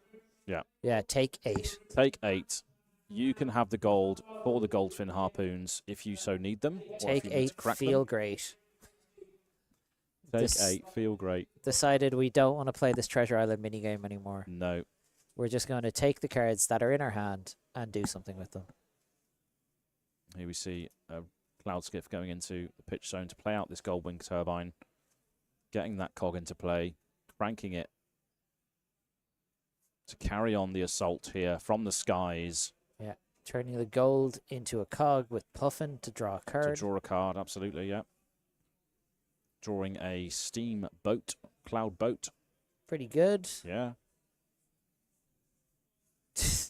Tim giving it a read, like absorbing this new information. Just to like, make sure, yeah. Oh, well, why shouldn't I? Why shouldn't I just send this huge dirigible at my opponent?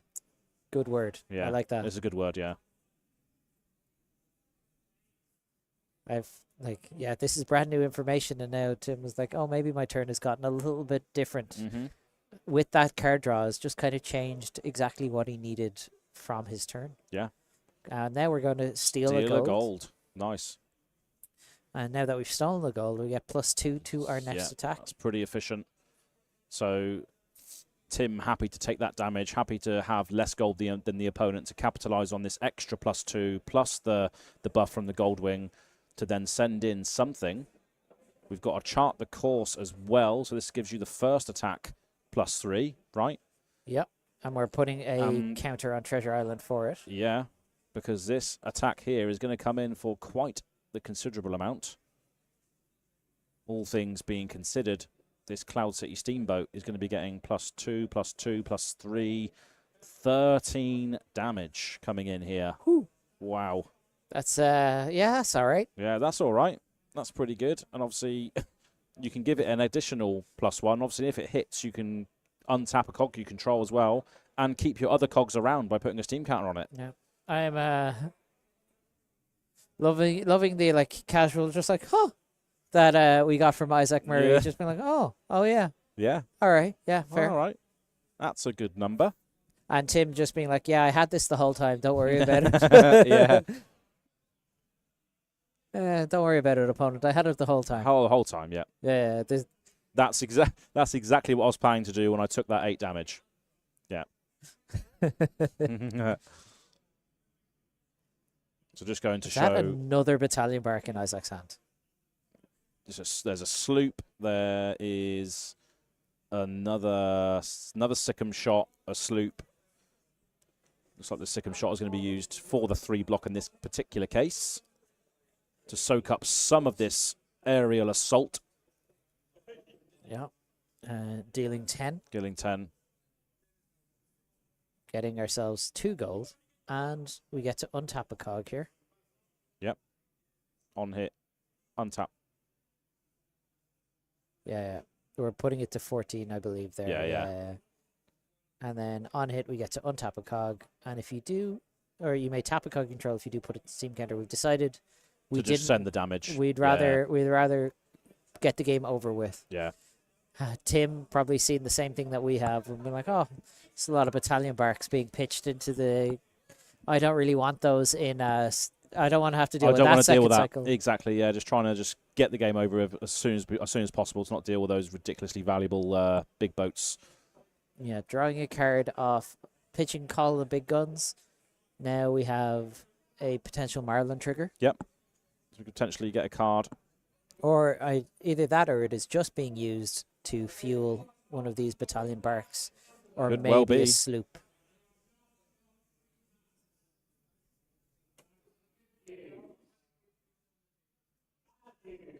There we go. We're pitching another blue into that battalion bark, coming in for 8. And this is just both of the games you've seen so far have just been big trading games, haven't they? Mm-hmm. Big, massive trading blows. It's a very different set to the Hunted, which was a lot of going wide and reactions. This is very much about efficiency of attacks. And then you have Gravy Bones in the mix who mixes that up entirely. Yeah. Or the stowaway like Scurv or those Redline Marlin decks, which are like, oh, actually, we're going to sneak in here and go underneath you. Yeah. There's a lot of ways you can build all the decks in this format. And you can build every deck in multiple ways, which is really, really cool. But so far, we've just seen these big value-based, big attack lists so far today. But we'll see what happens for the rest of the day. Tim considering a double block here. I believe that's a tough old wrench in Tim's arsenal, maybe. I'm not sure. But if you are just joining us, we're in round 5 here. UK National Championships. Tim is taking 2 damage, going down to 10. And Tim is going to be on the play. Isaac getting a gold on the way through. Looting that treasure island with that battalion bark. Setting sail for the high seas and getting some booty along the way. Yeah. It looks like we have another walk the plank in hand. Yeah, so another just big attack. Yeah, here's 7. Yeah, here it's 7 again. Yeah. Look at this. This is insane. And also one of those kind of innocuous on hits that you're like, oh, when it hits tap them or an ally they control, it's like that can actually be quite relevant. Yeah, 100%. Like, Marlynn has a lot of uses for those goldfin harpoons, things like golden tipple, being able to discard them. Yeah. Or even just sometimes it's a free 6 overpower. Mm-hmm. So looks like we are going to be using these quartermaster boots and a entangling shot and a scouting shot. Lots of 0 for 4s going under the bus there. But we're just going to be cracking a goal, just converting this Sirens into another card. Let's see what Isaac has stored away in their arsenal. It's going to be pitching another Sirens into a Gold Hunter Keech, I think that one's called.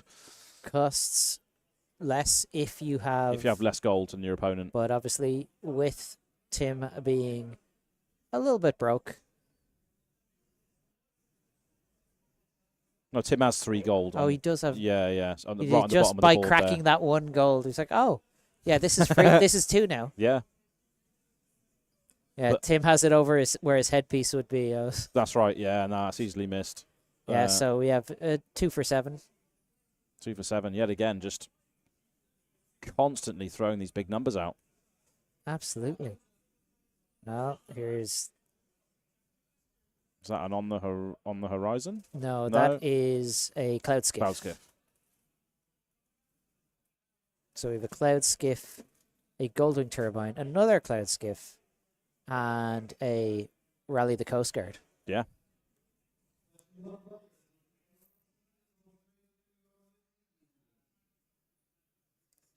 So many blocking decisions here.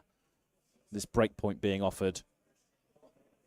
More gold to be looted. Constantly refilling. Yeah. Watching Isaac's draft, it almost feels like he was hoping to go into Scurv. A lot of generics, a lot of pirate cards. Yeah, just a lot of big valuable cards. Yeah, but was prepared. Having stayed open as he has, it meant he could pick up a few decent arrows here and there. And maybe that's why he's in that Marlyn seat where there's 3 other Marlyns in the pod. Yeah, and maybe decided to build the deck based on the big valuable attacks and maybe leaning on the Harpoon's overpower with those 0 costs potentially as well as a bit of evasion. Just the +4 to those is very easy when you get to the end of the game. Exactly, yeah. And like no one's going to turn their nose up at like 3 or 4 battalion barks in your deck either. That's pretty good. Yeah, 100%. I'd take that. Yeah. But we have Tim cracking a gold, turning it into a cog, and then turbine, Another make turbine, a cog, draw crank, a card. draw. Yeah. There's that Skiff and HMS Marlyn or yes, that HMS Marlyn we saw close the game last time. Yeah. yeah.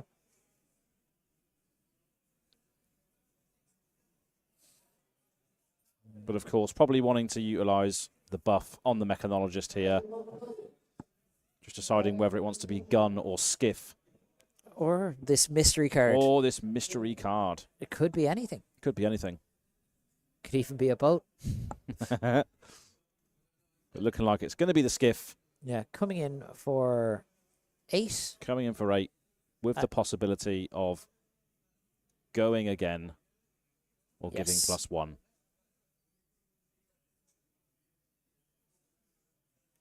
Isaac asking to read Spitfire there. Yep. Just kind of like, huh.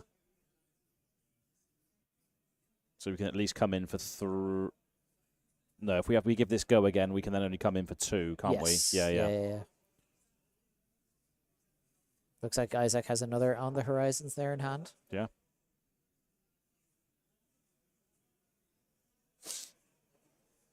Both these players feeling pretty good about their day so far.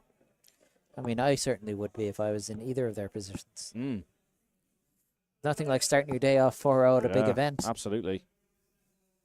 Yeah. And we're going to be blocking, triggering that on horizon to have a look. Top card. And Fiddler's Green as well to gain some life. Yeah.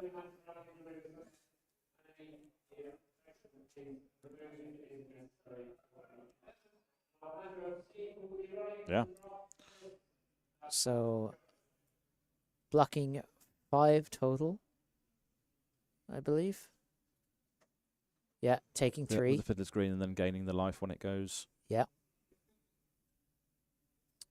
We're going to tap our cog and our gun. Getting our treasure from the treasure island. Yep. Always important to remember. And sending in a little 2 damage. Little 2 damage on this gun. Yeah, pew pew for 2. Ooh, or are we rethinking that?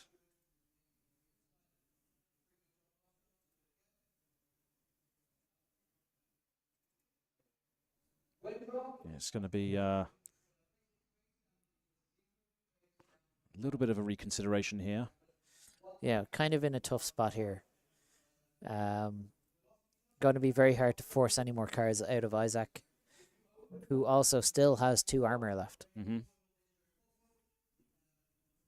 Isaac picking up his hand, going like, oh wait, let's read the hammerhead. Just a double check. Make sure all the cards that I have are the cards I think I have. Yeah, covering that up. Blocking with one of the other Gold Hunter cards. And then gaining some life on the back end as a Fiddler's Green and as a graveyard. It's almost like Tim never did anything at all. No.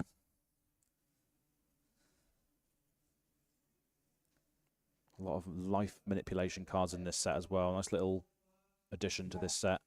Old Knocker, just giving us that resource. Tapping our hero. Tapping our cannon. Sending a swift shot. For 8. For 8. With overpower. No. No it's just overpower. It is an arrow. not. Yeah. If it is not a harpoon, it does not get overpower. Tim in a bit of a spot again here. Looking at that battalion bark for 9, though. Yeah. The harpoon is just so versatile, though, isn't it? Obviously, with the 0 costs that he's been clearly drafting as well.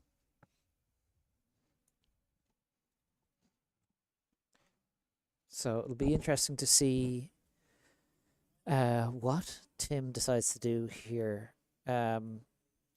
I think, because I know the greedy part of his brain is definitely thinking, oh, but nine But though. 9, though, yeah. Just not exactly the right spot for it. Mm-hmm.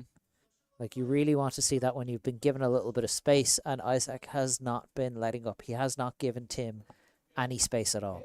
Yeah.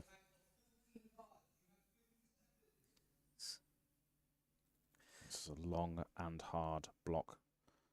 Yeah, like, this is a big turn for Tim. How much damage are you willing to take? And it looks like the answer is not. Oh, counting deck. Yeah, not too many cards left at all there. Like 7 maybe left. Something like that. And that, again, changes how much you want to block. Because it really changes how many threats do you have left in your deck. Mm.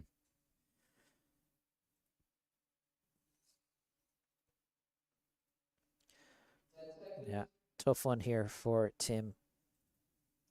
Yeah, and we saw the very, very first turn of the game. Tim had to block with 3 cards as well, remember, at the very, very first start of the game. So that's coming back to potentially bite him here as well as we get down to some of these last cards. It's just Isaac probably identified very early on with the cannon, getting into the late game, dealing some damage, Mm-hmm. taking cards off my opponent is also a viable win condition. Yeah. But it is not, oh, I have a bunch of 3 blocks, I'm going to block you out kind of fatigue. It is, I'm going to attack you so much that you're going to have to give up cards. Yeah, damage fatigue, 100%.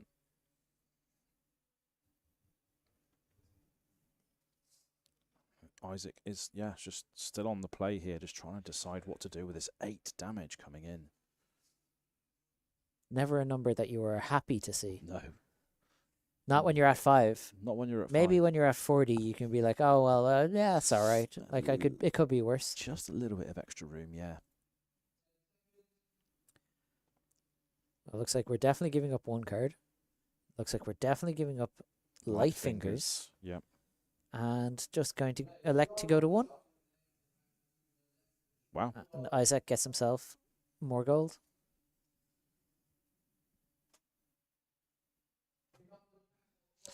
So Cracking a gold here pitching is into Tim. the gold, yeah. Draw a card, 1 left floating. Looks like we've drawn into a tough old wrench. Probably not what we wanted to see. No. Looks like we're But just going to go digging now, maybe, or Tim could activate Puffin to play that Sky Skimmer with Go again. yeah. And then maybe pitch a card away to play out that Arsenal, because I know that is a tough old wrench in Arsenal.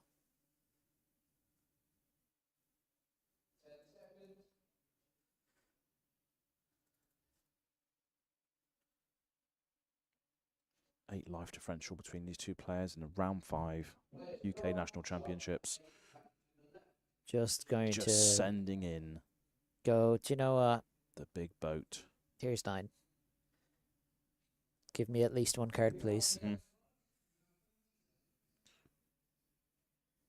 And this is where we can see some of the difficulty that Marlynn can have, in that if Isaac doesn't have the resources to crack a gold, he might not be able to load an arrow. Mm-hmm. So we have 4 blocked on 9 here. Yep. Going down to 4. Tim setting his pitch stack. Oh, we do have a... Is that a Conqueror in hand as well? Sure. Yeah, it is. Yeah. Sure. Whatever, my guy. Wow. Oof. Here's a casual 8 go again. Casual 8 go again. Destroy your Arsenal. create some gold if I do so. And Isaac will be able to strip Tim's entire hand here. Yeah. Between this and the Goldfin harpoon that he'll be able to make. Oh, of course, yeah, 'cause it has go again. Then you crack the gold, get a Harpoon, and then you crack a gold, draw a card, load a harpoon. nice. I'll take all your cards, please. Thanks. Thanks for playing. Thanks for coming. And then you're really locked into this. Well, I guess I'm getting fatigued. Mhm. Game state. Yeah, activating Marlynn, There we go. creating that Goldfin harpoon. Go. Do we have a Goldfin harpoon? Is there a token on hand? Then we're going to draw a card.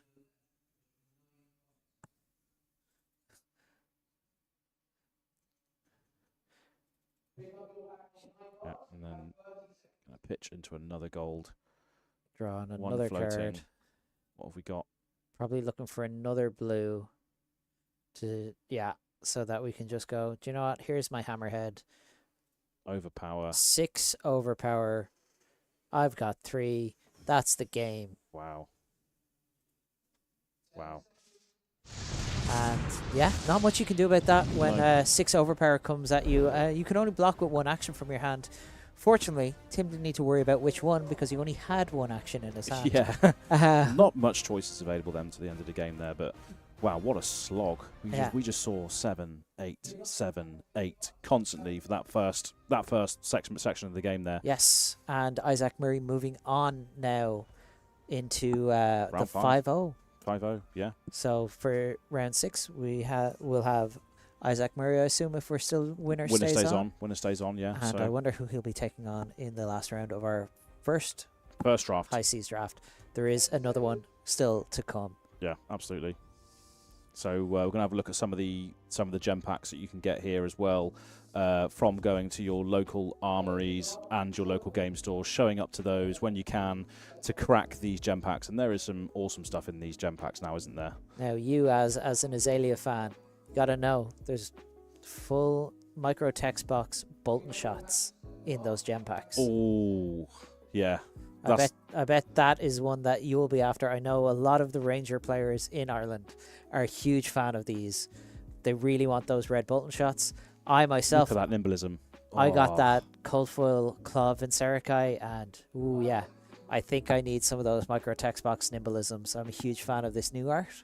Oh yeah, absolutely. I mean, the gem pack's just a fantastic way to sort of revitalise your local game store, and just going down there for partaking in casual events, still being able to get these cards to trade away, to add to your collections. It's just a fantastic way that they've implemented extra things at your local Maybe game you store. can't get yourself some marvels, but you could open your gem packs and get those extended art rainbow foil Gravy Bones allies. Oh yeah. Like that extended art Moray LaFay, and there's Humperdinck, and the whole crew is there in those gem packs. And we all know how much these ally-focused players want to pimp out their decks. So it's a fantastic way to pimp out your deck and support your local game store. Get down to your casual armory events and play, crack some gem packs, and have a great time. But yeah, so that's pretty much it for now. We're going to go to a quick break, and we'll be back to do it all over again very, very soon for the last round of the draft portion. The first draft portion.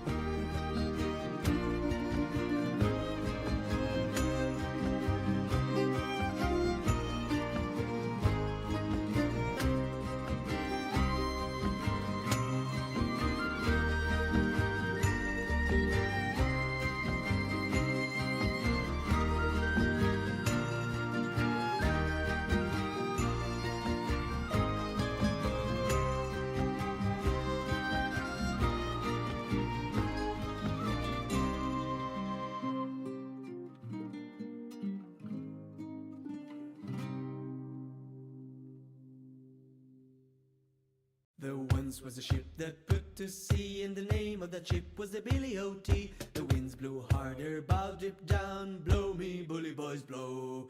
Soon may the weatherman come to bring us sugar and tea and rum. One day when the tagging is done, we'll take our leave and go. She had not been 2 weeks from shore, and down on her a right whale bore. The captain called all hands and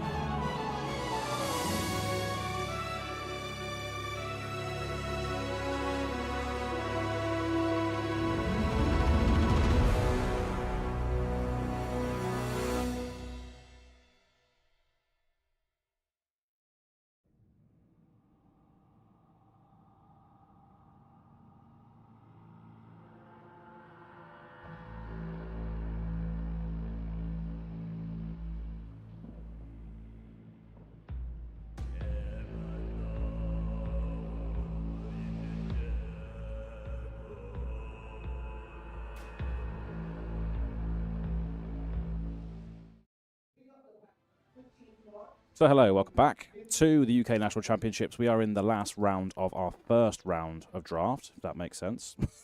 And we're following Isaac again in this next game, which is going to be a Marlynn Mirror. Yeah, Marlynn Mirror.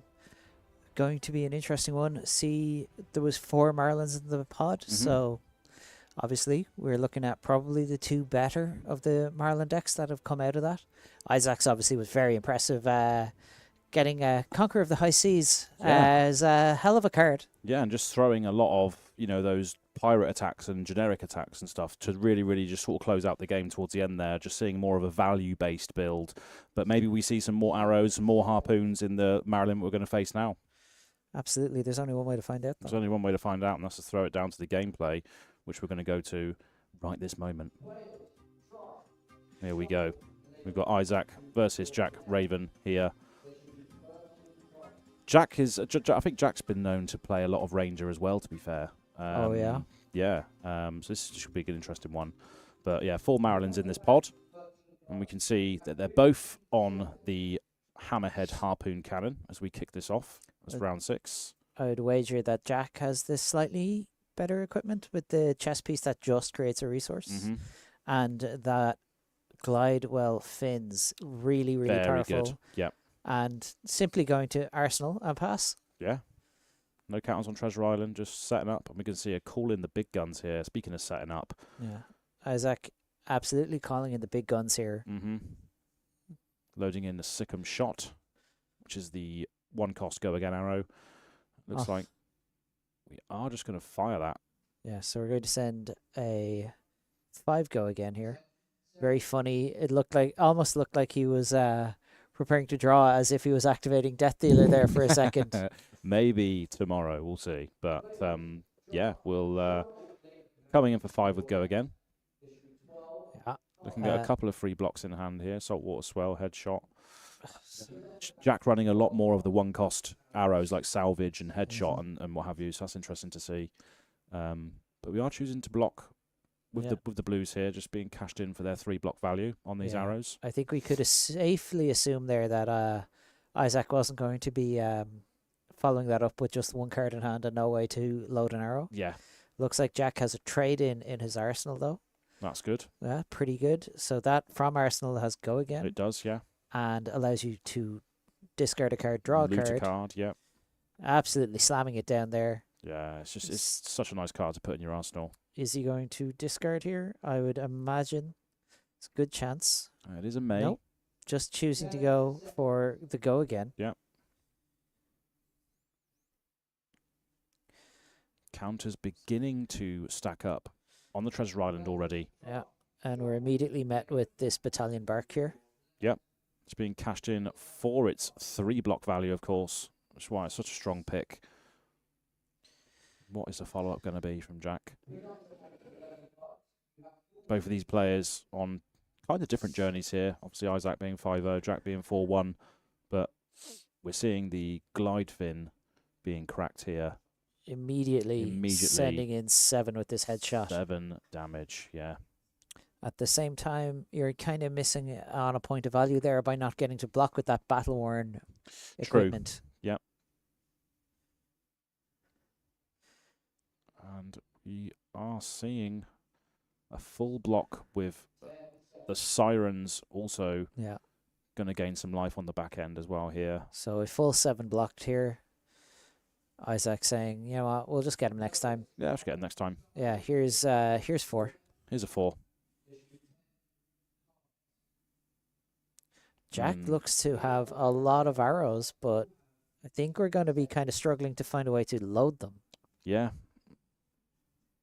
That's the one downside to Harpoon Cannon, is that you can't just jam one of those arrows in your arsenal. You have to put it in there through other means. Yeah, it is looking a little bit like maybe Jack could have been on a Red Spine Manta version. Could have been, yeah. Obviously valuing the overpower and the closing ability of the cannon. Yeah, well, I don't blame anybody for choosing the cannon, because it's just so good when you want to try and get that rest of that damage through. But just coming in with a strike gold here.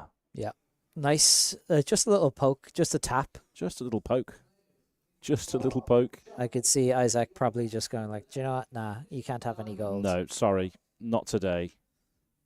Not today. And then establishing the Sikkim shot for the go again because, yeah, absolutely done. And here we have a pitch of a sloop sending in that Sirens of Safe Harbor for 6. I believe Isaac has one of his many battalion barks in hand. One of those, this is one of those situations where we go like, yeah, Sirens of Safe Harbor functionally is a 3 block. But when I'm being attacked for 6, it's really not a 3 block. It's not, yeah. In terms of the life that you end up on, it's a 3, but for the sake of on hits, it's a 2. Yeah. So, looks like we're giving up a Ravenous Rabble and a trade-in, taking 2. Taking 2, gaining 2 gold here for Isaac. Looks like we're going to be able to Sikkim shot Sirens this turn. Yeah, so Sikkim shot, pitching the blue, and then followed up by the Sirens, which is going to gain Jack another life afterwards. So that's a nice little response at least. Yeah, here's 3 3 and go 6. again. Yeah. Isaac got his thinking face on there. Yeah. You know, I love how Flesh and Blood still utilizes cards from older sets as well. So if there is a better fit for something and they already have it, they still just chuck it in the new sets, right? So here we see, yep, the Sirens come in. and Fiddler's Green. Fiddler's Green. Blocking 3. That's going to gain 4 life. 4 life, wow. Yeah. Well, you can count your blessings. That's all the life gain he was probably going to have. Yeah. Wow. We're back, Isaac, back to his thinking face here, going like 6 is a lot. 6 is a lot. But, you know, are we going to be giving Jack 4 gold here? You know, it's a big ask. Yeah, and we saw how crucial that gold is at the late game as well. Just creating those goldfin harpoons, which can be overpowered through Absolutely. the hammerhead.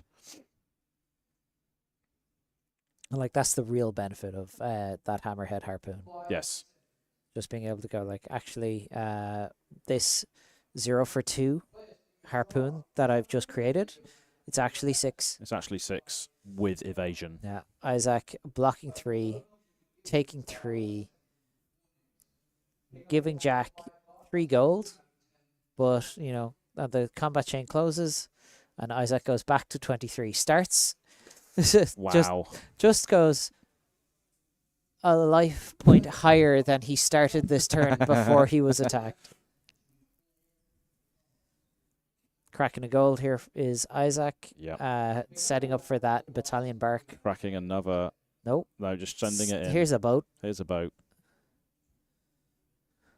Treasure Island ticks up. We are sailing to shore of Treasure Island. We've got a Colin the Big Guns in the hand of Jack, along with a Nimblism, And an a Imbi. headshot, and an Imbi. Mm-hmm.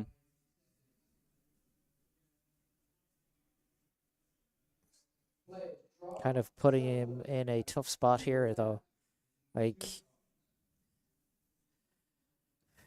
8's not nothing. Looks like Jack is considering a block and just Arsenal to call in the big guns.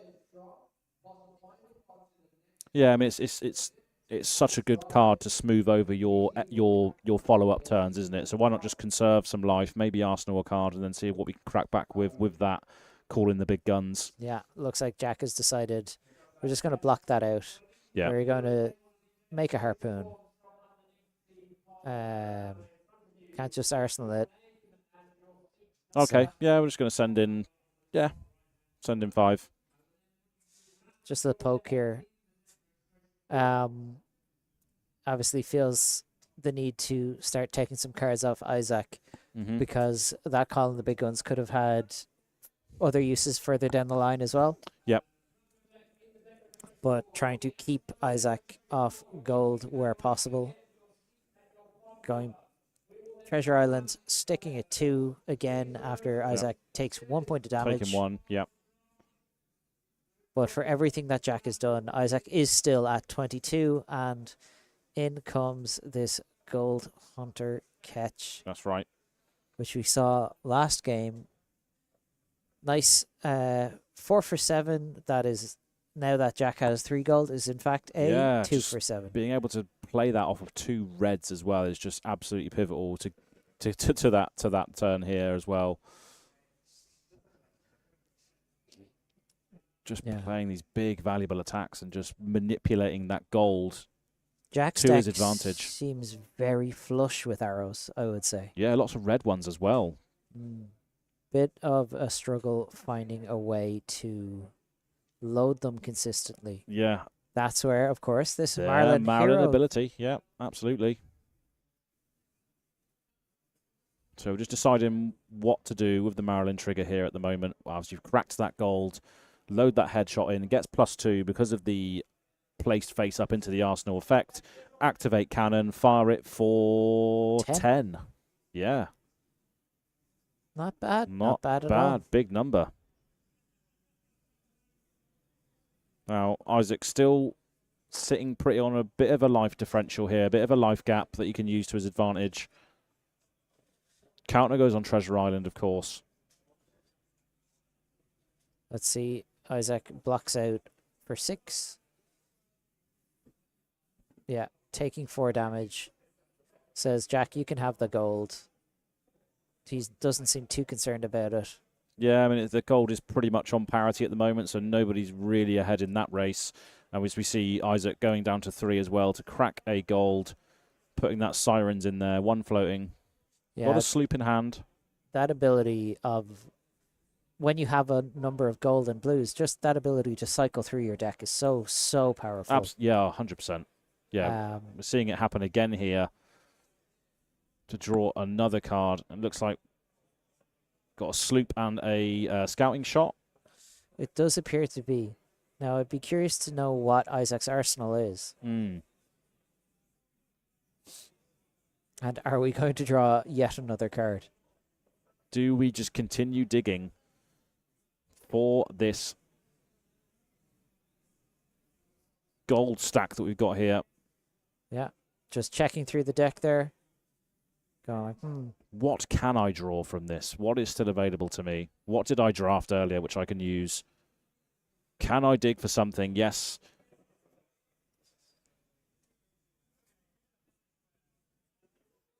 And we didn't need to pitch for the gold. Yeah. Yeah, we still have 2 resources here. Yeah. A moment of pause here for Isaac Murray, who looked so supremely confident last game, just always had it. Yeah, and that's what you need to be patient in these games, don't we, really? And the best UK minds taking their time to show us the absolute lines that you can craft in the draft format. And using those resources just to draw a card is pretty nice, let's be honest. Just drawing a card. You got 2 cards in the pitch zone now, 2 blues as well. I'll say it again. There is the 3 greatest words in card gaming. Draw yeah. Card. You better believe it. It's just the amount of options it gives you. It's why in Classic Constructed we're seeing so much Gravy Bones right now. That's a deck that can just draw as many cards as it wants. Yeah. It always feels like they're always drawing cards. Now, we're sending in 7 and getting a deck count as well. Probably so Isaac knows he has 4 cards in his pitch zone. Checking the number of cards in his deck, he knows when he's going to see these 4 cards. Another facet of players that are in these 5-0 positions is that skill of knowing what you're going to be facing, what you've pitched already, how many cards are left. Just being able to do those calculations is the reason why they're in the positions that they're in these tournaments. And at what point in this draft am I going to see all of these cards again? Yeah. So what order do I want them to come back to me in? Yeah.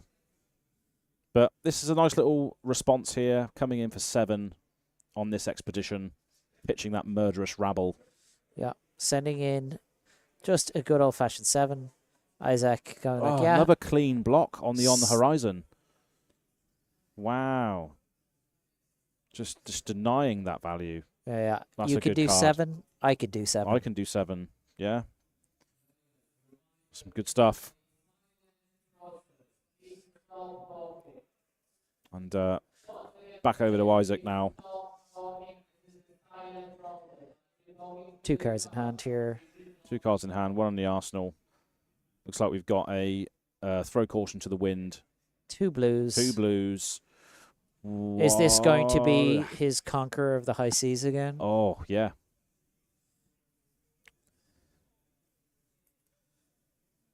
No, it looks like we're having another think again. Which is totally viable. Yeah, we're just going to draw a card. Draw a card. Forever drawing cards. Throw caution to the wind. In comes the Conqueror. Good call. Good call. There it is. Yeah. 8. Sending With in go 8 again. go again. And we have what Chart looks that. like Chart the course. Yeah. Yeah. Which, if Jack gives up any gold here, can just be cashed in for a little cheeky 2 damage, Yeah. maybe. Mhm. Depending on what Isaac draws, maybe more. You can always create the Goldfin Harpoon as well if we need to. Absolutely. So we've got 3 block from this netting shot, 5 damage taken, 3 gold for Isaac Murray, who is cracking a gold, drawing a card, or cracking gold, Creating making a harpoon. Yeah. Probably going to be drawing a card here. I would wager, yeah, drawing that card, loading a harpoon. If he hits another blue here, that's We a can harpoon cannon. for 6. Yeah. And we did. Wow. That is savagery. Yeah, 6 overpower. How do you like that? Not great if you're Jack Raven right now. Not exactly where you want it to be. No. But yeah, it's just gonna take all of it. Just yeah, sure. I'll go to 3, I guess. Isaac's still sat on 18 life. Wow, he's just really constructed a powerhouse deck here. Saltwater Swell. 3 go again. You reveal the top card of your deck. Is it a blue? It is not. It is a Rally the Coast Guard, unfortunately. And now we are at the point where Isaac can be pretty comfortable with his life buffer. Yep.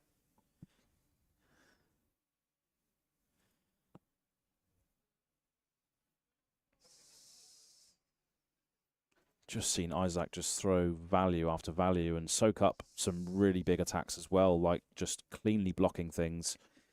Yeah. Awesome to see. And something like Conqueror of the High Seas always helps, you know? Oh, yeah. It's a good card, I heard. It's a good card. Now, Isaac being like, do you know what?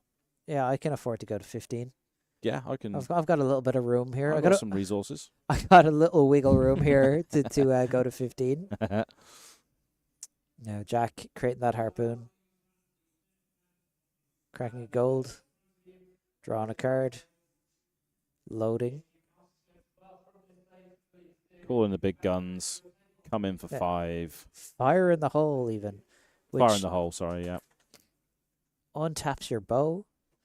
Not that it was exactly what he was needed here. No. Just sending 5. Isaac being like, yeah. Send me the bill. Send me the bill. I'm going to be coming back even harder. Jack trying to decide whether he even wants to arsenal this. And looks like No. we've elected not to. Yeah. It's definitely relevant because obviously Coast Guard on the defense is very useful, especially against overpowers. Speaking of overpowers. Here we go, yeah. Bluefin Harpoon coming in. So this is coming in for another 8 overpower. Yeah. And Jack will be forced to reveal his hand. But he can go to 1 here.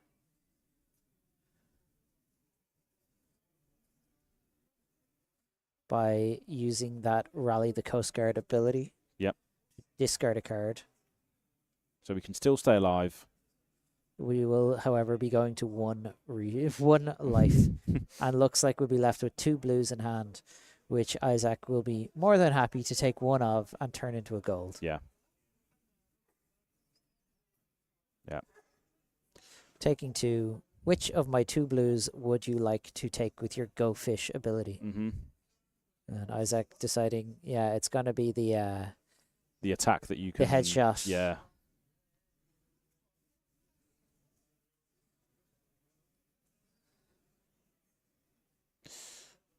So if you're just joining us, we are in round 6 of the UK National Championships here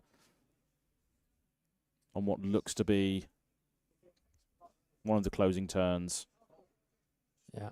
We do have a cannon activation. Do have a cannon. So, again, like Ahab in Moby Dick. Captain Ahab, absolutely, yeah. Jack Raven, not willing to go quietly, is going to go down swinging, throwing his harpoon. As you should. And Isaac just saying, like, yeah, I'm going to throw caution to the wind. Oh, actually, never mind. I'll put on block 6. Oh, wow. Revealing that money all your life on the top there. Yeah. We're going to see Marlynn just getting those gold fins and then pitching him into the harpoon, right? Cracking a gold, getting the overpower over the line. Drawing a card, loading this harpoon. Yeah. And being like, I'll activate the cannon. Activate the cannon, overpower. Is that a good night? Yeah, it does not look like Jack has much in the way of options. Yeah. And that is Isaac Murray 6-0. 6-0. Wow.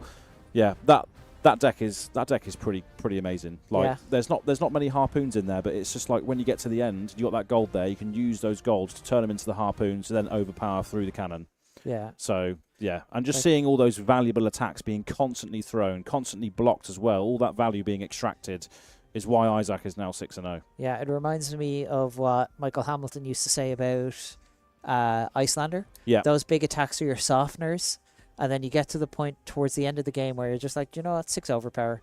Yeah. You can't really deal with this every turn because you've had to give me so much gold over the course of this game. Yeah, absolutely. A lot of value being extracted. And we're going to have a look at the pod results now. Speaking of value being extracted, here we go. Here is the pod and the results off the back end as well.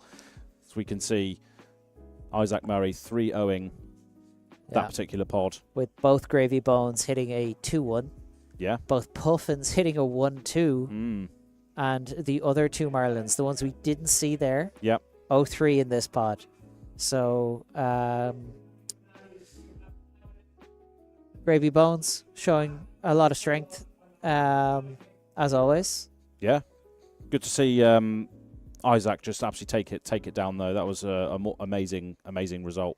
And we're gonna cut to a break now, and we're gonna be back with a draft for the second portion of our draft rounds, and we're gonna do it all over again. We're gonna run it back and watch another player draft. I think it's Alex Chitu we're gonna be watching. I believe another former national champion. Absolutely, yeah. So we're gonna cut to that in a moment, but stay with us, and we'll return very, very soon. Cheers, folks.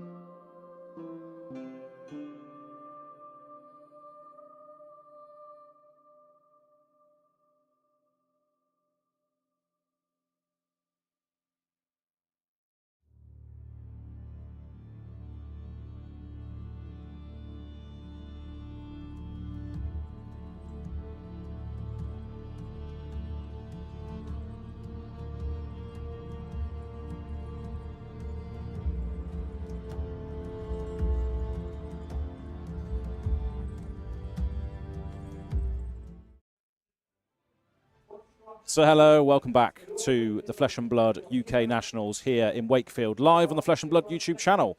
We're going to be following a draft by Alex Chitu, which is a member of Team Sigil and former national champion. So it's going to be interesting to see what he likes to draft.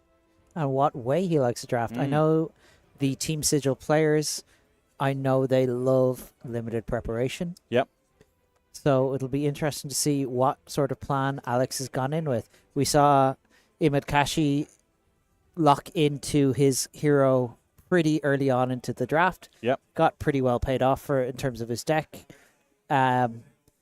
So I wonder, is Alex going to be the same? Is he going to be more open? Or are we going to see anything spicy come out of this draft? Yeah, and I can't wait to see how just people do in this portion leading into day 2 as well, and just seeing all these great players and the best UK minds in the room craft their decks in all of these different formats that we're going to be playing to crown the UK national champion. It's all happening here in Wakefield. And it is a big one for the standings going into tomorrow. Yeah, absolutely. And we're going to see the standings and everything else very, very soon. But we're going to go to the draft portion very, very soon here on the stream. We're going to go look at the standings now, actually. We're doing it live. Let's go. There we go. There's the standings. We have, Jason Rolfe, George Jones, players we've talked about earlier. Emad Kashy, Jack Raven, Pontus Angerfors, Tim Dasiukevich, Noah Hicks, Fraser Eastman, Anton Sid Mejias, and Samuel Braben. Someone we didn't really talk about earlier on in the day. No, that's true. Yeah, but showing up strong with 5-1 on Verdance as well. Obviously, that first 3 CC rounds, and obviously whatever the draft results are as well. Yeah. And let's have a look at the next 10 here as well as we go through the bracket. Wow. Okay. Isaac Murray sitting at top of the tables. Isaac and Tim. Love to see it. Both board state decks as well and constructed. Callum Young, Ira hanging around the top 3. That's cool to see. And of course the Baker, Jake Warburton. Yeah. So 4, 5, and 6, all Cindras. All Cindras. And then Sean on KO coming in here. Sean Knowelden, a man I know loves a slow, grindy kind of deck. Bit weird to see him rocking the Brute.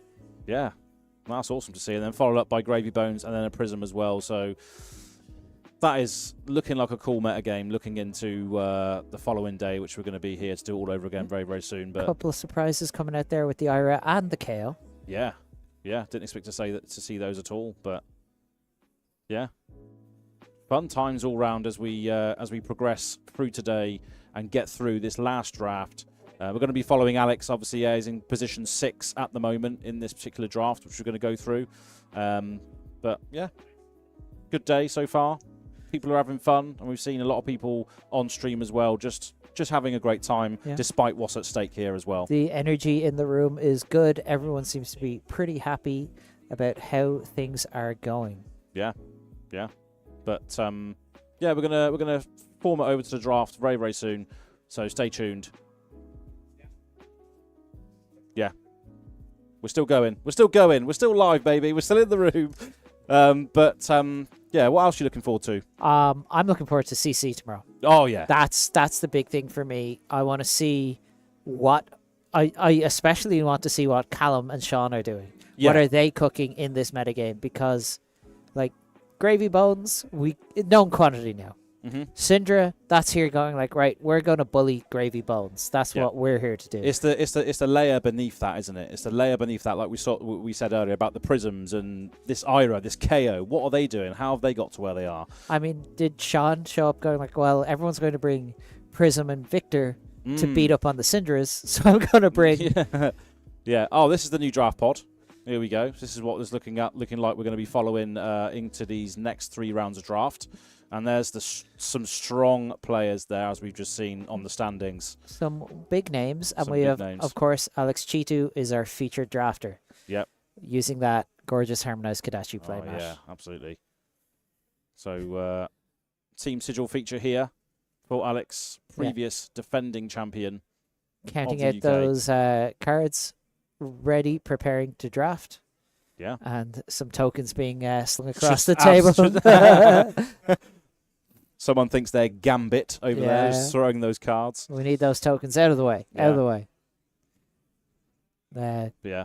Now, this is really, really cool to see last time. So I'm looking to see what angle Alex is looking to go down this time as well. But yeah, we'll be cracking into these packs very soon. Very interesting to see how open he wants to stay. Mm-hmm. Does he want to go into a class early? Are we going to focus on the generics and the pirates? But then, of course, it also depends on what cards are coming his way. Mm-hmm. Like, are we like we saw, you might take that speculative pick on that Goldwing Turbine and then go, well, I guess Puffin's open. And he was not wrong. He was in a very good seat for Puffin. Yeah, literally opposite the table, so he's getting everything. And so was Tim for that matter, but just couldn't quite get there with what Isaac was presenting. So here we have. Here we go. We see immediately a Sloop and a Jack Be Nimble being pulled to the front of the pack. Yeah, Jack Be Nimble is pretty sick if you can get the other package and other cards that surround it as well. Very, very good. That's one that steals allies and items, right? It steals items, I believe. Yeah. And now we're looking at Strike Gold as well, just as 0 for 4. Yeah. Probably as well. Oh, Entangling Shot, maybe. No. What are other options? Yellow Golden Tipple. Not terrible. Yeah. Shelly is just, I think it's a bit too expensive, isn't it? That ally. When it's good, it's really good. Yeah. But yeah, Alex looking at a couple of signpost cards, being like, right, well, I can plant my flag early, or I can stay open. Maybe look at picking up the Nimbleism package as much as I can. Yep. And seeing what presents itself. Also, leaves him in a very nice position to be like, oh, well, if I find a Scurv, maybe I can move along with that. Yeah. Call in the big guns. Drop the anchor. Drop the anchor. Blue Tipple. Red trade in. Be interesting to see what way Alex favors this. Now, there's always this interesting element as well. Like, if you take a foil, you're not really sending the signal. Yep. And with 3 good Marlynn cards in a pack, if you take one, you might still send one of your neighbors into Marlynn. So, but Jittery Bones, pretty solid pick there as well. If you decide to speculate on gravy. Yeah. Like, just having those go against that, you can. Ooh, we're taking what looked like another Tighten the Screws. Are we having another Puffin draft? Having another Puffin draft? Could be. And there's a perk up immediately past. Yeah, couple of mutinies. But that Walk the Plank. Walk the Plank, yeah, that's 3 for 6, that one, and yellow. More of those red Necromancer cards as well. Yeah. Heave Ho was a pretty good card to make it this far. Tells me no one's on Gravy Bones in the preceding couple of packs just yet. Yeah. But still early days, still has the opportunity to go into that class if the cards present themselves for it. But this is the real skill here, just determining what avenue you want to go down as these cards come up, as they're passed to you. No, Alex is what I would say, having seen him play quite a bit, is a very considered player, and I imagine he's a very considered drafter as well. He takes a lot of time with his thoughts, but taking the perk up. We're seeing a little bit of a mirror of what we saw the first time then. I wonder, is this seat just the Puffin seat after all? It looks like it. Limpet coming to the forward as well, those Swift Strike Bracers. Yeah, not a lot in the way of Puffin cards here now. Cloud Skiff, that, and then... like a couple of yellows is not really where you want to be at. No. So it could be just some speculative Puffin picks for Alex that don't quite pan out in the long run. Swabby. Or is that... Swabby making it this far as well is telling me maybe Gravy Bones is an available class. It's not nothing to pick up that 2 for 7, three cost Send 7 ally. But Swift Strike Break is being picked here, so maybe just looking to potentially pick up a bit of that Nimblism package, if there is such a thing in these packs. Maybe some turbines presenting themselves alongside Captain's Coat. Captain's Coat. And T for the Cog, I believe, red at the back there. Yeah. So it's between those two by the looks of it. We'll see how hard in on this red line Puffin Alex can go. Is he going to be like being rewarded with a lot of good red cards early on, but and then building up that blue base later, because Yeah, obviously they're quite cost intensive, aren't they? These tighten the screws and Goldwing turbines. yeah, like that alone is 3 resources. Yeah. Now let's see what we have here. Yeah. Blue Cloud Skiff. Blue Nimblism, not really where you want to be at. It looks like this pod is staying off Gravy Bones though, because we're still at 3 Necromancer cards in the pack. Yeah. And we're already on pick 6. So we know for a fact that there's not a huge amount of Gravy Bones floating around. There is an expedition in there as well. Yeah, But the it's expedition to Blackfall Reach. Yeah. And like you might be picking up things for the Nimblism package, but you don't really want the blue Nimblism. No. You're really looking for the reds. Yeah. At a push, you'll take the yellows. But yeah, just picking up that blue block 3 Cloud Skiff. Nice little card which can synergize with your cogs, obviously. Here we are back with a Shelly. Swift Strikes coming back round. Thieving Varmints is obviously a good little 0 for 4. Can block 3 if needed as well. Got a Rally the Coast Guard in the back there. No, it feels like there is definitely at least maybe someone has started to move into Gravy now. They stayed pretty open. Alex obviously favoring finding the cards that he wants. Taking a Swiftwater Sloop, just a good card. Yeah, just get that. Just go again. Just get those boats in there. Anything that lets you extend your combat chain. Here we have a Cutty Shark. Cutty Shark and another pull back the hammer, draw back the hammer. More of those 1 cost 4 buff mechanologist attacks or buffs. And Nimby, one of the Gold Hunter cards. Yep.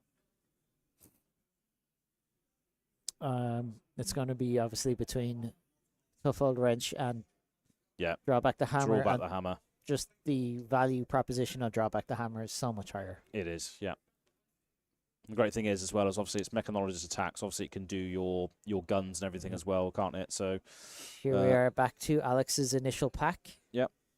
So, are we going to take this Sky Skimmer, this blue Nimblism, or this Golden Tipple? Really, like those are the cards you're kind of looking at here, and it's just going to be blue the Sky. Skimmer. Yeah. Oh, yellow one. Sorry.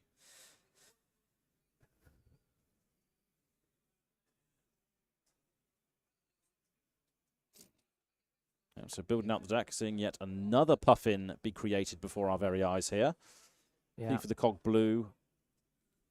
Just to have a blue in the deck, maybe? Yeah. Maybe it's just time to build out the resources. Yeah. Not the card that you're looking for, but you know what? You'll take it if you need the blue. It does let you turn a cog into a cog. Yeah. And here... Oh, wow. The plank gravy. 2 red Gravy Bones cards making it this far around. Angry Bones is just a great filler card. Restless Bones, obviously, go again. Being able to send this, get an ally to the graveyard, send something else afterwards. And now probably taking this Cloud Skiff over the tooth of the cog. Yeah. Yeah, just that 1 for 4.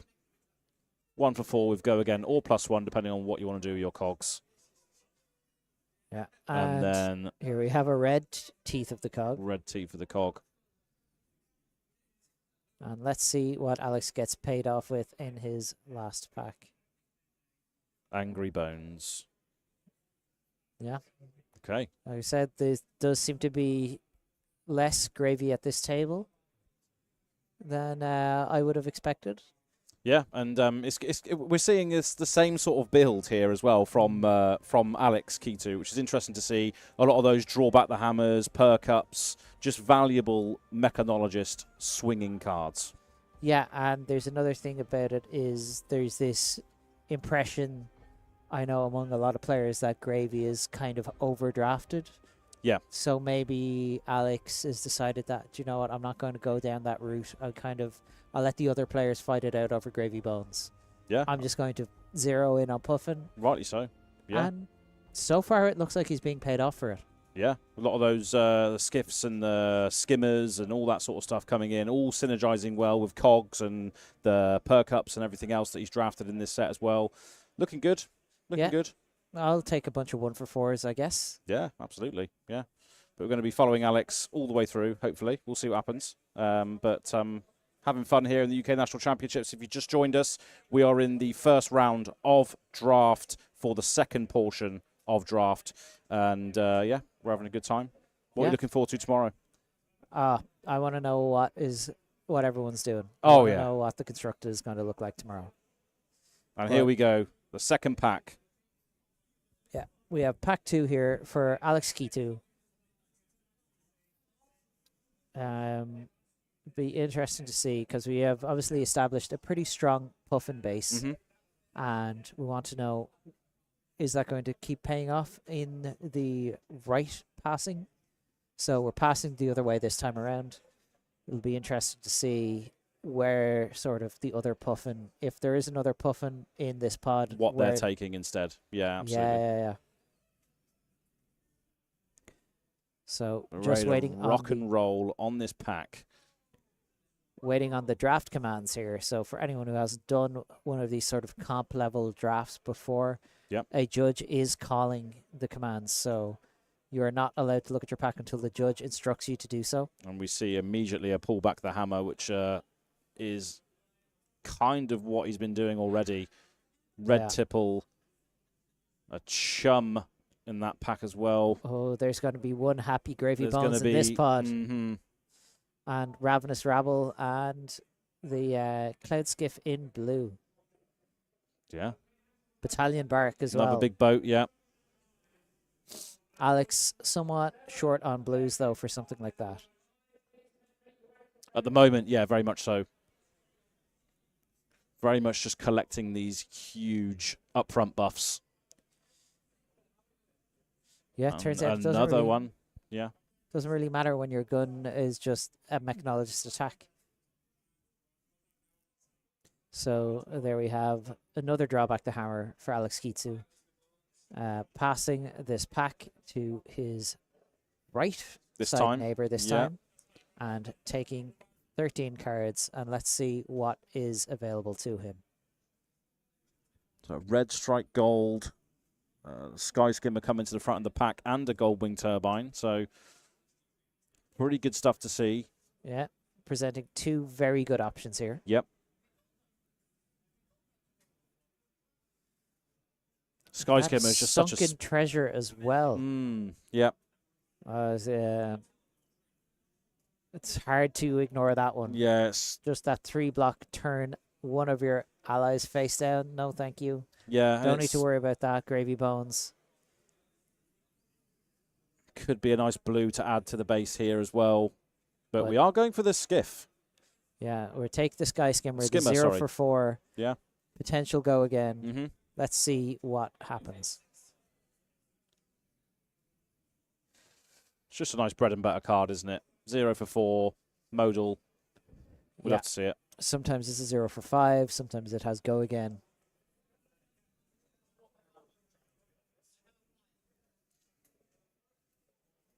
Really building out this red mechanologist base. And we see a couple of cloud boats, Zeppelin in blue, which are good blue block 3s. Yeah, that's interesting to see which one of these Alex decides to go with, if he does indeed decide to take one. Yeah. There's not a huge amount of Puffin in this pack, like that jumps out at you. Like you've got Tough Old Wrench as well. Yeah. And I keep missing that. I think it's another Tooth of the Cog. Yeah, blue one at the back there, yeah. Yeah, so it looks like we're just going to take the Cogric Zeppelin and move on. Pretty good rare. Yeah. On hit, tap a cog. If you do, create a cog. Yeah. Which can draw functionally you give a it go card. again. Yeah, and draw you a card as well if you created another golden cogs that turn. Absolutely. Yeah. Now, Alex,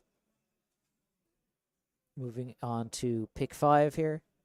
Ooh, perk up, pretty good. Yeah. Sky Skimmer. But is Alex got enough of those type of effects now? Do you just want to try and go in for more of these Sky Skimmers, or trying to look for something else? And then, obviously, we've got a boat there as well. A boat as well, yeah. Gold Hunter Ketch, which we saw Isaac Murray put to fantastic use in the last pod. Yeah. I mean, just really capitalizing on those windows where you have less gold than your opponent. Chucking in that 2 for 7 was very, very good when we saw him do that. Now, it'll be interesting to see which Alex decides to go with. I would expect him to take the 0 for 4. Yep, the skimmer, yeah. Like, there's been a lot of buffs already taken. Yes, that's what I was thinking. But we were proven wrong. We're going to go for the perk up. Yeah, just decided right. that maybe we're just going to make our next, whatever attack it is, just make it big. As large as possible. Speaking of as large as possible, we got another pull back the hammer there at the front, and obviously the quick clicks as well. We don't have any feet yet. I don't think we'll... Do we have any armor at all? We just have the bracers. I think that's right, yeah. Seems to be fairly armor-starved on this pack. Yeah. But, it looks like we could potentially just be going in for the hammer. There we go. We're just going to pull that hammer back some more. Oh, sorry, tighten the screws. Oh. They're all kind of the same. 1 for 4. 1 for 4. Do a thing. Go again. And then we got a yellow turbine in the back and another tighten the screws. How many can you get? how tight do your screws actually need to be? That's the thing. That's what I was thinking. Like, how many is too many, you know? Yeah.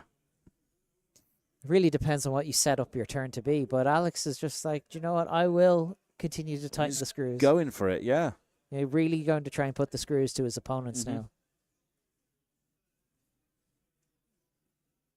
As we wait for the pick 8. Yeah. Pick 7, even. I'm liking the fact that we've seen similar drafts from these top level players. And there's another one. Wow. And then obviously but also a rust belt. Rust belt as well, yeah. That battle worn equipment's so good. Just being able to prevent those break points when needed and still utilize any effect that's on the card itself. Yeah, decided, you know, we'll take a break from picking our 1 for 4 buffs and we'll take a piece of equipment. Yeah. So I think we got the Swift Strike braces as well, don't we? But hopefully still looking for the unicycle. Yeah, the big one. Big one is the unicycle. Maybe replace those quick strike bracers because we don't really have much in the way of equipment. Yeah. And I say that, or sorry, I might even replace it because we don't have a nimblism yet, I don't believe. And we're passing up on another nimblism to take a Goldwing turbine. Yeah, so I think that sort of package is not a priority right now. No, it does not appear to be the kind of deck that Alex Chitu is trying to build. Down to 5 cards on this go around. Got the red golden tipple, Nimby, blue cloud skiff. Maybe just get out that blue block 3. That's what we need here. Yeah. Just build out that base. Adding cards. Yeah. And obviously those blues will fuel those big drawback the hammers, perk ups. Tighten the screws. Everything like that. Yeah. So yeah. Looking good. So we're still going here, and that's a red turbine. Red Goldwing turbine. Looks like no one really wants the strike gold, but you know what I have noticed this pack? Someone has definitely gone into gravy, because those gravy bones cards that we saw floating around at the end of the last pack are not there. They're gone. Yeah. And I'm not surprised. As we saw Alex pass a chum. Yeah. Oh, of course. Yeah. Yeah. There's another Blue Cloud Boat. Cloud Steamboat. City Steamboat, pretty handy. Just making sure that you can potentially keep your steam counters around for a little bit longer if this hits. But a blue block 3, nonetheless, is what we're trying to build out now. Yeah, Alex now, we're getting to the last couple of picks in this pack, and look at that. Red Sky Skimmer. Just waiting there. Just lovely. Like it was meant to be. Yeah.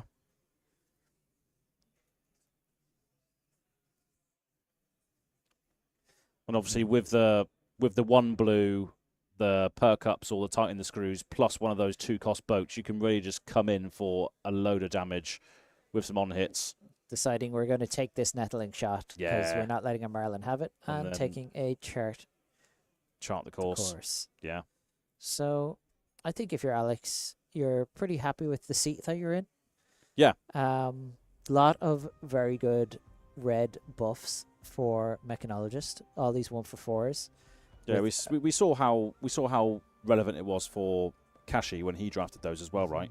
It was like a big signal that it was open. Resulted in a very strange sort of game with him and the other Puffin being the only 2 Puffins in the pod, just throwing 11 at each other until Kashy fell over. Yeah, that's pretty much what it was. And just drafting the valuable attacks as well that go alongside the perk ups and the tighten the screws. Having a few of those skimmers in there as well. All the cog generation from the turbines as well, just to smooth out the deck in general. Yeah, I'm very interested to see what we get on the last pack now, going to the left from Alex.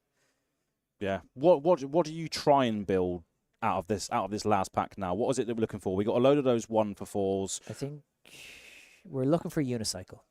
We'll have to be looking for Unicycle. Yeah. And maybe a few more decent Puffin attacks. Just a couple more 2 attacks, couple more boats, maybe. Well, flying boats at least. Dirigibles, steamboats. Yeah. Maybe finish out our armor suite. Yeah. Make sure we have the resources that we need. Alex, very much not a lot of yellows, which is good. We don't want a huge amount of yellows in the deck. We want our reds and blues. Trying to think what else you could really want, because it feels like he's gotten every 1-for-4 he could ever need. Yeah, that's what I mean. We've seen loads of it, and here we go. Sky Skimmer. Buccaneers Bounty doesn't. Oh, he don't know. He has the Rust Belt, doesn't he? The yellow Cloud City Steamboat. Yep, in the back there, looking like. Unless he wants the blue, just to build out the resources a little bit more. Could be. Jack Be Quick. If anyone has a Nimblism package, they'll be pretty happy about that. Yeah.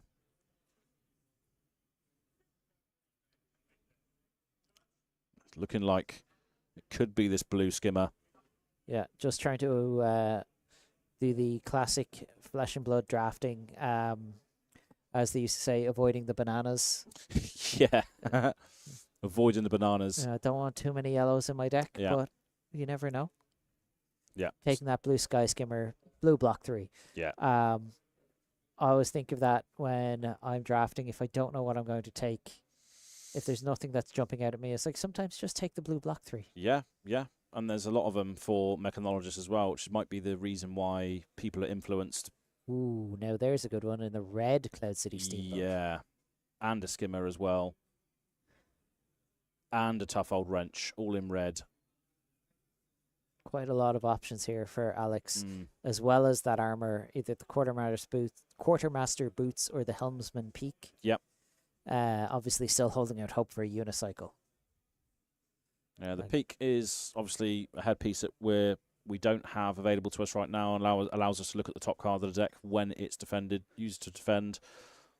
So we all know how valuable that could be. I also feel like the real value of that card in this deck for Alex is it blocks for 1. Yep, and that's the route that we're going to be going down here. Alex, knowing he's probably one of 2 Puffins in the pod from the looks of things, he's like, I'll get one of these 2 cards back. Yeah. Like, you passing 3 Puffin cards, I'm like, one of these is coming back to me at least. Yeah.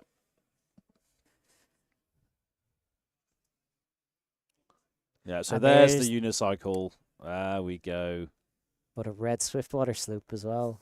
Ooh, tempting. But much like we saw with Kashy earlier, got to take that unicycle because that one won't make it past another Puffin if they don't have one yet. Exactly, yep.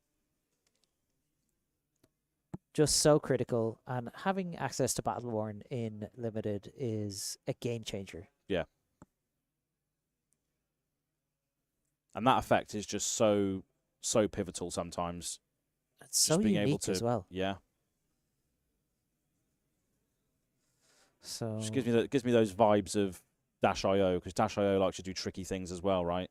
And this is just like a little tricky untap a cog. It can do an extra thing. We saw that unfold on the very first Taipei weekend for World Premiere, where we just forgot that the unicycle could untap the thing to then tap it again. One thing that you have to remember, one thing McConnochie is good at is manipulating action points. Yes. And here we have another Cloud Skiff. Just good red attacks. They're ready there to carry those buffs that we've generated. Yeah, I don't think we've seen too many skiffs, actually. We've seen a lot of the Cloud City boats and the skimmers, but I'm not sure if we've seen too many skiffs this go around. Alex just skimming through the pack, making sure he's memorizing it, Yeah. has a rough idea, so when it comes back, he'll know, like, okay, what's taken out of this pack. Skimming through the pack, indeed. Would have been better if he'd taken a sky skimmer. Then I would have felt much cleverer. Much more justified in what the sentence was. Yeah, absolutely. But it's hard to string these sentences together as time goes on. It's a long old day. And here we have another red Cloud Skiff. Yeah. Now the packs are just calling to Alex Chitu. 100%. I feel like I want to play a game of Limited at this table because if I do, if I sit in that seat, am I going to end up on Puffin as well? Like, yeah, they just seem to have found the right seat. They found Puffin in this corner on the table. Oh yeah.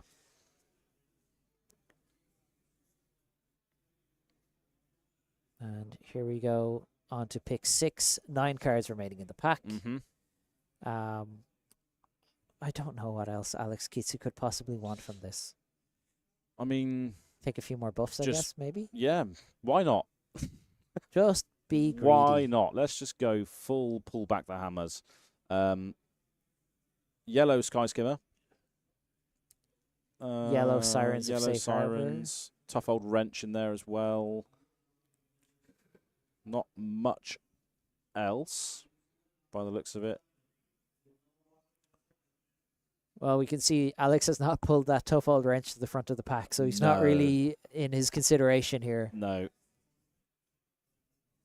Thinking about that Sirens of Safe Harbor, though, because we saw how effective it was in rounds 5 and 6. Yeah, but just picking a blue here. Charter course, I'm not sure if we're going to be able to get 3 attacks on a turn. I mean, it's definitely doable, but... Red. But Boater Skimmer again. Might be able to get 3 attacks with the amount of these skimmers coming round again. Yeah. But it's so funny. Like, we've seen these doubled up a lot this in pack 3. We've seen a lot of steamboats and skimmers in the same pack. Yeah. Obviously, we'll be able to have a look at the list that Alex has crafted. Trying to decide which am I taking here? Which of these 2 premium red cards? Yeah. It's going to be the bigger attack here. We're going to default to taking the rare. Yeah. No, the 2 for 6, that could be a 2 for 8. And allows you to keep your cogs floating into the next turn. Oh my Yeah, god, here another we go. unicycle. And the dovetail as well. Is this the same draft as before? Is this the same draft as before? Well, no, this is a foil dovetail. Wow. Yeah. Nice. Is there another Puffin at this table? I can't imagine there's another Puffin if a second unicycle and a Cogworks dovetail has made it this far. Or they're playing like a very generic value focused deck. Could be, yeah. I think we've seen this, yeah. Yellow Cloud City, Yellow Nimblism, Yellow Nimby, Expedition. Jack B, Nimble or Quick there as well. Wonder what Alex is going to take. Just taking the yellow nimblism to make sure that those Swift Strike bracers are turned on. Yeah, we can still get there if needed. If the hands present itself, we can still do the thing. You can just pocket that nimblism and deal with it. You'll have it for later. Yep. And again, more skimmers and cloud boats in red. Just premium red cards to Yeah. beat the band for Alex Kitsu. So, Alex may have won the UK National Championships before on a Runeblade, but for those who might be newer to the game, he was a well-known Dash IE enthusiast once upon a time. Alex looking at that fish fingers and going like, maybe we'll give up on those Swift Strikes and yeah. we'll take the armor that blocks one as well. Like the first time I heard Alex Kitsu's name was playing Inventor Extraordinaire. Yes. And here we have Tooth of the Cog, Strike Gold or Gold Hunter Light Sail, and it's going to be Teeth of the Cog. Yep. And again, just allowing you on the defense if you need to keep any cogs around for your follow-up, you can do that as well. Yeah, hate picking a Kelpie. He knows he doesn't need it. He doesn't need a yellow Teeth of the Cog. Yeah. Gravy might want that Kelpie. And then a tough old wrench to finish. Pretty, we found our seat pretty early again. Yep.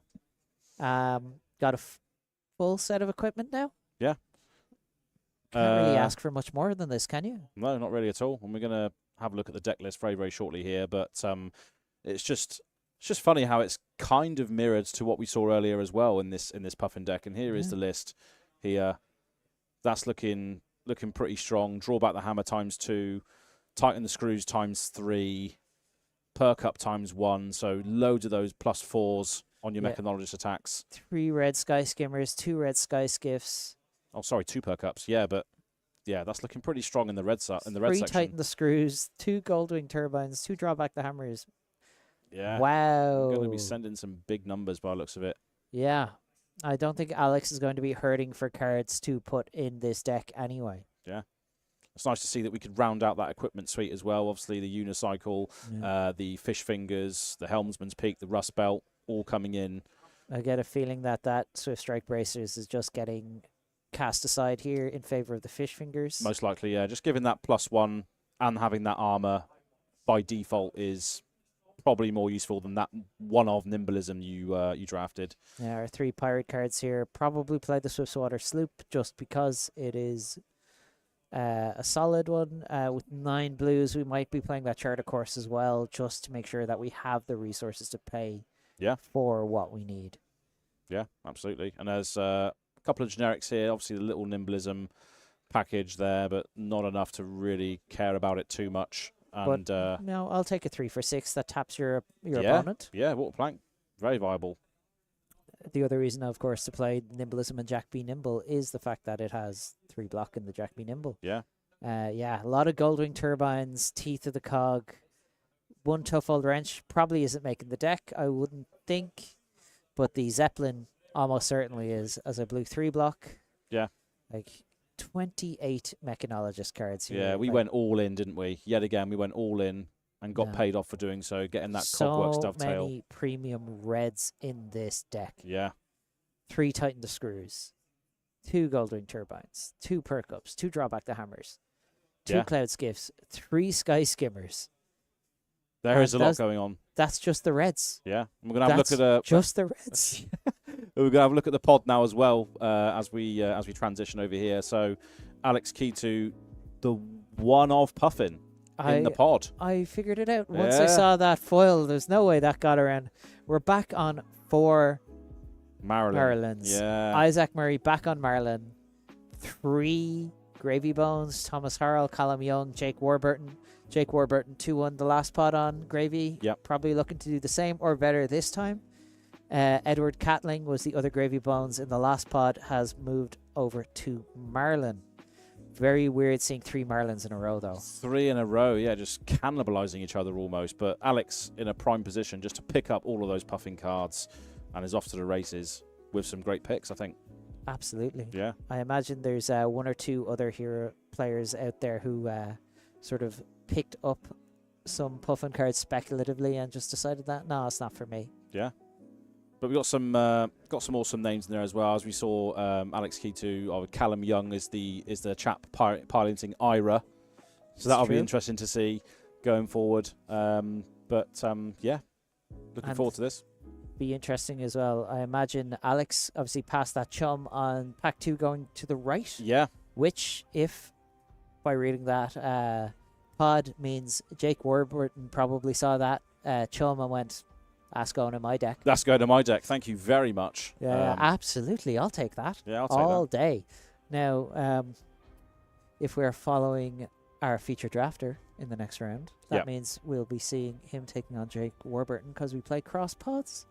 Yeah. Yeah. So we'll be seeing maybe Gravy Bones versus Puffin. Haven't seen Gravy Bones in Limited yet. Not yet, no. Not yet. It's very interesting to see how the best players in the UK are drafting Gravy Bones. Absolutely. But don't go anywhere. We're going to come back very, very soon to bring you all the action for the last draft pod of today. See you soon.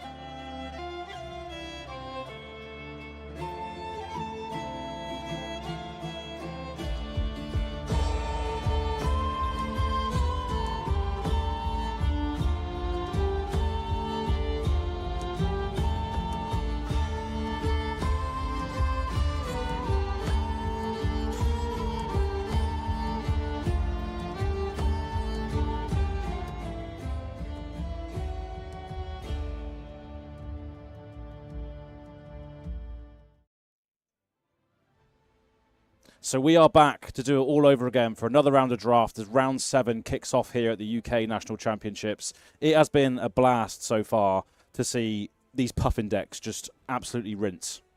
Yeah, no, they've looked really powerful. Now, Alex really needs to make sure to play this one tight, because we saw at Canadian Nationals, you can draft it really well, but it is about how you navigate that game. And I have every faith that Alex Chitu knows exactly how to navigate a game of draft. You don't become a national champion, a previous national champion, by not knowing how to navigate. No, that's very, very true. Yeah. And this format as well is just so much fun to watch. It's the macro that's been introduced in High Seas has really just changed the whole viewing experience and the whole experience of the gameplay as well. Even on, you know, this high competitive level, that Treasure Island and everything else that goes along with it is just so awesome to see. And I hope they sort of implement this design space going forward. And looks like I was correct. He is, in fact, taking on the Baker. The Baker, here we go. Yeah. And 2 big names in the UK now. Yeah. Mr. Warburton going first here at the table from what I could see. Alex making sure everything is ready to go. Jake the Baker on the gravy bones.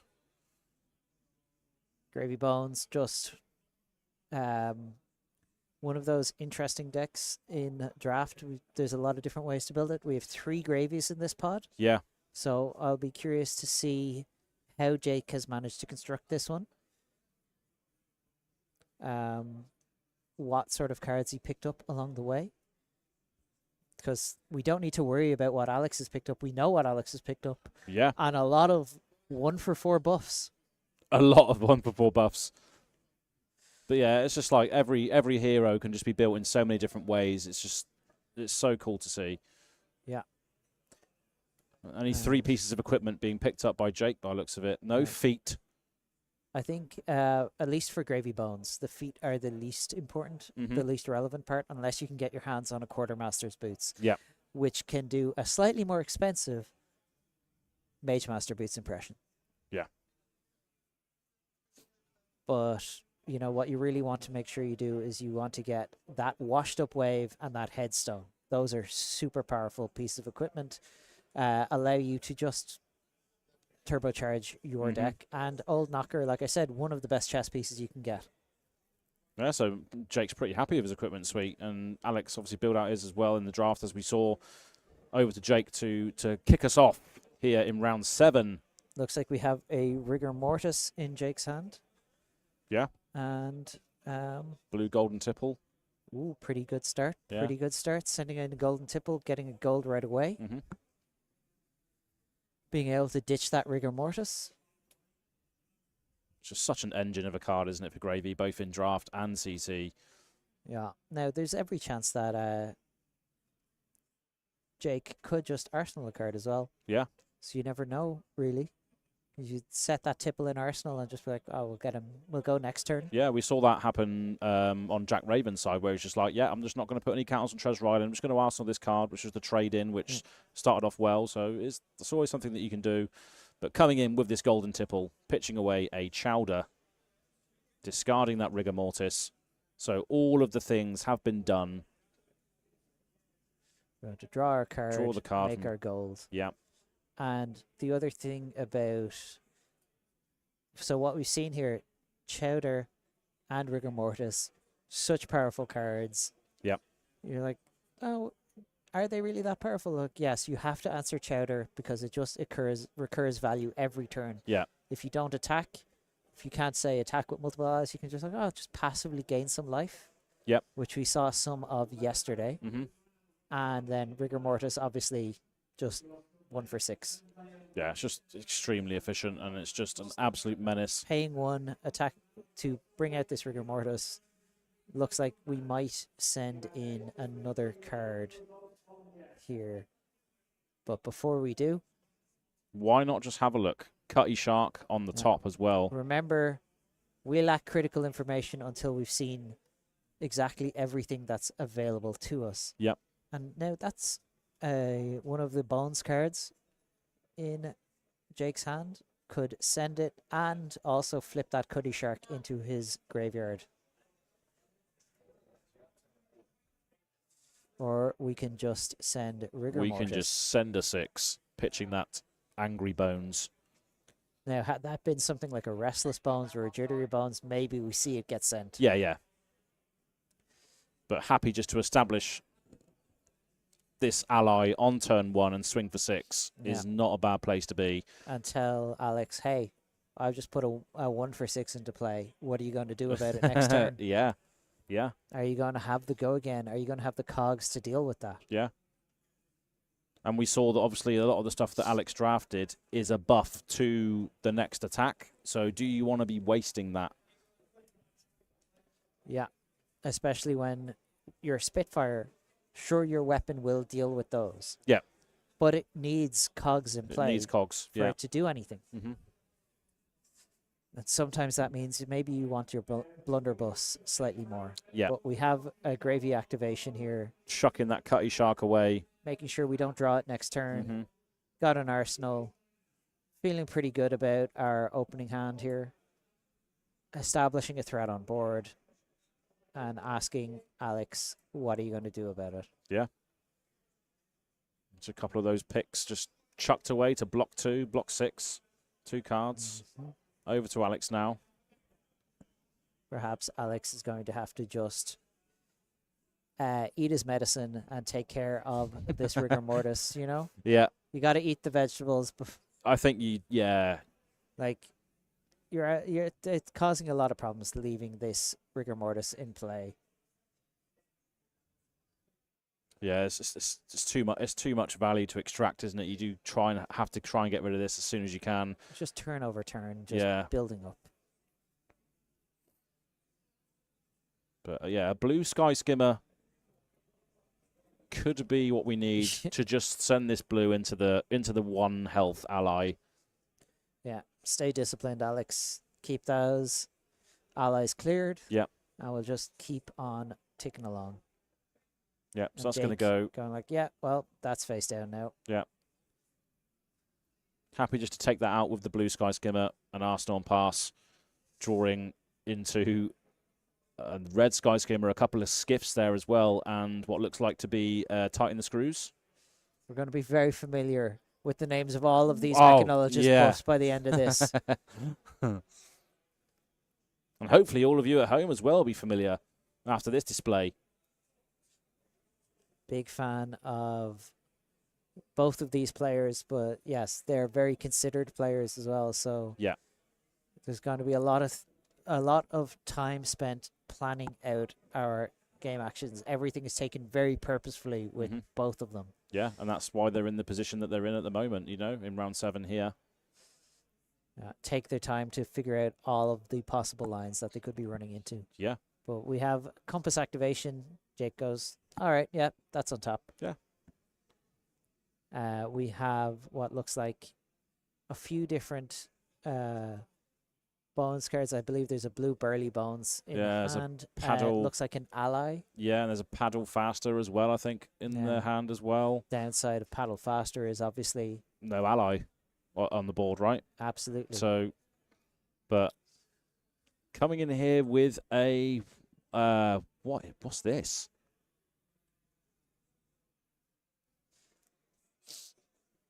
It is definitely a blue anyway that enables yeah, at least it enables gravy. Yeah.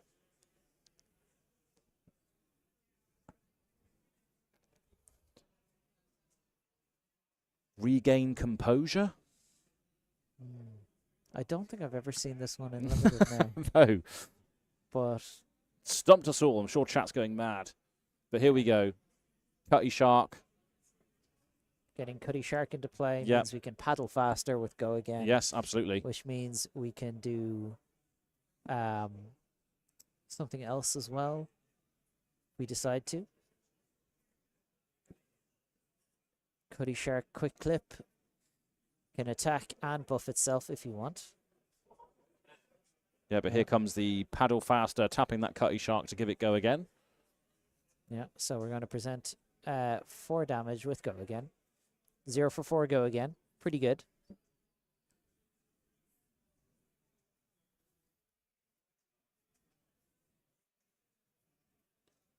I think that's Regain Composure is giving it the +1, I think.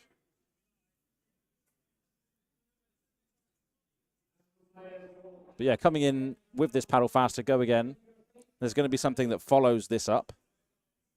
I'd be very surprised if we didn't see... it looks like maybe a Jittery Bones in the Baker's hand.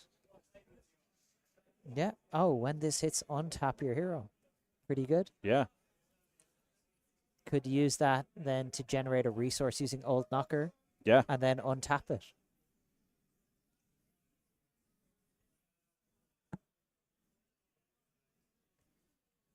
Thinking long and hard about this. Because you don't want to get into a position where you're blocking way too much either. But using that Battle Worn, just making sure we're getting that value out of our Battle Worn equipment before we have to use it. Yep. So the last thing you want to do is leave value on the table in a game like this against a value-oriented deck like Gravy Bones. Yep. Especially against a player of the caliber of Jake Warburton. Yeah. Very familiar with looking at the top card of the deck.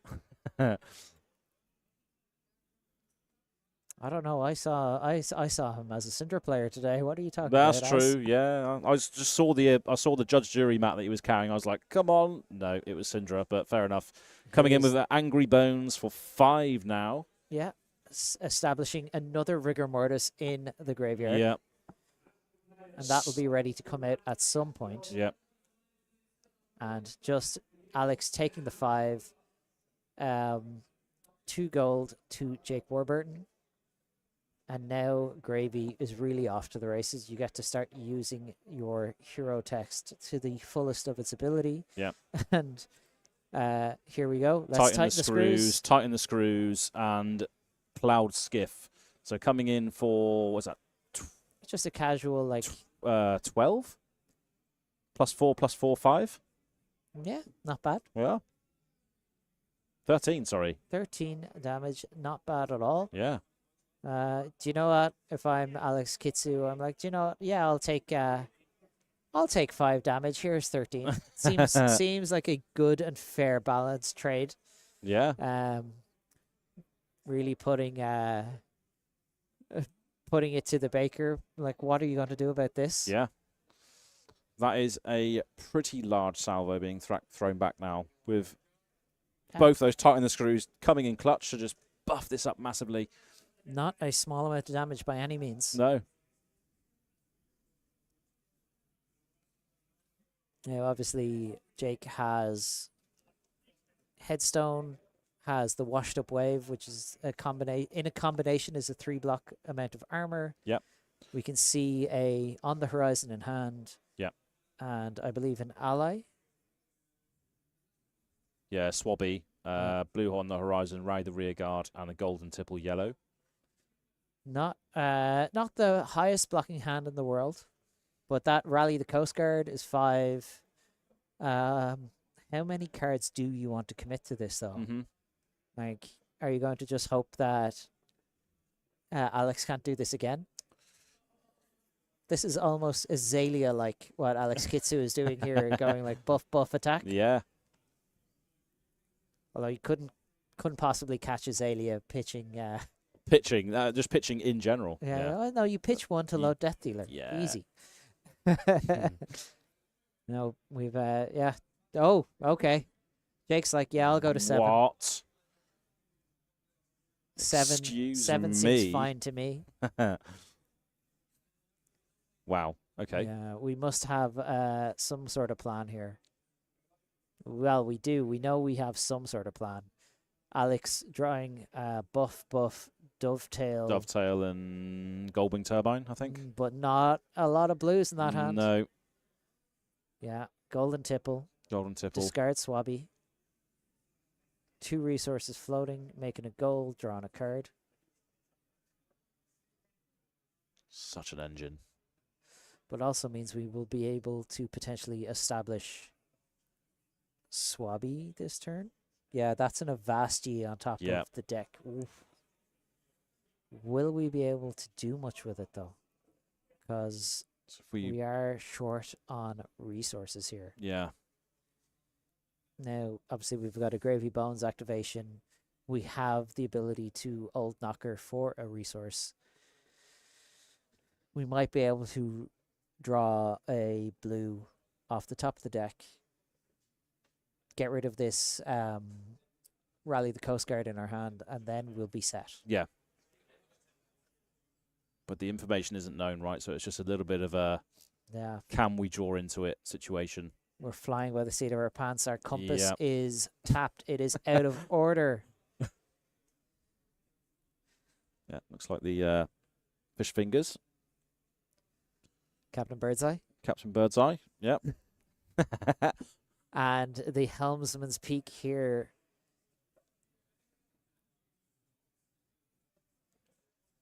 Going to extract that value, potentially look at the top card of the deck in the process. See if there is maybe a blue on top that we can find a way to get into our hand. Yeah. We could crack a gold, pitching 2 red to draw a blue, and then still send perk up plus dovetail if we find it. But we are looking at the top now as well, so that information is present to us. Yeah, both players just taking a peek at the top of their decks over the course of this game. Yeah. Can't quite see what the top card of that deck is.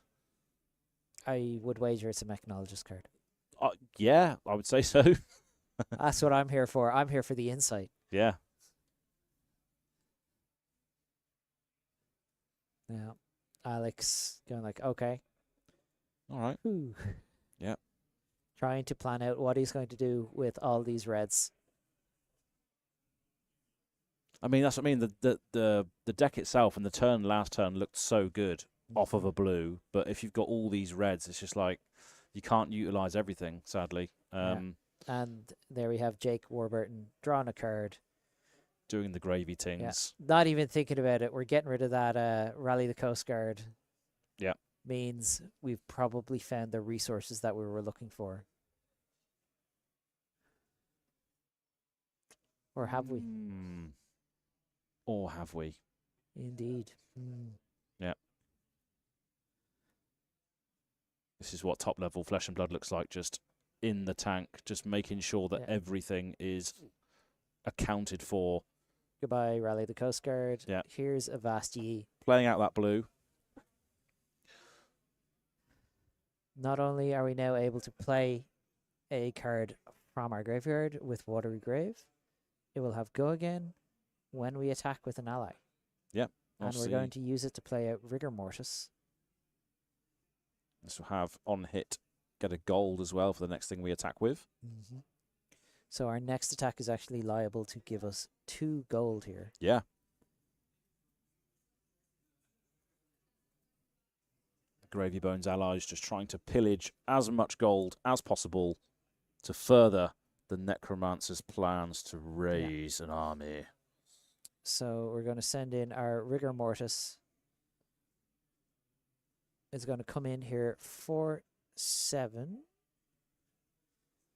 We've activated Cuddy Shark. That's right. Yep. Always one of those things. I forget in my head. I'm like, oh, well, obviously it's a tap ability because all of them are tap abilities, but he is in fact not. Yeah. Does not need to be tapped to be activated.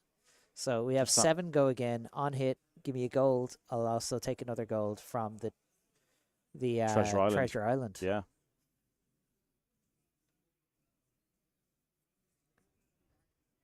Rigor Mortis is just such a pain, isn't it? Absolutely. Just this whole draft portion of Nationals has been big swinging. Yeah. Like every single game, in fact. Jake Warburton electing to take 13 in order to enact this game plan.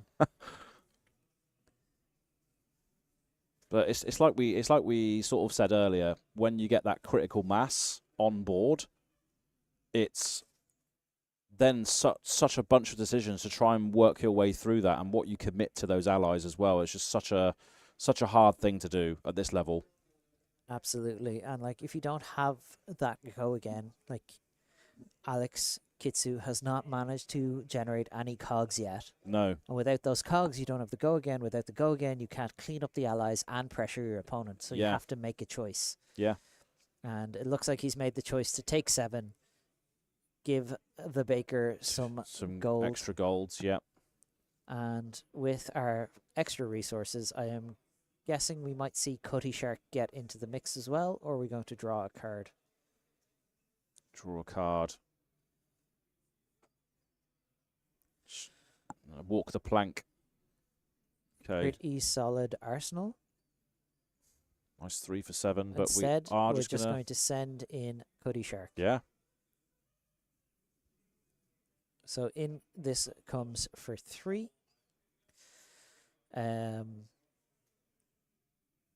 Only 3 damage, but again, we're now at this weird point where... Do I target the allies, and how do I divide my cards to do so? Because there's a couple of cards in there which will obviously pump up big attacks, but that's not useful against allies, is it?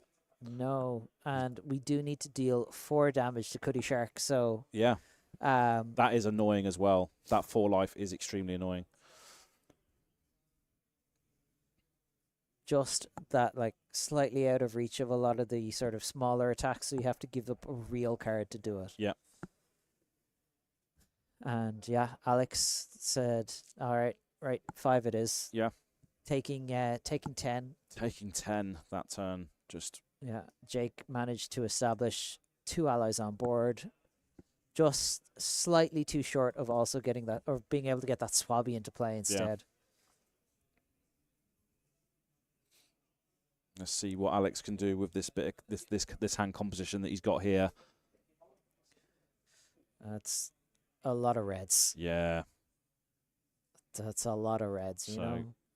We're going to start. We can translate one of these golds into a cog. Which is a start. Yeah. But, like, it's a lot of one costs.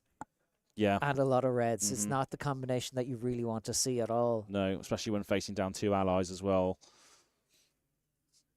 Especially ones like Cuddy and Rigor Mortis, which really work well together. All Jake really needs to do is keep 1 card in hand, and he can send 7. Yeah. God forbid he establishes that Swabby, and it's like, oh, I actually sent 8. Oh, yeah. This is a bit of a sticky wicket now. But here we go, playing that perk up. At least that's what it looks like we're going to be doing. Perk up does allow us to untap our hero. Yes. Which would, if we can find a way to get some gold, allow us to keep going. Yeah. If we can crank again, of course, we'll draw a card as well. But it's just, all these reds are very limiting, sadly. All Alex needed this turn was a blue to really unlock this hand. Yeah. And I know that feeling all too well. I've played a lot of sort of lower to the ground aggro decks, and you're like, oh, 1 blue on this hand. One cracks blue. wide open. Really taking his time here, going to figure out what is the best way to do this. Yeah, well, we got two of those 1-cost buffs in hand. We got the Tighten the Screws and the perk up in hand. Yeah. It might be time to rely on some of the equipment as well. Yeah. Make our resource with our Rust Belt, untap the cog with the unicycle.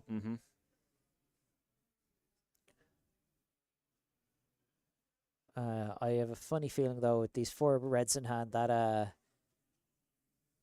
the Goldwing Turbine might not be getting played this turn, the 2 cost. No, probably not. Just doesn't seem like it's in reach, unfortunately. No, not the most efficient use of Alex Kitu's cards. Yeah, so we're perking up, pitching that Turbine, untapping Puffin. Are we going to Cogworks Dovetail here? This is the big Majestic that we picked up for both drafts that we've seen. Nice rainbow foil Majestic. Yeah. But difference is Kashy had to block with his... True. And Alex gets to actually play it. Actually use it, yeah. So in Cogworks Dovetail, when this hits, untap all cogs you control. Thrice per turn instant. I love a card that says thrice. Oh, yeah. Yeah. Thrice per turn. Thrice per turn. Tap a cog you control. This gets +1 or go again. Yeah, and this is coming in for 9 due to the perk up behind it. So representing 9, 10, yeah. 11 maybe if we so choose. Yeah, because of the unicycle, yeah. So just adding a little bit of tricks here. Yeah, we're getting a little bit tricksy here now. This is, like you were saying, one of those things that got missed by a lot of people at the world premiere in Taipei. Yeah.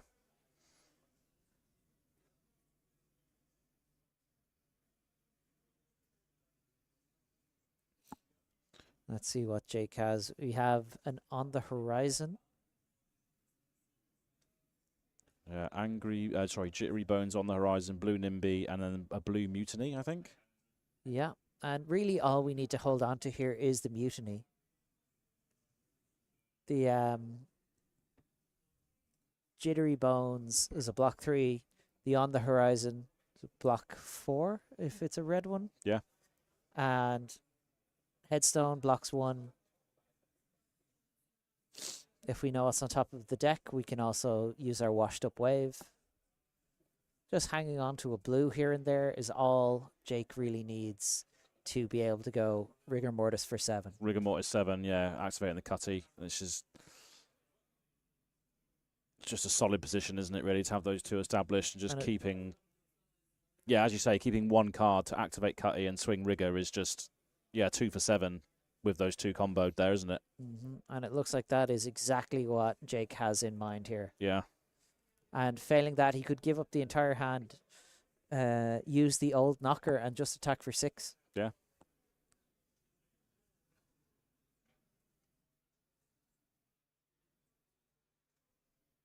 Bit of a think here going on. Doesn't surprise me to see these two players this high up as well. Both have just been so good for the UK scene. Amazing players all round. Performing all across the world. Yeah. Participating very much so in that world tour that we spoke about. So that would be 9 currently. Yeah. I believe. Is Jake giving Alex the opportunity to make this 10 go again?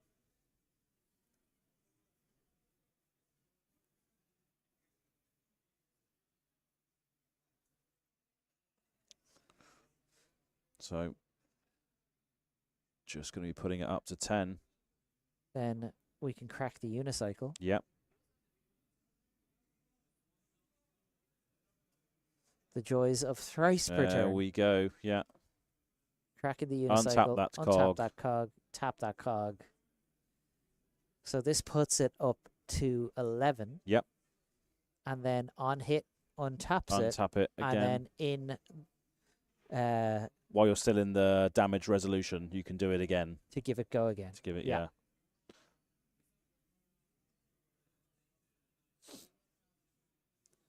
Tricksy numbers here. Yeah, and Lots that is the power of this Yeah. dovetail.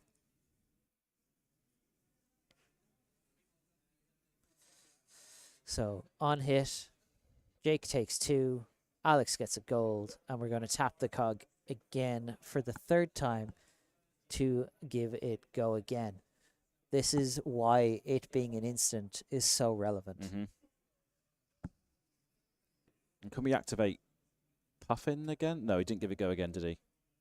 He did give it Or go again, yeah. Can we activate Puffin now then to get We another should cog and be draw a able to, card? yeah. Yeah, yeah. Nice. Cog, draw a card, which allows us to establish an arsenal Yeah. and use our Spitfire to clean up that rigor mortis. Yeah. Gosh, I mean, like, all that time that Alex took there to craft all of that stuff, that's next level. Love to see it. There we go. Coming in, getting rid of that mortis, rigor mortis. Get out of here. Watery grave triggers. Turn it face down. Cutty Yeah. Shark a little bit less deadly to deal with, but still. Just all by himself here. Yeah.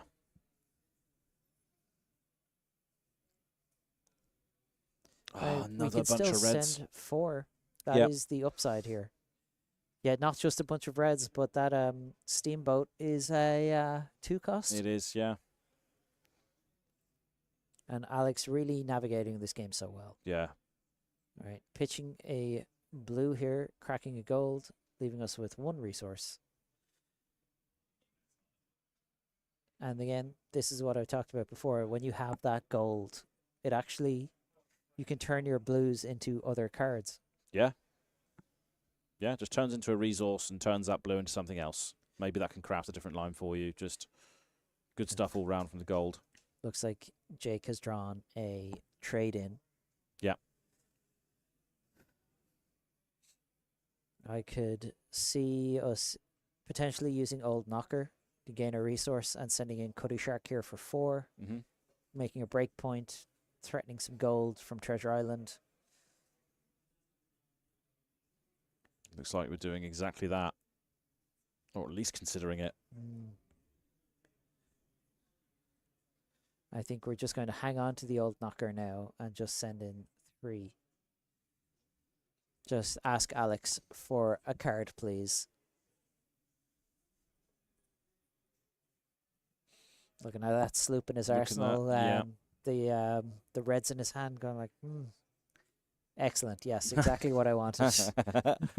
Yeah, a couple of clunky compositions here, but Yeah. been able to just think the way through this.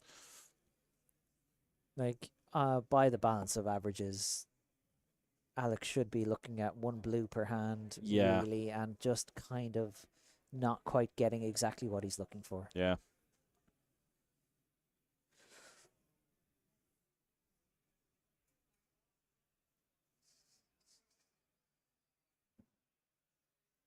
I think in this scenario, she's looking at that block with a Cloud City steamboat. Yeah, just a clean 3-on-3. Yeah. Or are we Oh, okay. All right. sure? Gaining some gold. Jake happy enough to take the gold. Yeah. Alex goes to 2. Drawing up, and let's see what Alex Kitsu has in mind now. Yep, so the cogs go away first of all. We're going to be drawing back the hammer, which of course can still buff the gun if you want to shoot the gun. Yeah, now we might have been wrong, and that might be, it is in fact a yellow, which will pay for this. Okay, yeah. So we are going to have this Cloud City Steamboat coming in here for 10. 10, yeah. Yeah, drawing back the hammer, sending 10. That's pretty good. Yeah. Now, if Alex had a cog, he could tap it to put a steam counter on it. Just to retain it for a little bit longer, but sending 10 is still pretty sick. Yeah, it's not bad. Yeah. Oh, here's just casually, here's twice your life total. Yeah.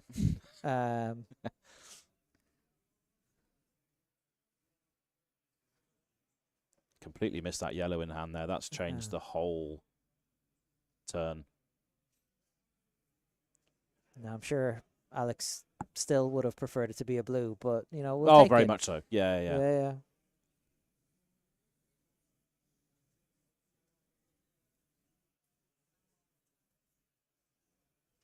Looking like 2 committed it here at the very least. As we battle it out for the 6-1 result here between these two players. We're definitely dropping in 6 block, 7 block. Would we also be taking 3, going to 2 here? 2 putting on 2. a battle worn counter on our headstone. 2 plays 2. Yeah, Gravy Bones using their ability here to crack a gold. Getting that Fiddler's Green into the graveyard. Straight into the bin. Yeah. Gaining a life, but also it's a blue. Oh, yeah. And now using Cuddy Shark's once per turn action to give +1 to Swabby. Wow. And sending in Swabby That's for a big boy. 8. This is what you were saying earlier. It's like, oh, at least that Rigor Mortis isn't a Swabby. It is now. Yeah. 8, 3 cards, please. 3 blocks. Wow. By any chance, Mr. Kitsu, do you have 3 blocks? Because you're going to need them here. Yeah, we've got a 3 and at least a 2 there. Covered up and just going to sloop. There it is. Right into Swabby. Nice. Probably not what Alex was hoping to do with that sloop as he parked it in Arsenal. No, but you know, as soon as it comes out, just get rid of it. The big boy. Absolutely must. Yeah. Blue trade in. That's discard a great start from Arsenal. Yeah. Might be on second cycle at this point. This is the chowder we saw earlier, unless that's right. Yeah. Unless the baker is just better at this game than I thought and has managed to get that as well, dealing 1 point of damage. Going to crack a gold, draw a card. Oh, we've got the sloop as well. So wow. Okay. Sloop coming in here. Yeah. For 6. Looks like. Alex Alex made extending the his mind hand, doing the maths, and wow. knowing he ain't got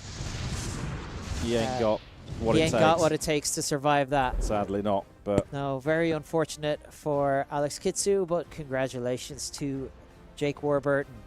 Yeah. And moving to 6-1 in the national championship. Alex 5-2, still in with a pretty good shot. 100%, yeah, absolutely. He's one of the best players. It's still all to play for here after round 7. Now, yeah, we do have the meta for that draft as well, which we're going to take a quick look into here. Look at this. Marlynn still top of the pack in this draft as well as the last one, right? It does seem to be the favoured choice here in the UK to draft Marlynn. Yeah. But 34 Gravy Bones, 25 Puffins, and once again, 4 Scurvs. 4 Scurvs showing up just to, just a gold kiss run their way to victory, potentially. That stupid, sexy Scurv. Yeah. He's just showing up, just sneaking his way in with a bottle of rum. Absolutely, yeah. And, what a time to be alive. High Seas, a cracking format. And speaking of cracking formats, there is an event coming up very, very soon that people are going to be very, very excited to go to in Auckland as well. So we're going to check out the first double calling that we've seen. And yeah, a Battle Hardened Super Army coming in August 8th till 10th in New Zealand, in the home of Flesh and Blood. This looks like a fantastic event to go to if you can make it out there. Auckland, here we can see a double calling weekend. What do you think of this, Ian? This looks sick. Oh my god, I would give anything to play calling A here. Welcome to Wraith. Wow. If I make day 2, you get to draft Alpha. Yeah. Now, unlimited sealed deck, WTR, it's always kind of a toss-up, but also calling B, Classic Constructed, and Arcane Rising First Edition. Oh, wow. Battle Hardened this weekend. Oh my god. I would love to go to that and just try and play Azalea with the cards that she had in Arcane Rising alone. As James White intended. But yeah, that is an amazing event. So make sure if you can get to that, get down to that one as well. And obviously this is the Fabled event package that you get alongside it. A Drone of Brutality playmat, and as well as some other goodies as well. Yeah. For those kids who are in the uninitiated, this is the first banned card in Flesh and Blood. Yeah. Drone of Brutality, such a staple of the early days of Flesh and Blood, and then immediately gotten out of here. Didn't go away, did it? Drone of Brutality. No, that's literally what it says on the card. Yeah, absolutely. Yeah. And again, that gold token, 1 of 3 promos as your part of your Fabled package, absolutely fantastic. Yeah, all the event vouchers as well that go along with it, so you can participate in whatever events you like. And you know, these world tour stops, Auckland is one of the ones that again a lot of people would love to go to. So make sure you can get there if you want to go there. And this is what it's all about for me, is just traveling around and just doing a little bit of everything. These events and these events have everything for everyone, right? It's not just the competitive play, it's everything else in between, the cosplay, all the side events. It's just play the game, see the world is the slogan, not to try and be too cheesy, but that's what everybody wants to do. Not to mention, like, I'll take a holiday to Auckland. Oh, I wouldn't say no. Oh, yeah. Yeah, that would be sick. Yeah. But, yeah, we're going to be doing it all over again very, very soon for round 8, so don't go anywhere. We're going to bring you some more draft here in day 1 of the UK National Championships.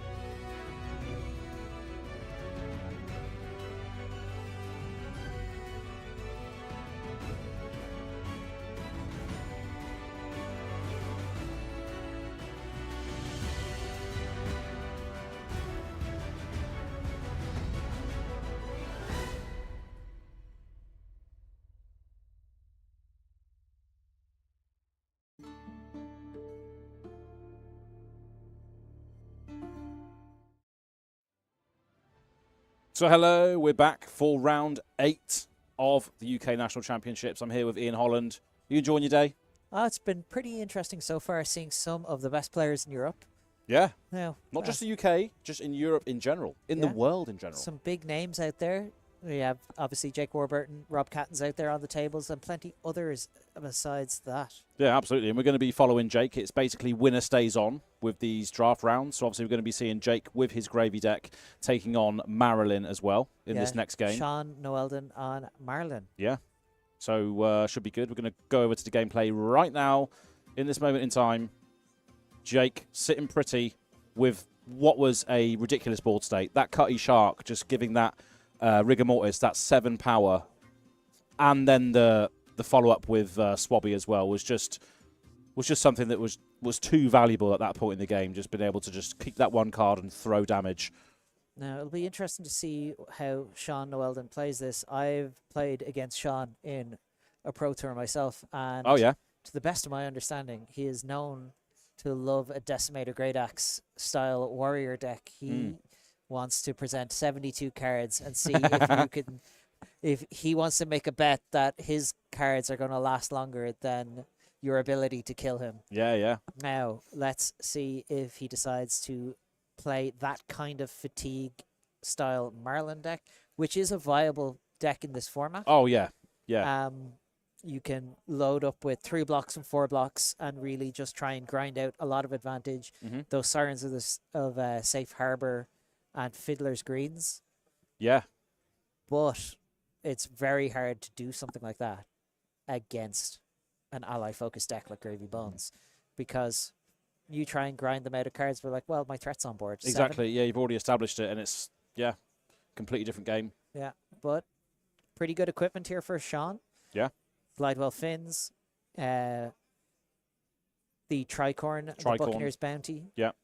Obviously, nothing needs to be said about what we have for Jake's equipment. No, we've seen it in the last round, and we'll see how far Jake goes. Can he stay on the whole way?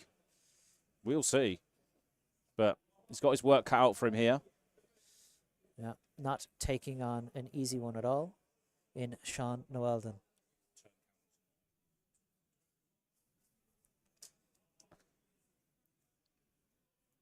Okay, so just starting off with this blue golden tipple. Absolute engine. Throwing that rigor mortis in the graveyard once again. This is exactly how the last game started. It did, yeah. We're just seeing so much consistency here. This is fine. I'm sure Sean is like, yeah, this is fine. This is fine. This is fine. As everything burns. Oh, dear. This is fine. Yeah. We're blocking here, striking, pitching, putting a strike gold in front of this.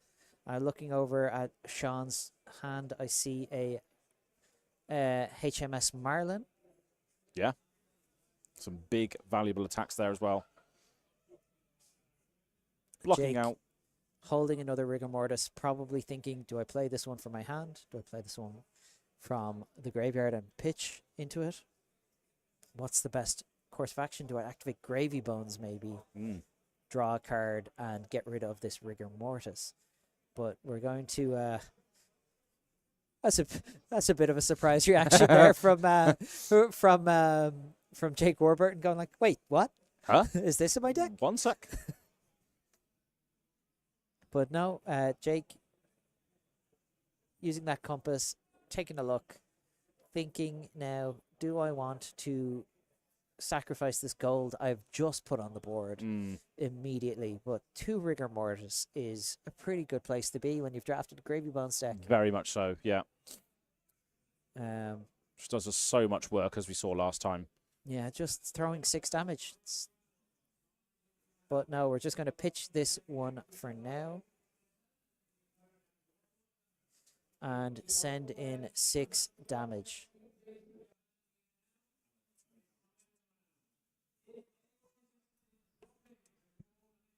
But yeah, using that battle wall on the Glidewell Fins, along with some other cards here as well.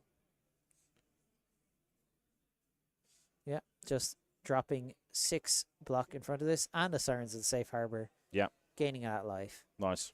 Doesn't seem at all like something that Sean Knowelden would be interested in. No. I didn't allude to that already, did I? Yeah. Looks like we're back. Never mind. Now Sean looking at a hand. Ooh, couple of arrows, I think. Yeah, we've got a blue in the pitch zone here. But what are we actually going to do with it? Yeah, it's just immediately cracking that tricorn, drawing a card, allowing us to load an arrow with Marlynn. Not exactly the most efficient use of our resources here. Pitching yellow then to send Sick'em shot. Sick'em shot. Straight at Rigor Mortis. Killing Rigor Mortis. Yep. Going to use then that floating resource to Glidewell Fins, most likely. Load an arrow. Yep. Yep. Just trying to use all of our resources here. Dry powder shot. Which is going to get +2 when it's put in face up, right? And yeah, 0 for 5 straight at Jake. Mm-hmm. But we're going to get the +1 from the Glidewell Fins. So in comes 6 damage here. Putting a second counter on Treasure Island. Jake looking at that Seeker on the horizon in his hand. Not Seek Horizon, that's from... that's an old school one, that is. Attack, put a card from your hand on top of your deck. It gets go again, yeah. I registered that in a calling once. I did you? pretty well. Sucker for the old ways. Love it. Now let's see how Jake decides to block this 6 damage out. Yeah. Can't allow Sean to start accumulating gold too early because it will just spiral out of control then. Marlynn, we saw what Isaac Murray was able to do with a bunch of gold. Yeah. But no, that washed up wave. Oh, what's this on top of my deck? That's a swabby. That's gone. It's a swabby. It's gone. Yeah. Nice, clean 6 block. Very good. On the horizon, best known as the anti-Marlynn package in draft. Very efficient. Absolutely. Now we saw Sean had another arrow spare in his hand, so that's gone into the arsenal. We're going to Old Knocker. Old Knocker, Gravy activation. No, the Old Knocker tapping Gravy to generate a resource. There we go. Yeah. Like, just a powerful piece of equipment in this set. And using it to just walk chuck a plank. a 7. Just chuck a 7. Yeah, we're getting a Angry Bones into the pitch zone, sending 7, threatening to tap Marlynn.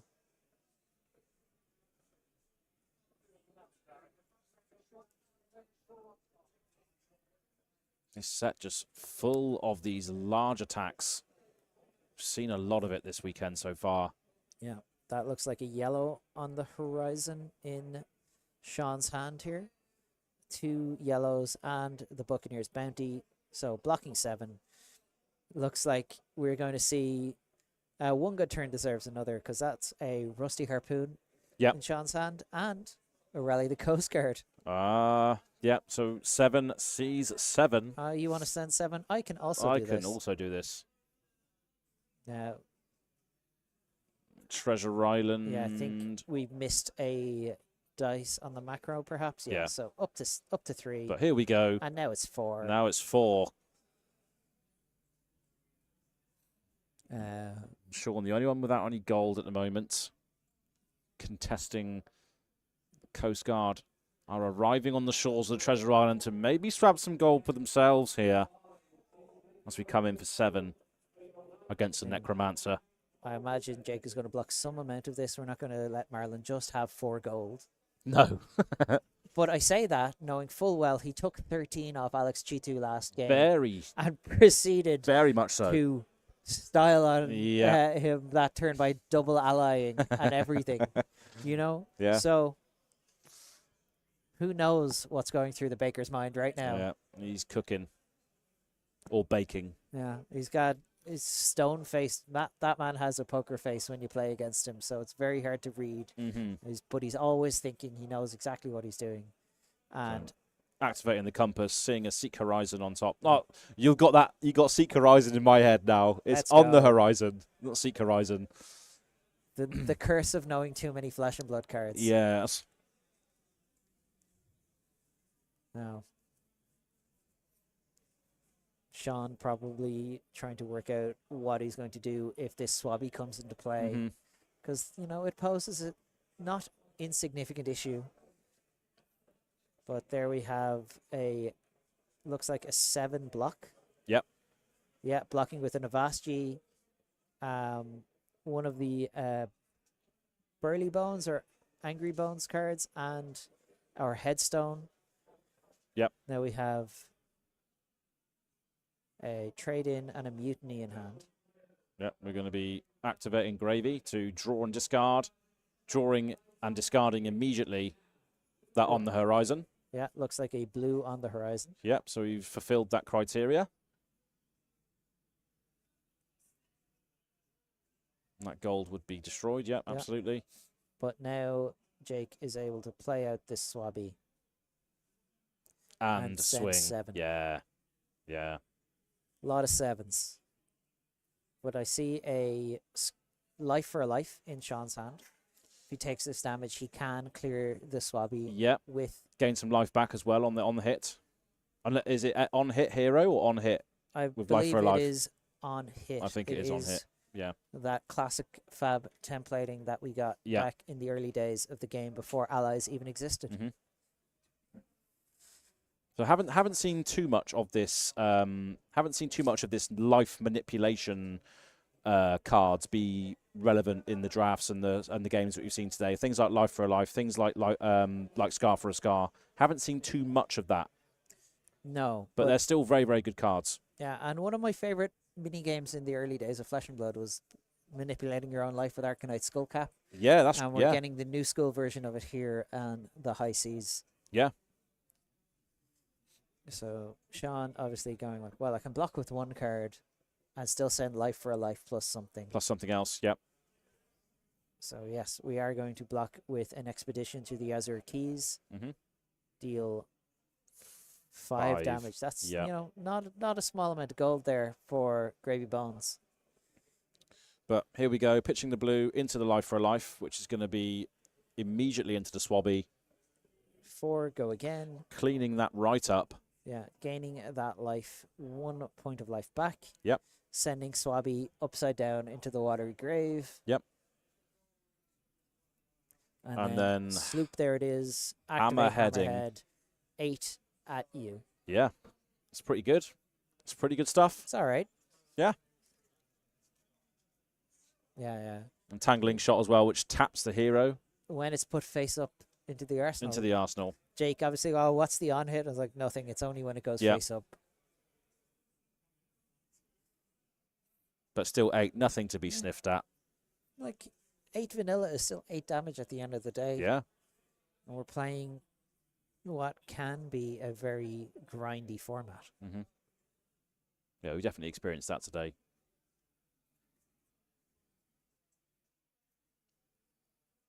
Lots of high value, patient plays. Yes, as we are approaching the end of what is a grueling day for these players. Oh, as well. yeah. Like, if you think Pro Tour, is 5 rounds of CC into 3 rounds of draft, but this double draft back to back is so tough. Such a mentally brain so burner. tough. Yeah, such a brain burner.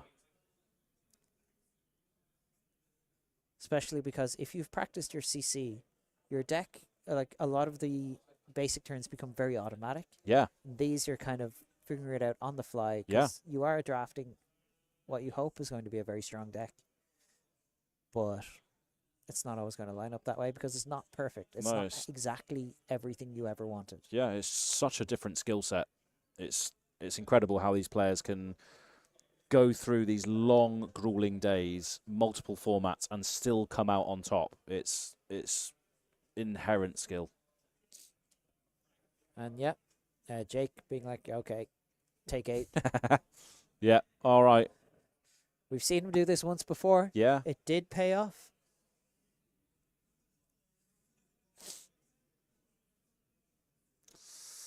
Yeah, so here we go. Yeah. So we're pitching Cracking into a goal, a baby. gold. Drawing a card. Drawing a card, 1 resource floating. It's time to go looting. Let's see what else we've got. Pitching. Here we again, go. Cracking another gold. Is there 2 some resources. high tide stuff coming? Could be the case. I mean, that is exactly what you're looking for. The And sloop. I see a sloop in hand. Yeah. A sloop Followed by the a Coast Guard. Yeah, it could be. Golden Tipple. A lot of options here. Oh. This is scary. We're going to see some big numbers flying here Yeah. anyway. Flying high. Let's go.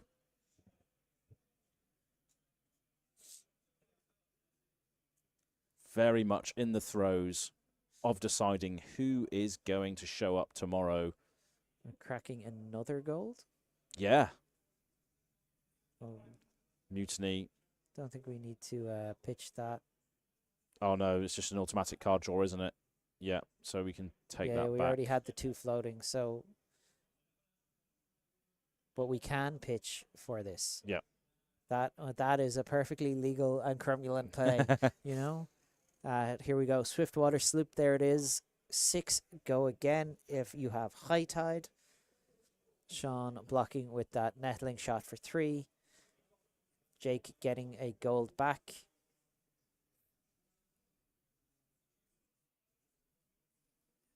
Haven't seen too much of the sloops this weekend either. No. And the high tide sort of go again enablers anyway, but Really, really powerful stuff. really good though. stuff, yeah. We're going to get this chowder into play, maybe.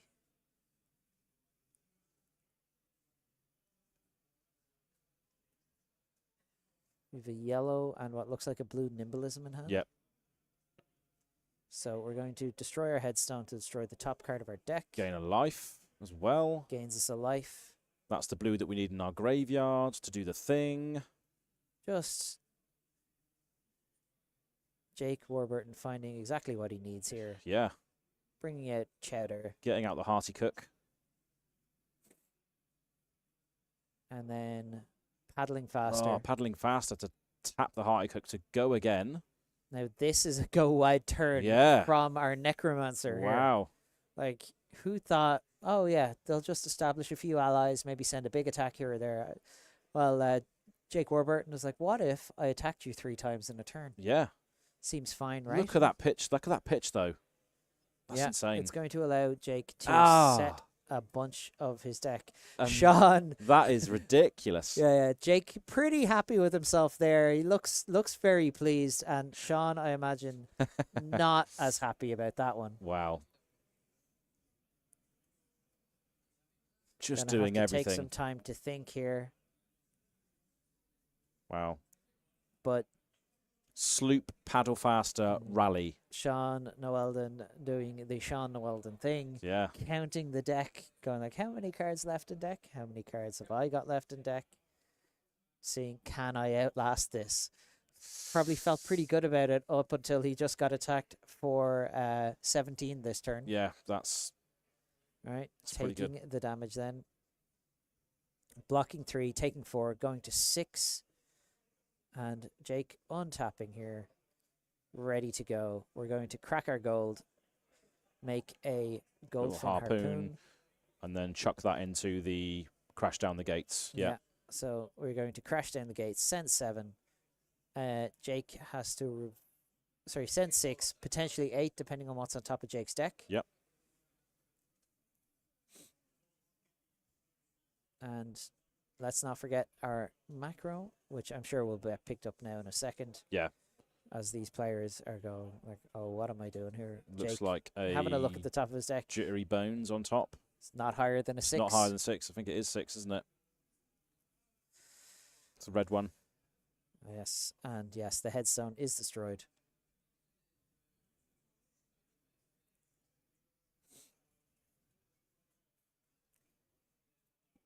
So crash down the gate is just one of those cards that is just generically very, very good as well, isn't it? Yeah, it's very, very powerful Yeah. here. But, you know, with our opponent on Oh no, it was a yellow one, so the attack is higher. After all. so now we are crashing the gates, coming in for 8. Yeah. On hit, we will destroy the top card of the deck. Mm-hmm. And let's see how Jake decides to respond here. Is he going to go to 5? Wouldn't be out of character for anything that we've seen so far this game. No. No, he's taken some big hits to establish some dominance. Yeah. Taking the 8, We're going doing to it. 5, losing the top card. Yeah. Sean getting another gold, arsenaling, and passing. Deck still looking quite healthy for Sean Knowelden. Yeah. So we're going to Golden Tipple, discard this Cuddy Shark, Yeah. So we are 1, online for all the things we need. make a treasure, make a gold, Get draw that a gold. card, put a counter on Treasure Island. Still 2 resources floating here. Yep.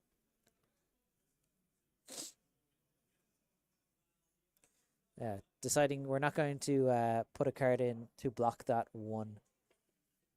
Nope. Maybe do we send this other Golden Tipple then? Or crack this Gonna gold, draw a Crack the card. gold, draw a card. Another Burly Bones. Oh, we are my kingdom for an ally here.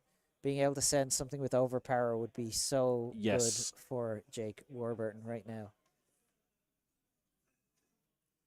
And it looks like we're going to crack Another another gold. We're going digging. Looting the hold. Getting a rigor mortis. Alrighty. And that means we will have overpower on our Burly Bones if we choose to use it. Yeah. And instead Here we're we going go. to Golden Tipple, discard Rigor Mortis. So another one. Another one.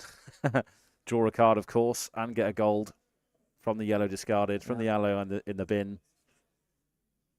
And we draw into a Jittery Bones. So we're coming in here 4-1. Yep. Sean going to 4, going to play out this Rigor Mortis. And then attack Swing for for 6. 6. Imagine we're getting, this is going to meet a 2-card block.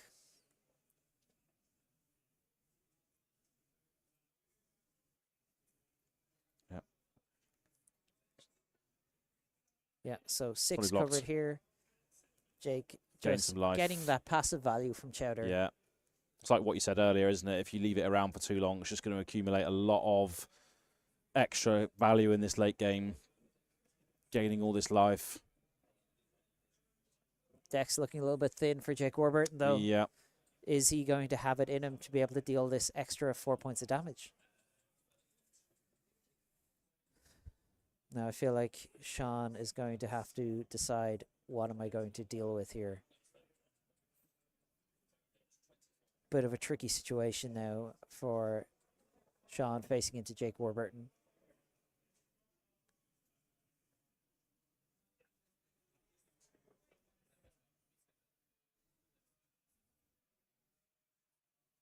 Just a brief moment of respite between these two players as they figure out how this end game is going to look. Sean having a quick look. Let's see what I have gone through in my deck. Just to make sure that everything is covered.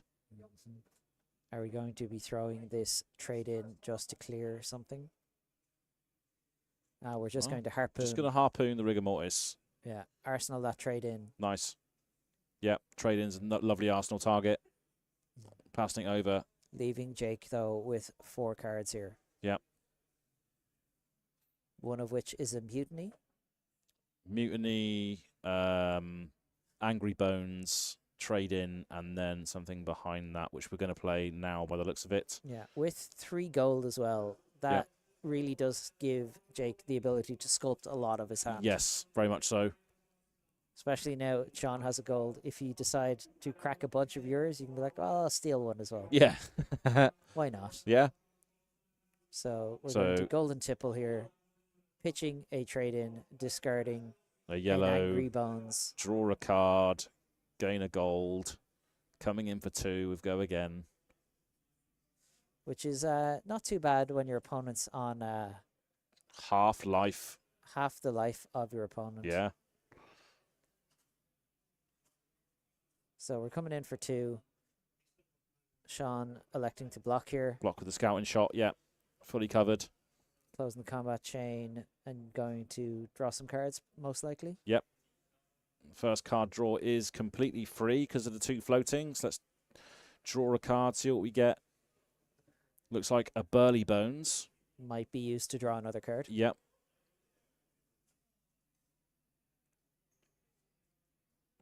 This is just what the stack of gold at the end of the game can give you here, is looking for the appropriate card that you need. Drawing into a Angry Bones blue.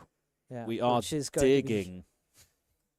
Looks like. But the other thing about this is it does allow Jake to stack pretty much his entire deck. Yeah. Like, it's very easy to remember your pitch stack when you put them all back in the order. In the that order you of your decide. choice. Yeah, yeah, totally. And Blue we can crack this Nimblism. last gold now. Look at the top card. Never fails to amuse me the surprise at which Jake looks at the top card of his deck It's like, sometimes. oh, okay. All Yeah. right. All right That's then. not bad. Yeah. Some genius must have drafted this deck or Yeah. something. But now we have less gold than Sean, allowing us to mutiny on the Swiftwater, Mhm. stealing that 1 gold that he had, giving our next attack go again. And that includes Chowder or Cuddy Shark if we choose to play it, Yeah. or this that Bones card in the arsenal. Yeah. I think it's Jittery. I'd Yellow be very Jittery. surprised not to see double ally attack this turn. Yeah. Just Getting out that for- Cutty Shark again. Just a Ugh. menace. Yeah, activating his ability and sending him in for 4 go again. Yeah. Pretty powerful here. Sean electing to block 3 here. Taking 1. Now This attack does have go again, right? it This does one. indeed. Yeah. Getting a So gold we're from gonna- Treasure Island. Rack some more gold. We got that regain composure there as well. I think at this point, Jake will be more than capable of seeing his entire deck. Yeah.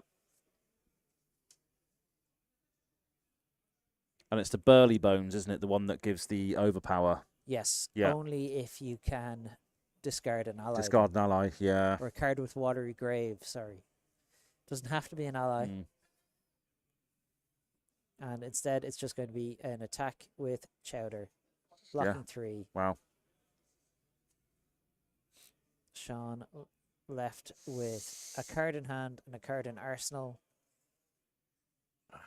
Sean's deck's looking healthier than Jake's, though, right? Absolutely. Yeah. So if we can continue to just keep these threats at bay, that's And what we're just going to we're just trade going to be in. trade in. Discard a card, draw a card. You may do this. What can I draw from this discard? Of course, it does have go against. It's been played out of the arsenal. So if he draws into another 0 cost, which could potentially clear the Cutty Shark, but it needs to be 4 power attack. That's the problem.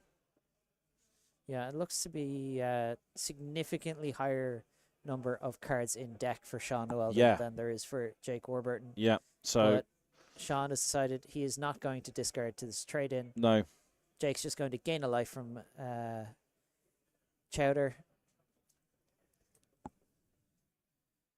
Looks like we are in the deep blue for Jake's Warburton's deck now, though. Yeah. Starting to get quite low on threats here. Yeah, Activating Cuddy Shark. and coming attacking in with Cuddy Shark. for That's 4. Yeah, Sending in 4. Sean electing to block. Going to 2. Getting a gold. Yep. And here we activating Harpoon Cannon. go. Yeah, Hammerhead activation. And Oh yeah, Blue Fin Harpoon. So that's 8 to the face. yep, Face is the place here. 8 overpower. absolutely. Go fish. Let's go. Jake blocking 3. Taking 5. And there is a lot of blues available right now as well. Yeah, which of these many blues would you like to take away from me? Yeah. Mutiny has been chosen. Yeah, no surprise there. If you're able to give that +2, could be pretty crucial later on in the game. Yeah. Cracking a gold. Cracking a gold. Here we go. Shipwrecked looter.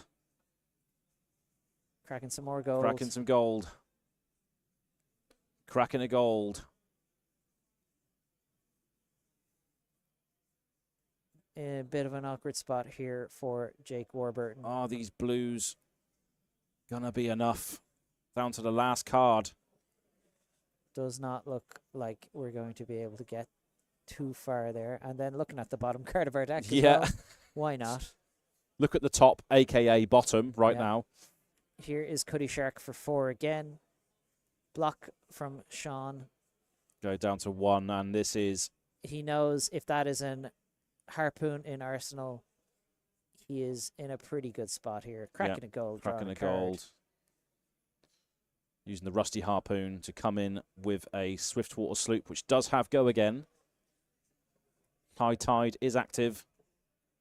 And it's coming at face for Jake Warburton. Of course it is. So we're going to block that out. And then 2 floating, activate Hammerhead. Here is Salvage shot for 9. 9. Yeah. Yeah, well, that's the Wow. That was a cracking game. Yeah, Well really played, well Sean. done. And I can see the outpouring of emotion. I'd say he is exhausted. Yeah, wow. Fatigue Marlynn at its best there. Yeah. That was amazing to watch. Fatigue through damage, Yeah, as is the best way to do it. yeah. And for Sean Knowelden, as tired as he looks, he's got one more. He's got one more to go. We got And one more it's to got to be go. on stream again, baby. Yep, winner stays on. So we're going to see Sean do it all over again, hopefully. Yeah. But what we're also going to be doing very, very soon is going to Gen Con, one of the largest, if not the largest, board gaming, tabletop gaming convention. And Flesh and Blood is going to be there with a ProQuest Plus as well. Not to mention Super Armory and the release events of Mastery Pack Guardian and the first chance to play Smash Palace. Yeah, speaking of Smash Palace, this is going to be at Gen Con as well. And I think this is a perfect place to showcase Smash Palace. And Mastery Pack Guardian as well, of course. yeah, Crack Shuffle Play is back. Mhm. Anyone who remembers that from Bright Lights, it is crack 3 packs, remove the tokens, shuffle them up together. So easy to play and such a great event to showcase that sort of format as well, right? A lot of people are going to be passing through and looking at Flesh and Blood.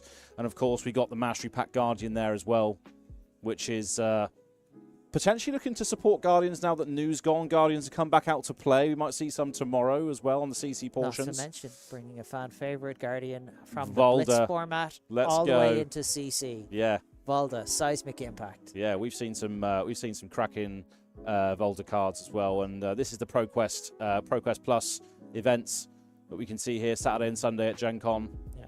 I'm very, very jealous of people going to Gen Con. Apparently, it's a baptism by fire if you're into anything tabletop gaming. So get down to Gen Con when you can. Lots of events going on. Super Armories, sealed. Sealed promos for all of the heroes, Yeah, Marlyns and Puffins, Blitz precons, everything. Absolutely. Looking really, really cool. And Smash Palace, this is another thing that's going to be debuting as well. Brand new way to play Flesh and Blood, and something that I feel has been cooking for a while.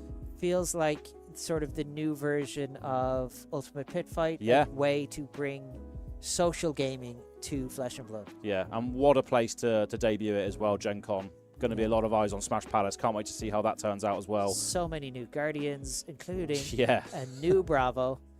Maybe not as unquestionably powerful as the last new Bravo Yeah. they brought out.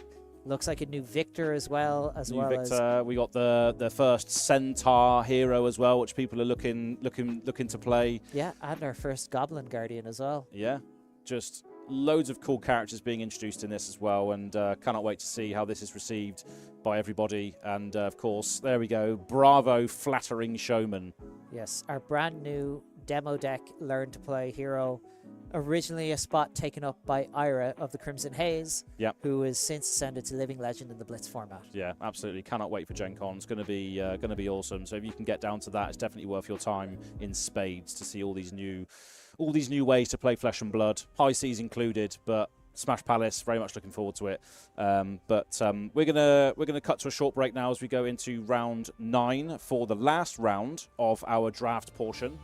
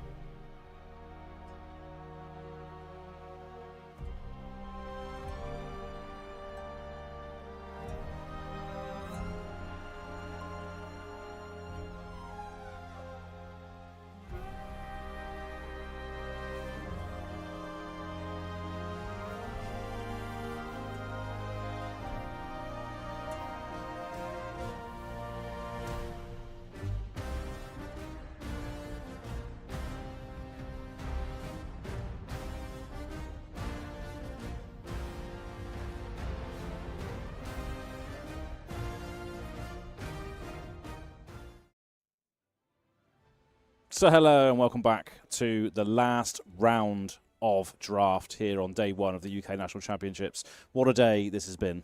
Absolutely. Absolute cracker games.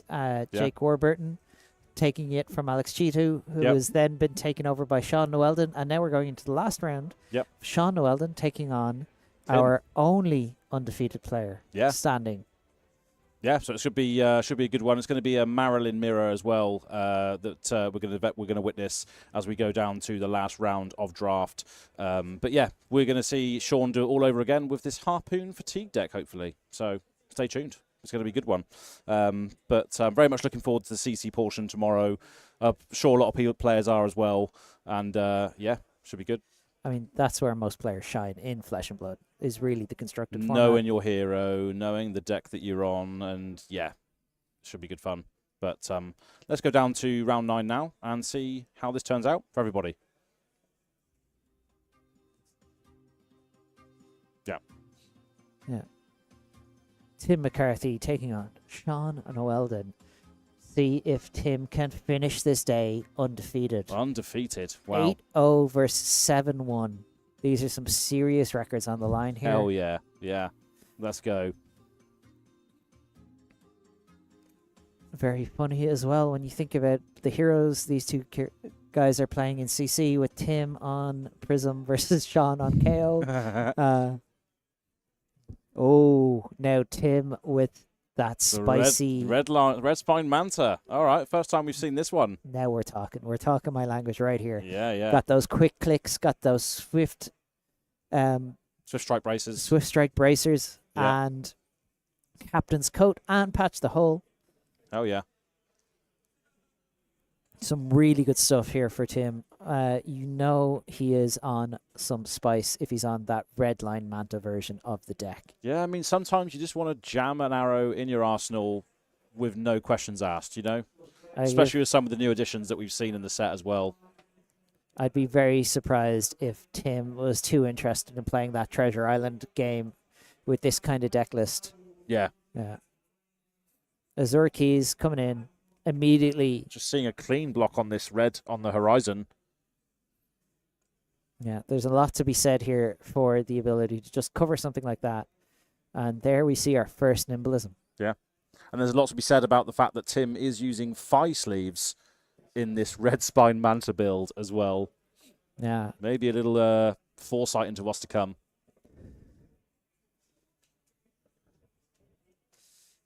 So we are going to have Sean on the much more almost Guardian-esque Marlynn taking on Tim, who with Swift Strike bracers and quick clicks and nimblisms, almost like doing Azalea in a pirate cosplay. Yeah, absolutely.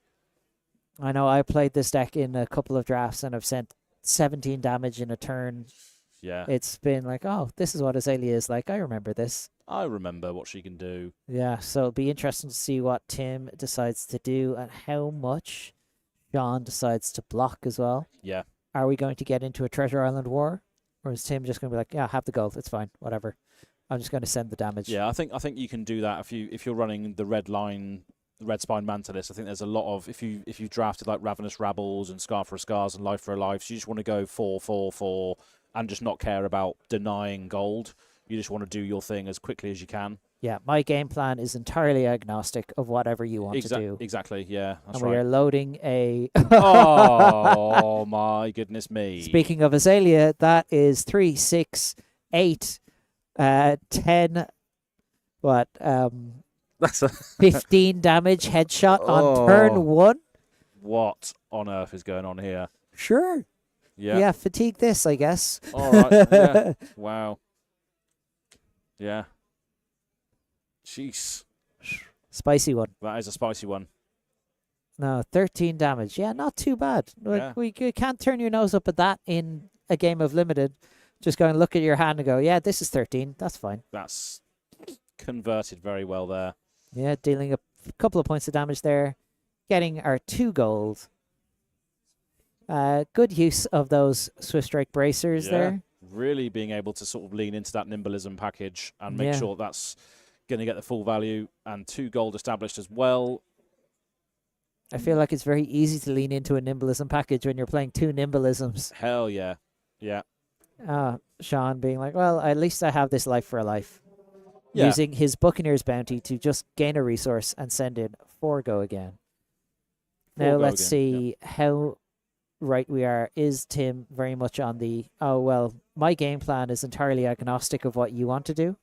I mean, we see a Sirens in hand there alongside a Mutiny and a Trade-In. Mutiny is pretty good. Pretty good in these decks because it is, I believe that is the Overpower Mutiny that Tim is holding. I think so, yeah. The Sovereign. The Sovereign, yeah. That's right. Yeah, there's no Overpower. Ooh, what happened there? And Sean just... Yeah. We're back. We're back. Now, Sean just dealing the 4 damage. Tim blocking 2. Will even up the life totals a little bit. Let Sean have his gold. Yep. And I imagine that's Tim going, well, this isn't a card I can use in this hand. Mm-hmm. I'd be very surprised to see if Sean does anything else. He's creating a harpoon. Looks like Tim might just be setting up to send sirens. And then we're going to send in a scouting shot for 4. Yeah. And that means that harpoon going to the arsenal. Going to present a 6 overpower potentially next turn. Depends entirely on what Tim does. But yes, pitching, sending siren. Here's 6. When it goes to the graveyard, I'll gain a life. Just solid card in general. Every time we see it, it's just does quite a lot, doesn't it? 6, blocking 6. Still gaining that value, gaining 1. Yep. And Tim arsenaling a card. Yep.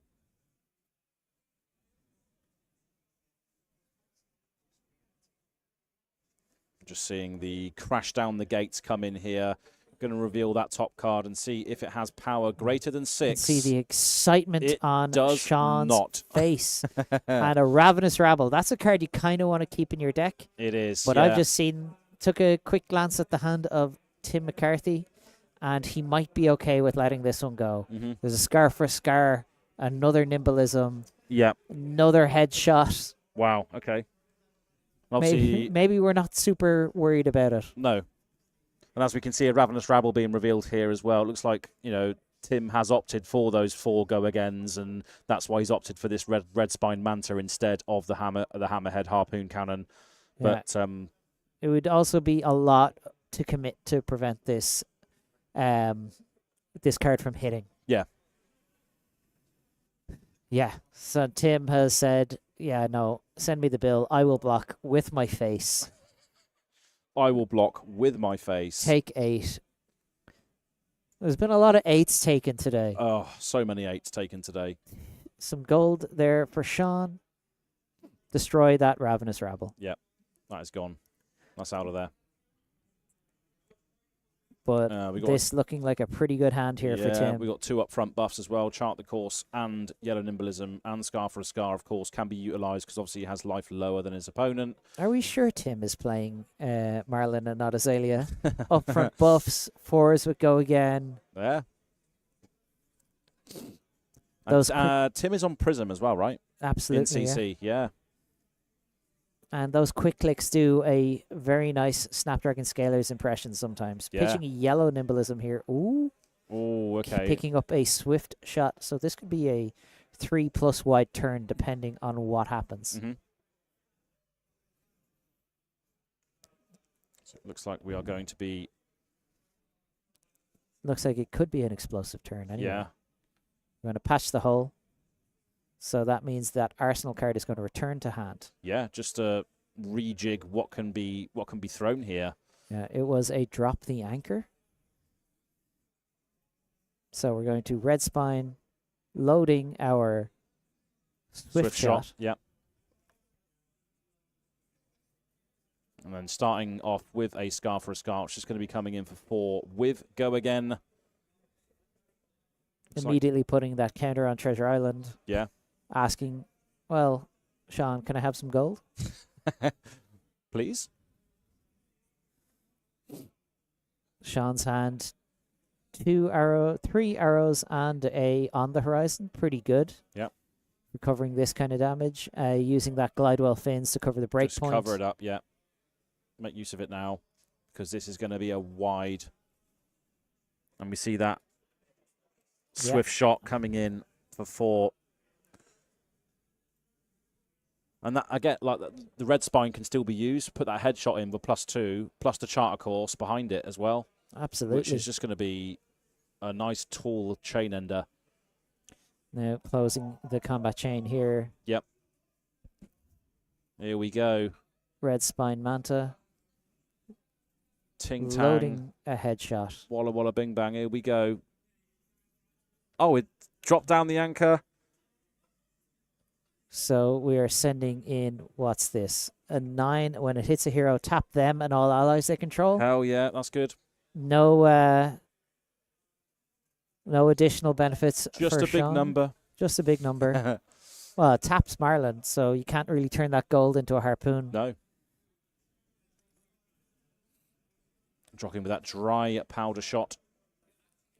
going to 11. Being used for its block value. And in a very Azalea-esque fashion, Tim McCarthy looks like he's putting a buff in Arsenal for next turn, saving that for the next turn. Yeah. Yeah. Sean just cracking a gold, drawing, and we know all he has is Harpoon. yeah, Goldfin. but it is 6 overpower. Yeah. So it's not nothing. No. But unfortunately for Sean, because Tim has tapped him down, he's been unable to also have an harpoon for the next turn as well. Yeah. Let me see. Fire in the hole there. Call in the big guns. Strike gold. And Expedition to Dreadfall. I think it's Dreadfall, but a couple of big buffs in hand. Yeah, and I'm pretty sure there is a charter course in Arsenal as well. Yep, I think so. Tim just deciding on his blocks here. Yeah, I guess we're going to take 4. Just live life on the edge. Don't really have much of a say in the matter. Overpower says what it says. Yep. Unless you got those block cards. Looks like we're going to be calling in big guns this turn.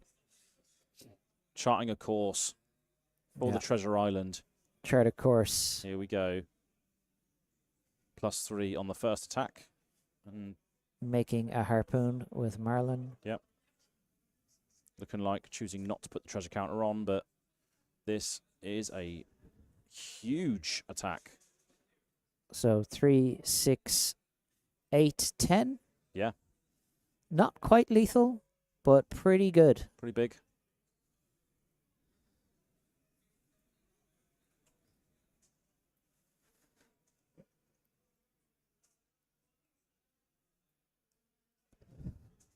Both players just cashing in their gold to create these harpoons to fire them at their opponent. Love to see the different utilizations of gold in this awesome format. Really what Sean needs to do is hold on to a couple of blues here, and he should be fine. Yeah. If he does that, he'll be able to make a harpoon, load it, and send it. And yeah, Tim opting not to put that extra blue, not extra counter on Treasure Island. But by default, by attacking. Yeah, Sean blocking what is 5 here, but is functionally 6 thanks to Sirens of Safe Harbor. Yeah, going to gain 1 on the back end. Yeah, so taking 4, going to 7. And Tim, let's see, is he going to? He is arsenaling. Yeah. Drawing up 4. So, going to create a goldfin. And then we're going to crack a gold. Crack a gold. Oh no, crack the glide fins. Load it. Activate the cannon. Here's another 6 overpower. Wow. Is there anything we can do here?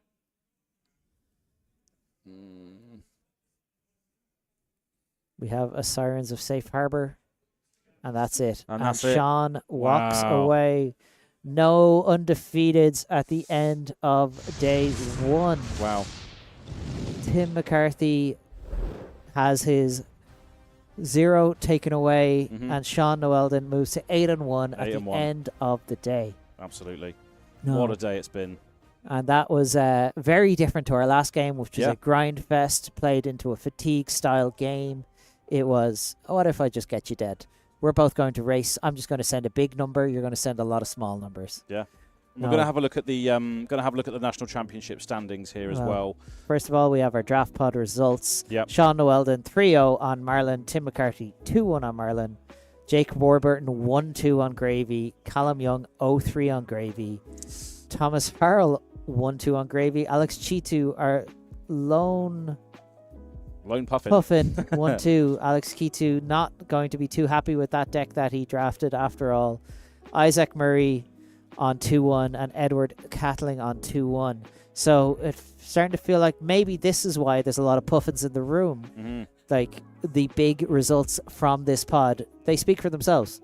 3-0, 2-1, 2-1, 2-1, all Marlynn. Yeah, yeah. That representation really, really shining through. We've seen both draft pods really want to pick up Marlynn for whatever reason. Obviously, we've seen the Red Spine Manta. We've seen a little bit of that, and now we've seen the harpoon cannon get through that overpower and also offer some fatigue as well. There's so much options you can draft in this format. Because even if you're not sending a harpoon with overpower, a +4 is still +4 at the end of the day. Exactly, yeah. Whether you can load it or not, it's still just offering something that no other ranger weapon has ever offered before, which is really, really nice to see, because it just opens up a whole new way to play the class. Yeah, it's a buff as well as a little bit of evasion. Yeah. But just giving +4 to any of your arrows, regardless of what it does, it's very helpful. It lets you sort of play that block 2 send game that you were never really able to play before. Yeah.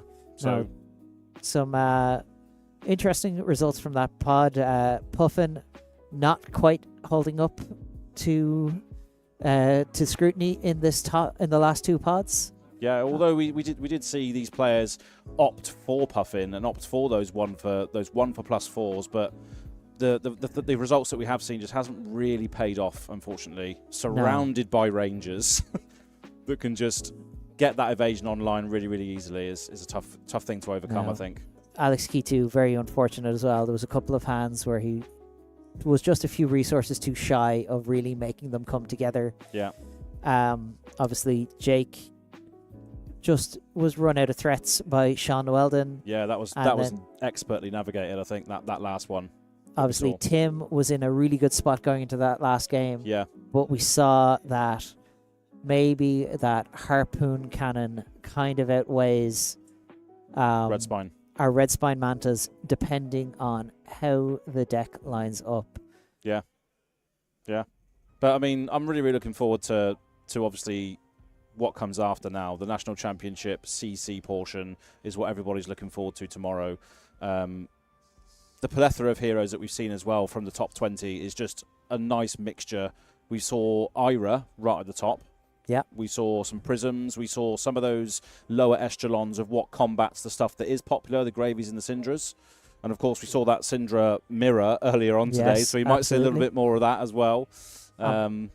Yeah, and I'm very interested to see how this last draft pod has shaken up those standings as well. Yeah. It'll be really interesting because draft is like a different animal for a lot of people. Oh, it's not 100%. something that people are practicing as regularly. No. But it is a really important skill in the game. Yeah. And it is something that obviously Legend Story Studios loves to see. Yeah. And I personally love Limited. I love playing draft. It would be great if we could get more draft going for me locally, but we do what we can, you know? Yeah, absolutely. Yeah, and you're playing very soon as well, and you're Irish Nats, right? I am, and that is another reason that I'm a big fan of draft. I want to get as much practice as possible. We have 47 nationals, 47 countries, which means we've got 47 national champions who will be able to head to the World Championship. Absolutely, and as we were saying earlier, like national championships, the being called the national champion in your region is something that you can tell all your friends and family. You can tell your grandma, look, grandma, I am the national champion for the UK, right? Yeah. As opposed to going and being like, oh, I'm a battle-hardened champion. Yeah, I play a card game, and most of your friends are like, we don't really understand it unless we're involved in the scene, but they understand what a national champion is. Exactly, yeah. It's it just really permeates through that. I mean, if being national champion isn't incentive enough to get you there, look at these participation promos. Yeah. Conqueror of the High Seas, one of the biggest chase majestics coming out of High Seas, and we have a rainbow foil extended art for participating in your nationals. Oh yeah, absolutely. And everyone that we've seen on stream today would have got one of these, and they're very happy to do so. This card is absolutely absurd, especially for these new pirate heroes, and what a card this is. And obviously, if you're participating in not only nationals, if you're going to the festival as well, you can pick up these looking for a scraps as well, which is always good. People here, I've seen a lot of people here, not only for the competitive event, but just to enjoy themselves and play in some sides as well, which is always nice to see. Yeah, and like again, we have those micro text boxes. Yeah, really just showcasing the great art of Flesh and Blood. Just making that art pop is what everybody wants to do, and pimp out their decks. This is a very, very hero-centric game. You want to pimp out your decks and just represent your hero in the best way. And speaking of representing your hero in the best way and representing the game in the best way, these are the past champions. Obviously, these are 2024's, some of 2024's champions: Dan Mackay, Emad Kashy, Xing Sang, Jacob Trossing, Evan Herndon. And now there's been a bit of a torch passing for some of these. We have Majin Bey taking over. Yeah. We have some of the national champions we would have seen over the last couple of weeks. We have Romania, Iceland, Germany, Thailand, and we're going to have many more to come. More going on right now. Yeah, this weekend there's a lot going on. We're still yet to crown, obviously, our UK champion as well, which is all going to be decided tomorrow as well in that CC portion. So very much looking forward to seeing all of these heroes back again to do it all over again. Someone out there in that room could be taking up that spot currently held up by question marks. Yeah, absolutely, yeah. Now we're going to have a look at the leaderboard. Bear with me one sec.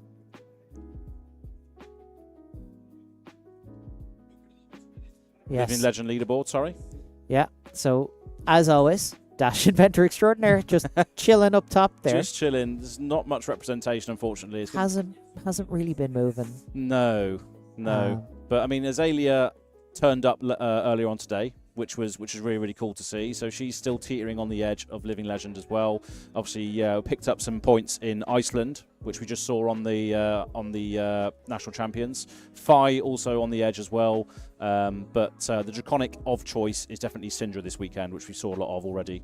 Absolutely. And then still Kano, Bravo, KO, Florian, all kind of above 700. So they're not going to be Living Legend anytime soon. Not immediately, no. But they're sort of pushing their way up there. Katsu, Prism, and Dory as well. Now we know, for example, Tim, who has just gone to 8-1, is on Prism. He's on Prism, yeah. I'm looking forward to seeing some CC tomorrow. All these heroes that we see. Look at that that roster of heroes above these three here that have all ascended to Living Legend. It's a lot of elemental heroes, I would have to say. A lot of talented heroes up there. As someone who loves a good elemental hero, Bravo Star of the Show, Aurora, Briar, Lexi, I've played all of those, had a great time. I bet you have.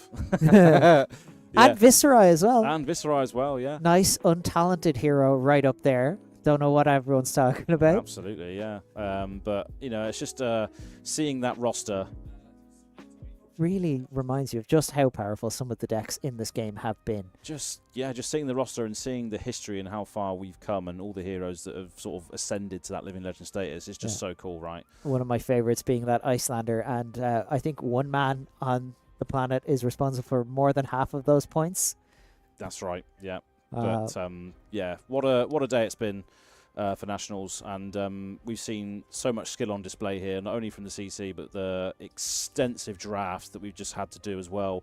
And these players, I'm sure, are feeling it, but going to go home, get rested, and get ready for tomorrow, as that's when the UK is going to be decided which champion's going to take it home. 3 rounds of constructed, and then we go to our top 8. Top 8, yeah. So if you're good enough at playing Flesh and Blood to qualify for that top 8, your reward is you get to play more Flesh and Blood. Yeah, that's always good. Playing more games is always good. But more great games in the Flesh and Blood, as they say. Yeah, and travelling to all those World Tour events as well. I mean, the World Tour is obviously behind us here, but it's it's just one of the things that I love to do. Just travel around and just play this game. And here we go. Here is the standings as the end of the day stands. Here's the top 20.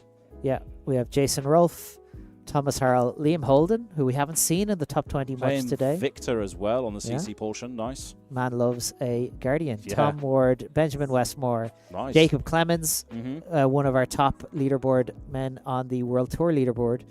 Ed Kennan, Alex Chitu, Jake Warburton, and Jacob Mountford make up our 11 through 20. Yeah, and we've seen a load of those names on stream today. Obviously, we saw Ben right at the start of the day, and obviously we've spent a lot of time with Alex and Jake as well. But some awesome names in that top 20. Yeah, as we it'll go be interesting to see any of them break through the bubble here into the top 8 slots. The coveted top 8 slots tomorrow, which are currently taking up top 10. Justin Lim, Emad Kashy. Florian as well. Yeah. Samuel Braben, Noah Hicks, Edward Catling, Anton Sid Mejias, Aaron Boyan. Aaron Boyan, yeah. Sean Knowelden on KO, right at the top. Isaac Murray and Tim McCarthy. Yeah. Wow. And just look at that spread of heroes. It looks awesome, doesn't it? There is 2 marionettes, 2 gravies. 2 gravies, and then everything else is a one of. Yeah, wow. Prism, Gravy Bones, KO, Marionette, Cindra, Kano, Verdance, and Florian. That is awesome. And it's like you're saying as well, right? The people that perform really, really well in draft, if they've done, a 2-1 or a 3-0 with their favourite hero or their pet deck, for instance, that they're just comfortable on, suddenly this KO is right at the top for day 2, which is something that nobody expected, which is sick. And obviously Noah as well on the Kano, which is awesome to see. And the Florian. Yeah, Noah, I feel, has definitely made a brilliant meta call for the room that he's in. You're like, oh, there's a lot of Cindra. Yeah. There's a lot of Gravy Bones who are going to play a long game. Cool. I'm going to bring Kano. Yeah. We'll hit second cycle and we'll see what happens. Yeah. Can we go back to the 20 again? Is that possible? But yeah, I just want to have another look at the first 20 just to see if we've missed any other heroes that might be unique. But yeah, that Prism at the top of the table there I'm looking forward to seeing that tomorrow, hopefully. Tim McCarthy, again, picking a hero perfect for the room. If a Herald hits a Gravy Bones ally, you still get an the ally. You get your ally, yeah. But if it's an erudition, you get to draw 2 cards, or you deal arcane damage, whatever it is that you want to do.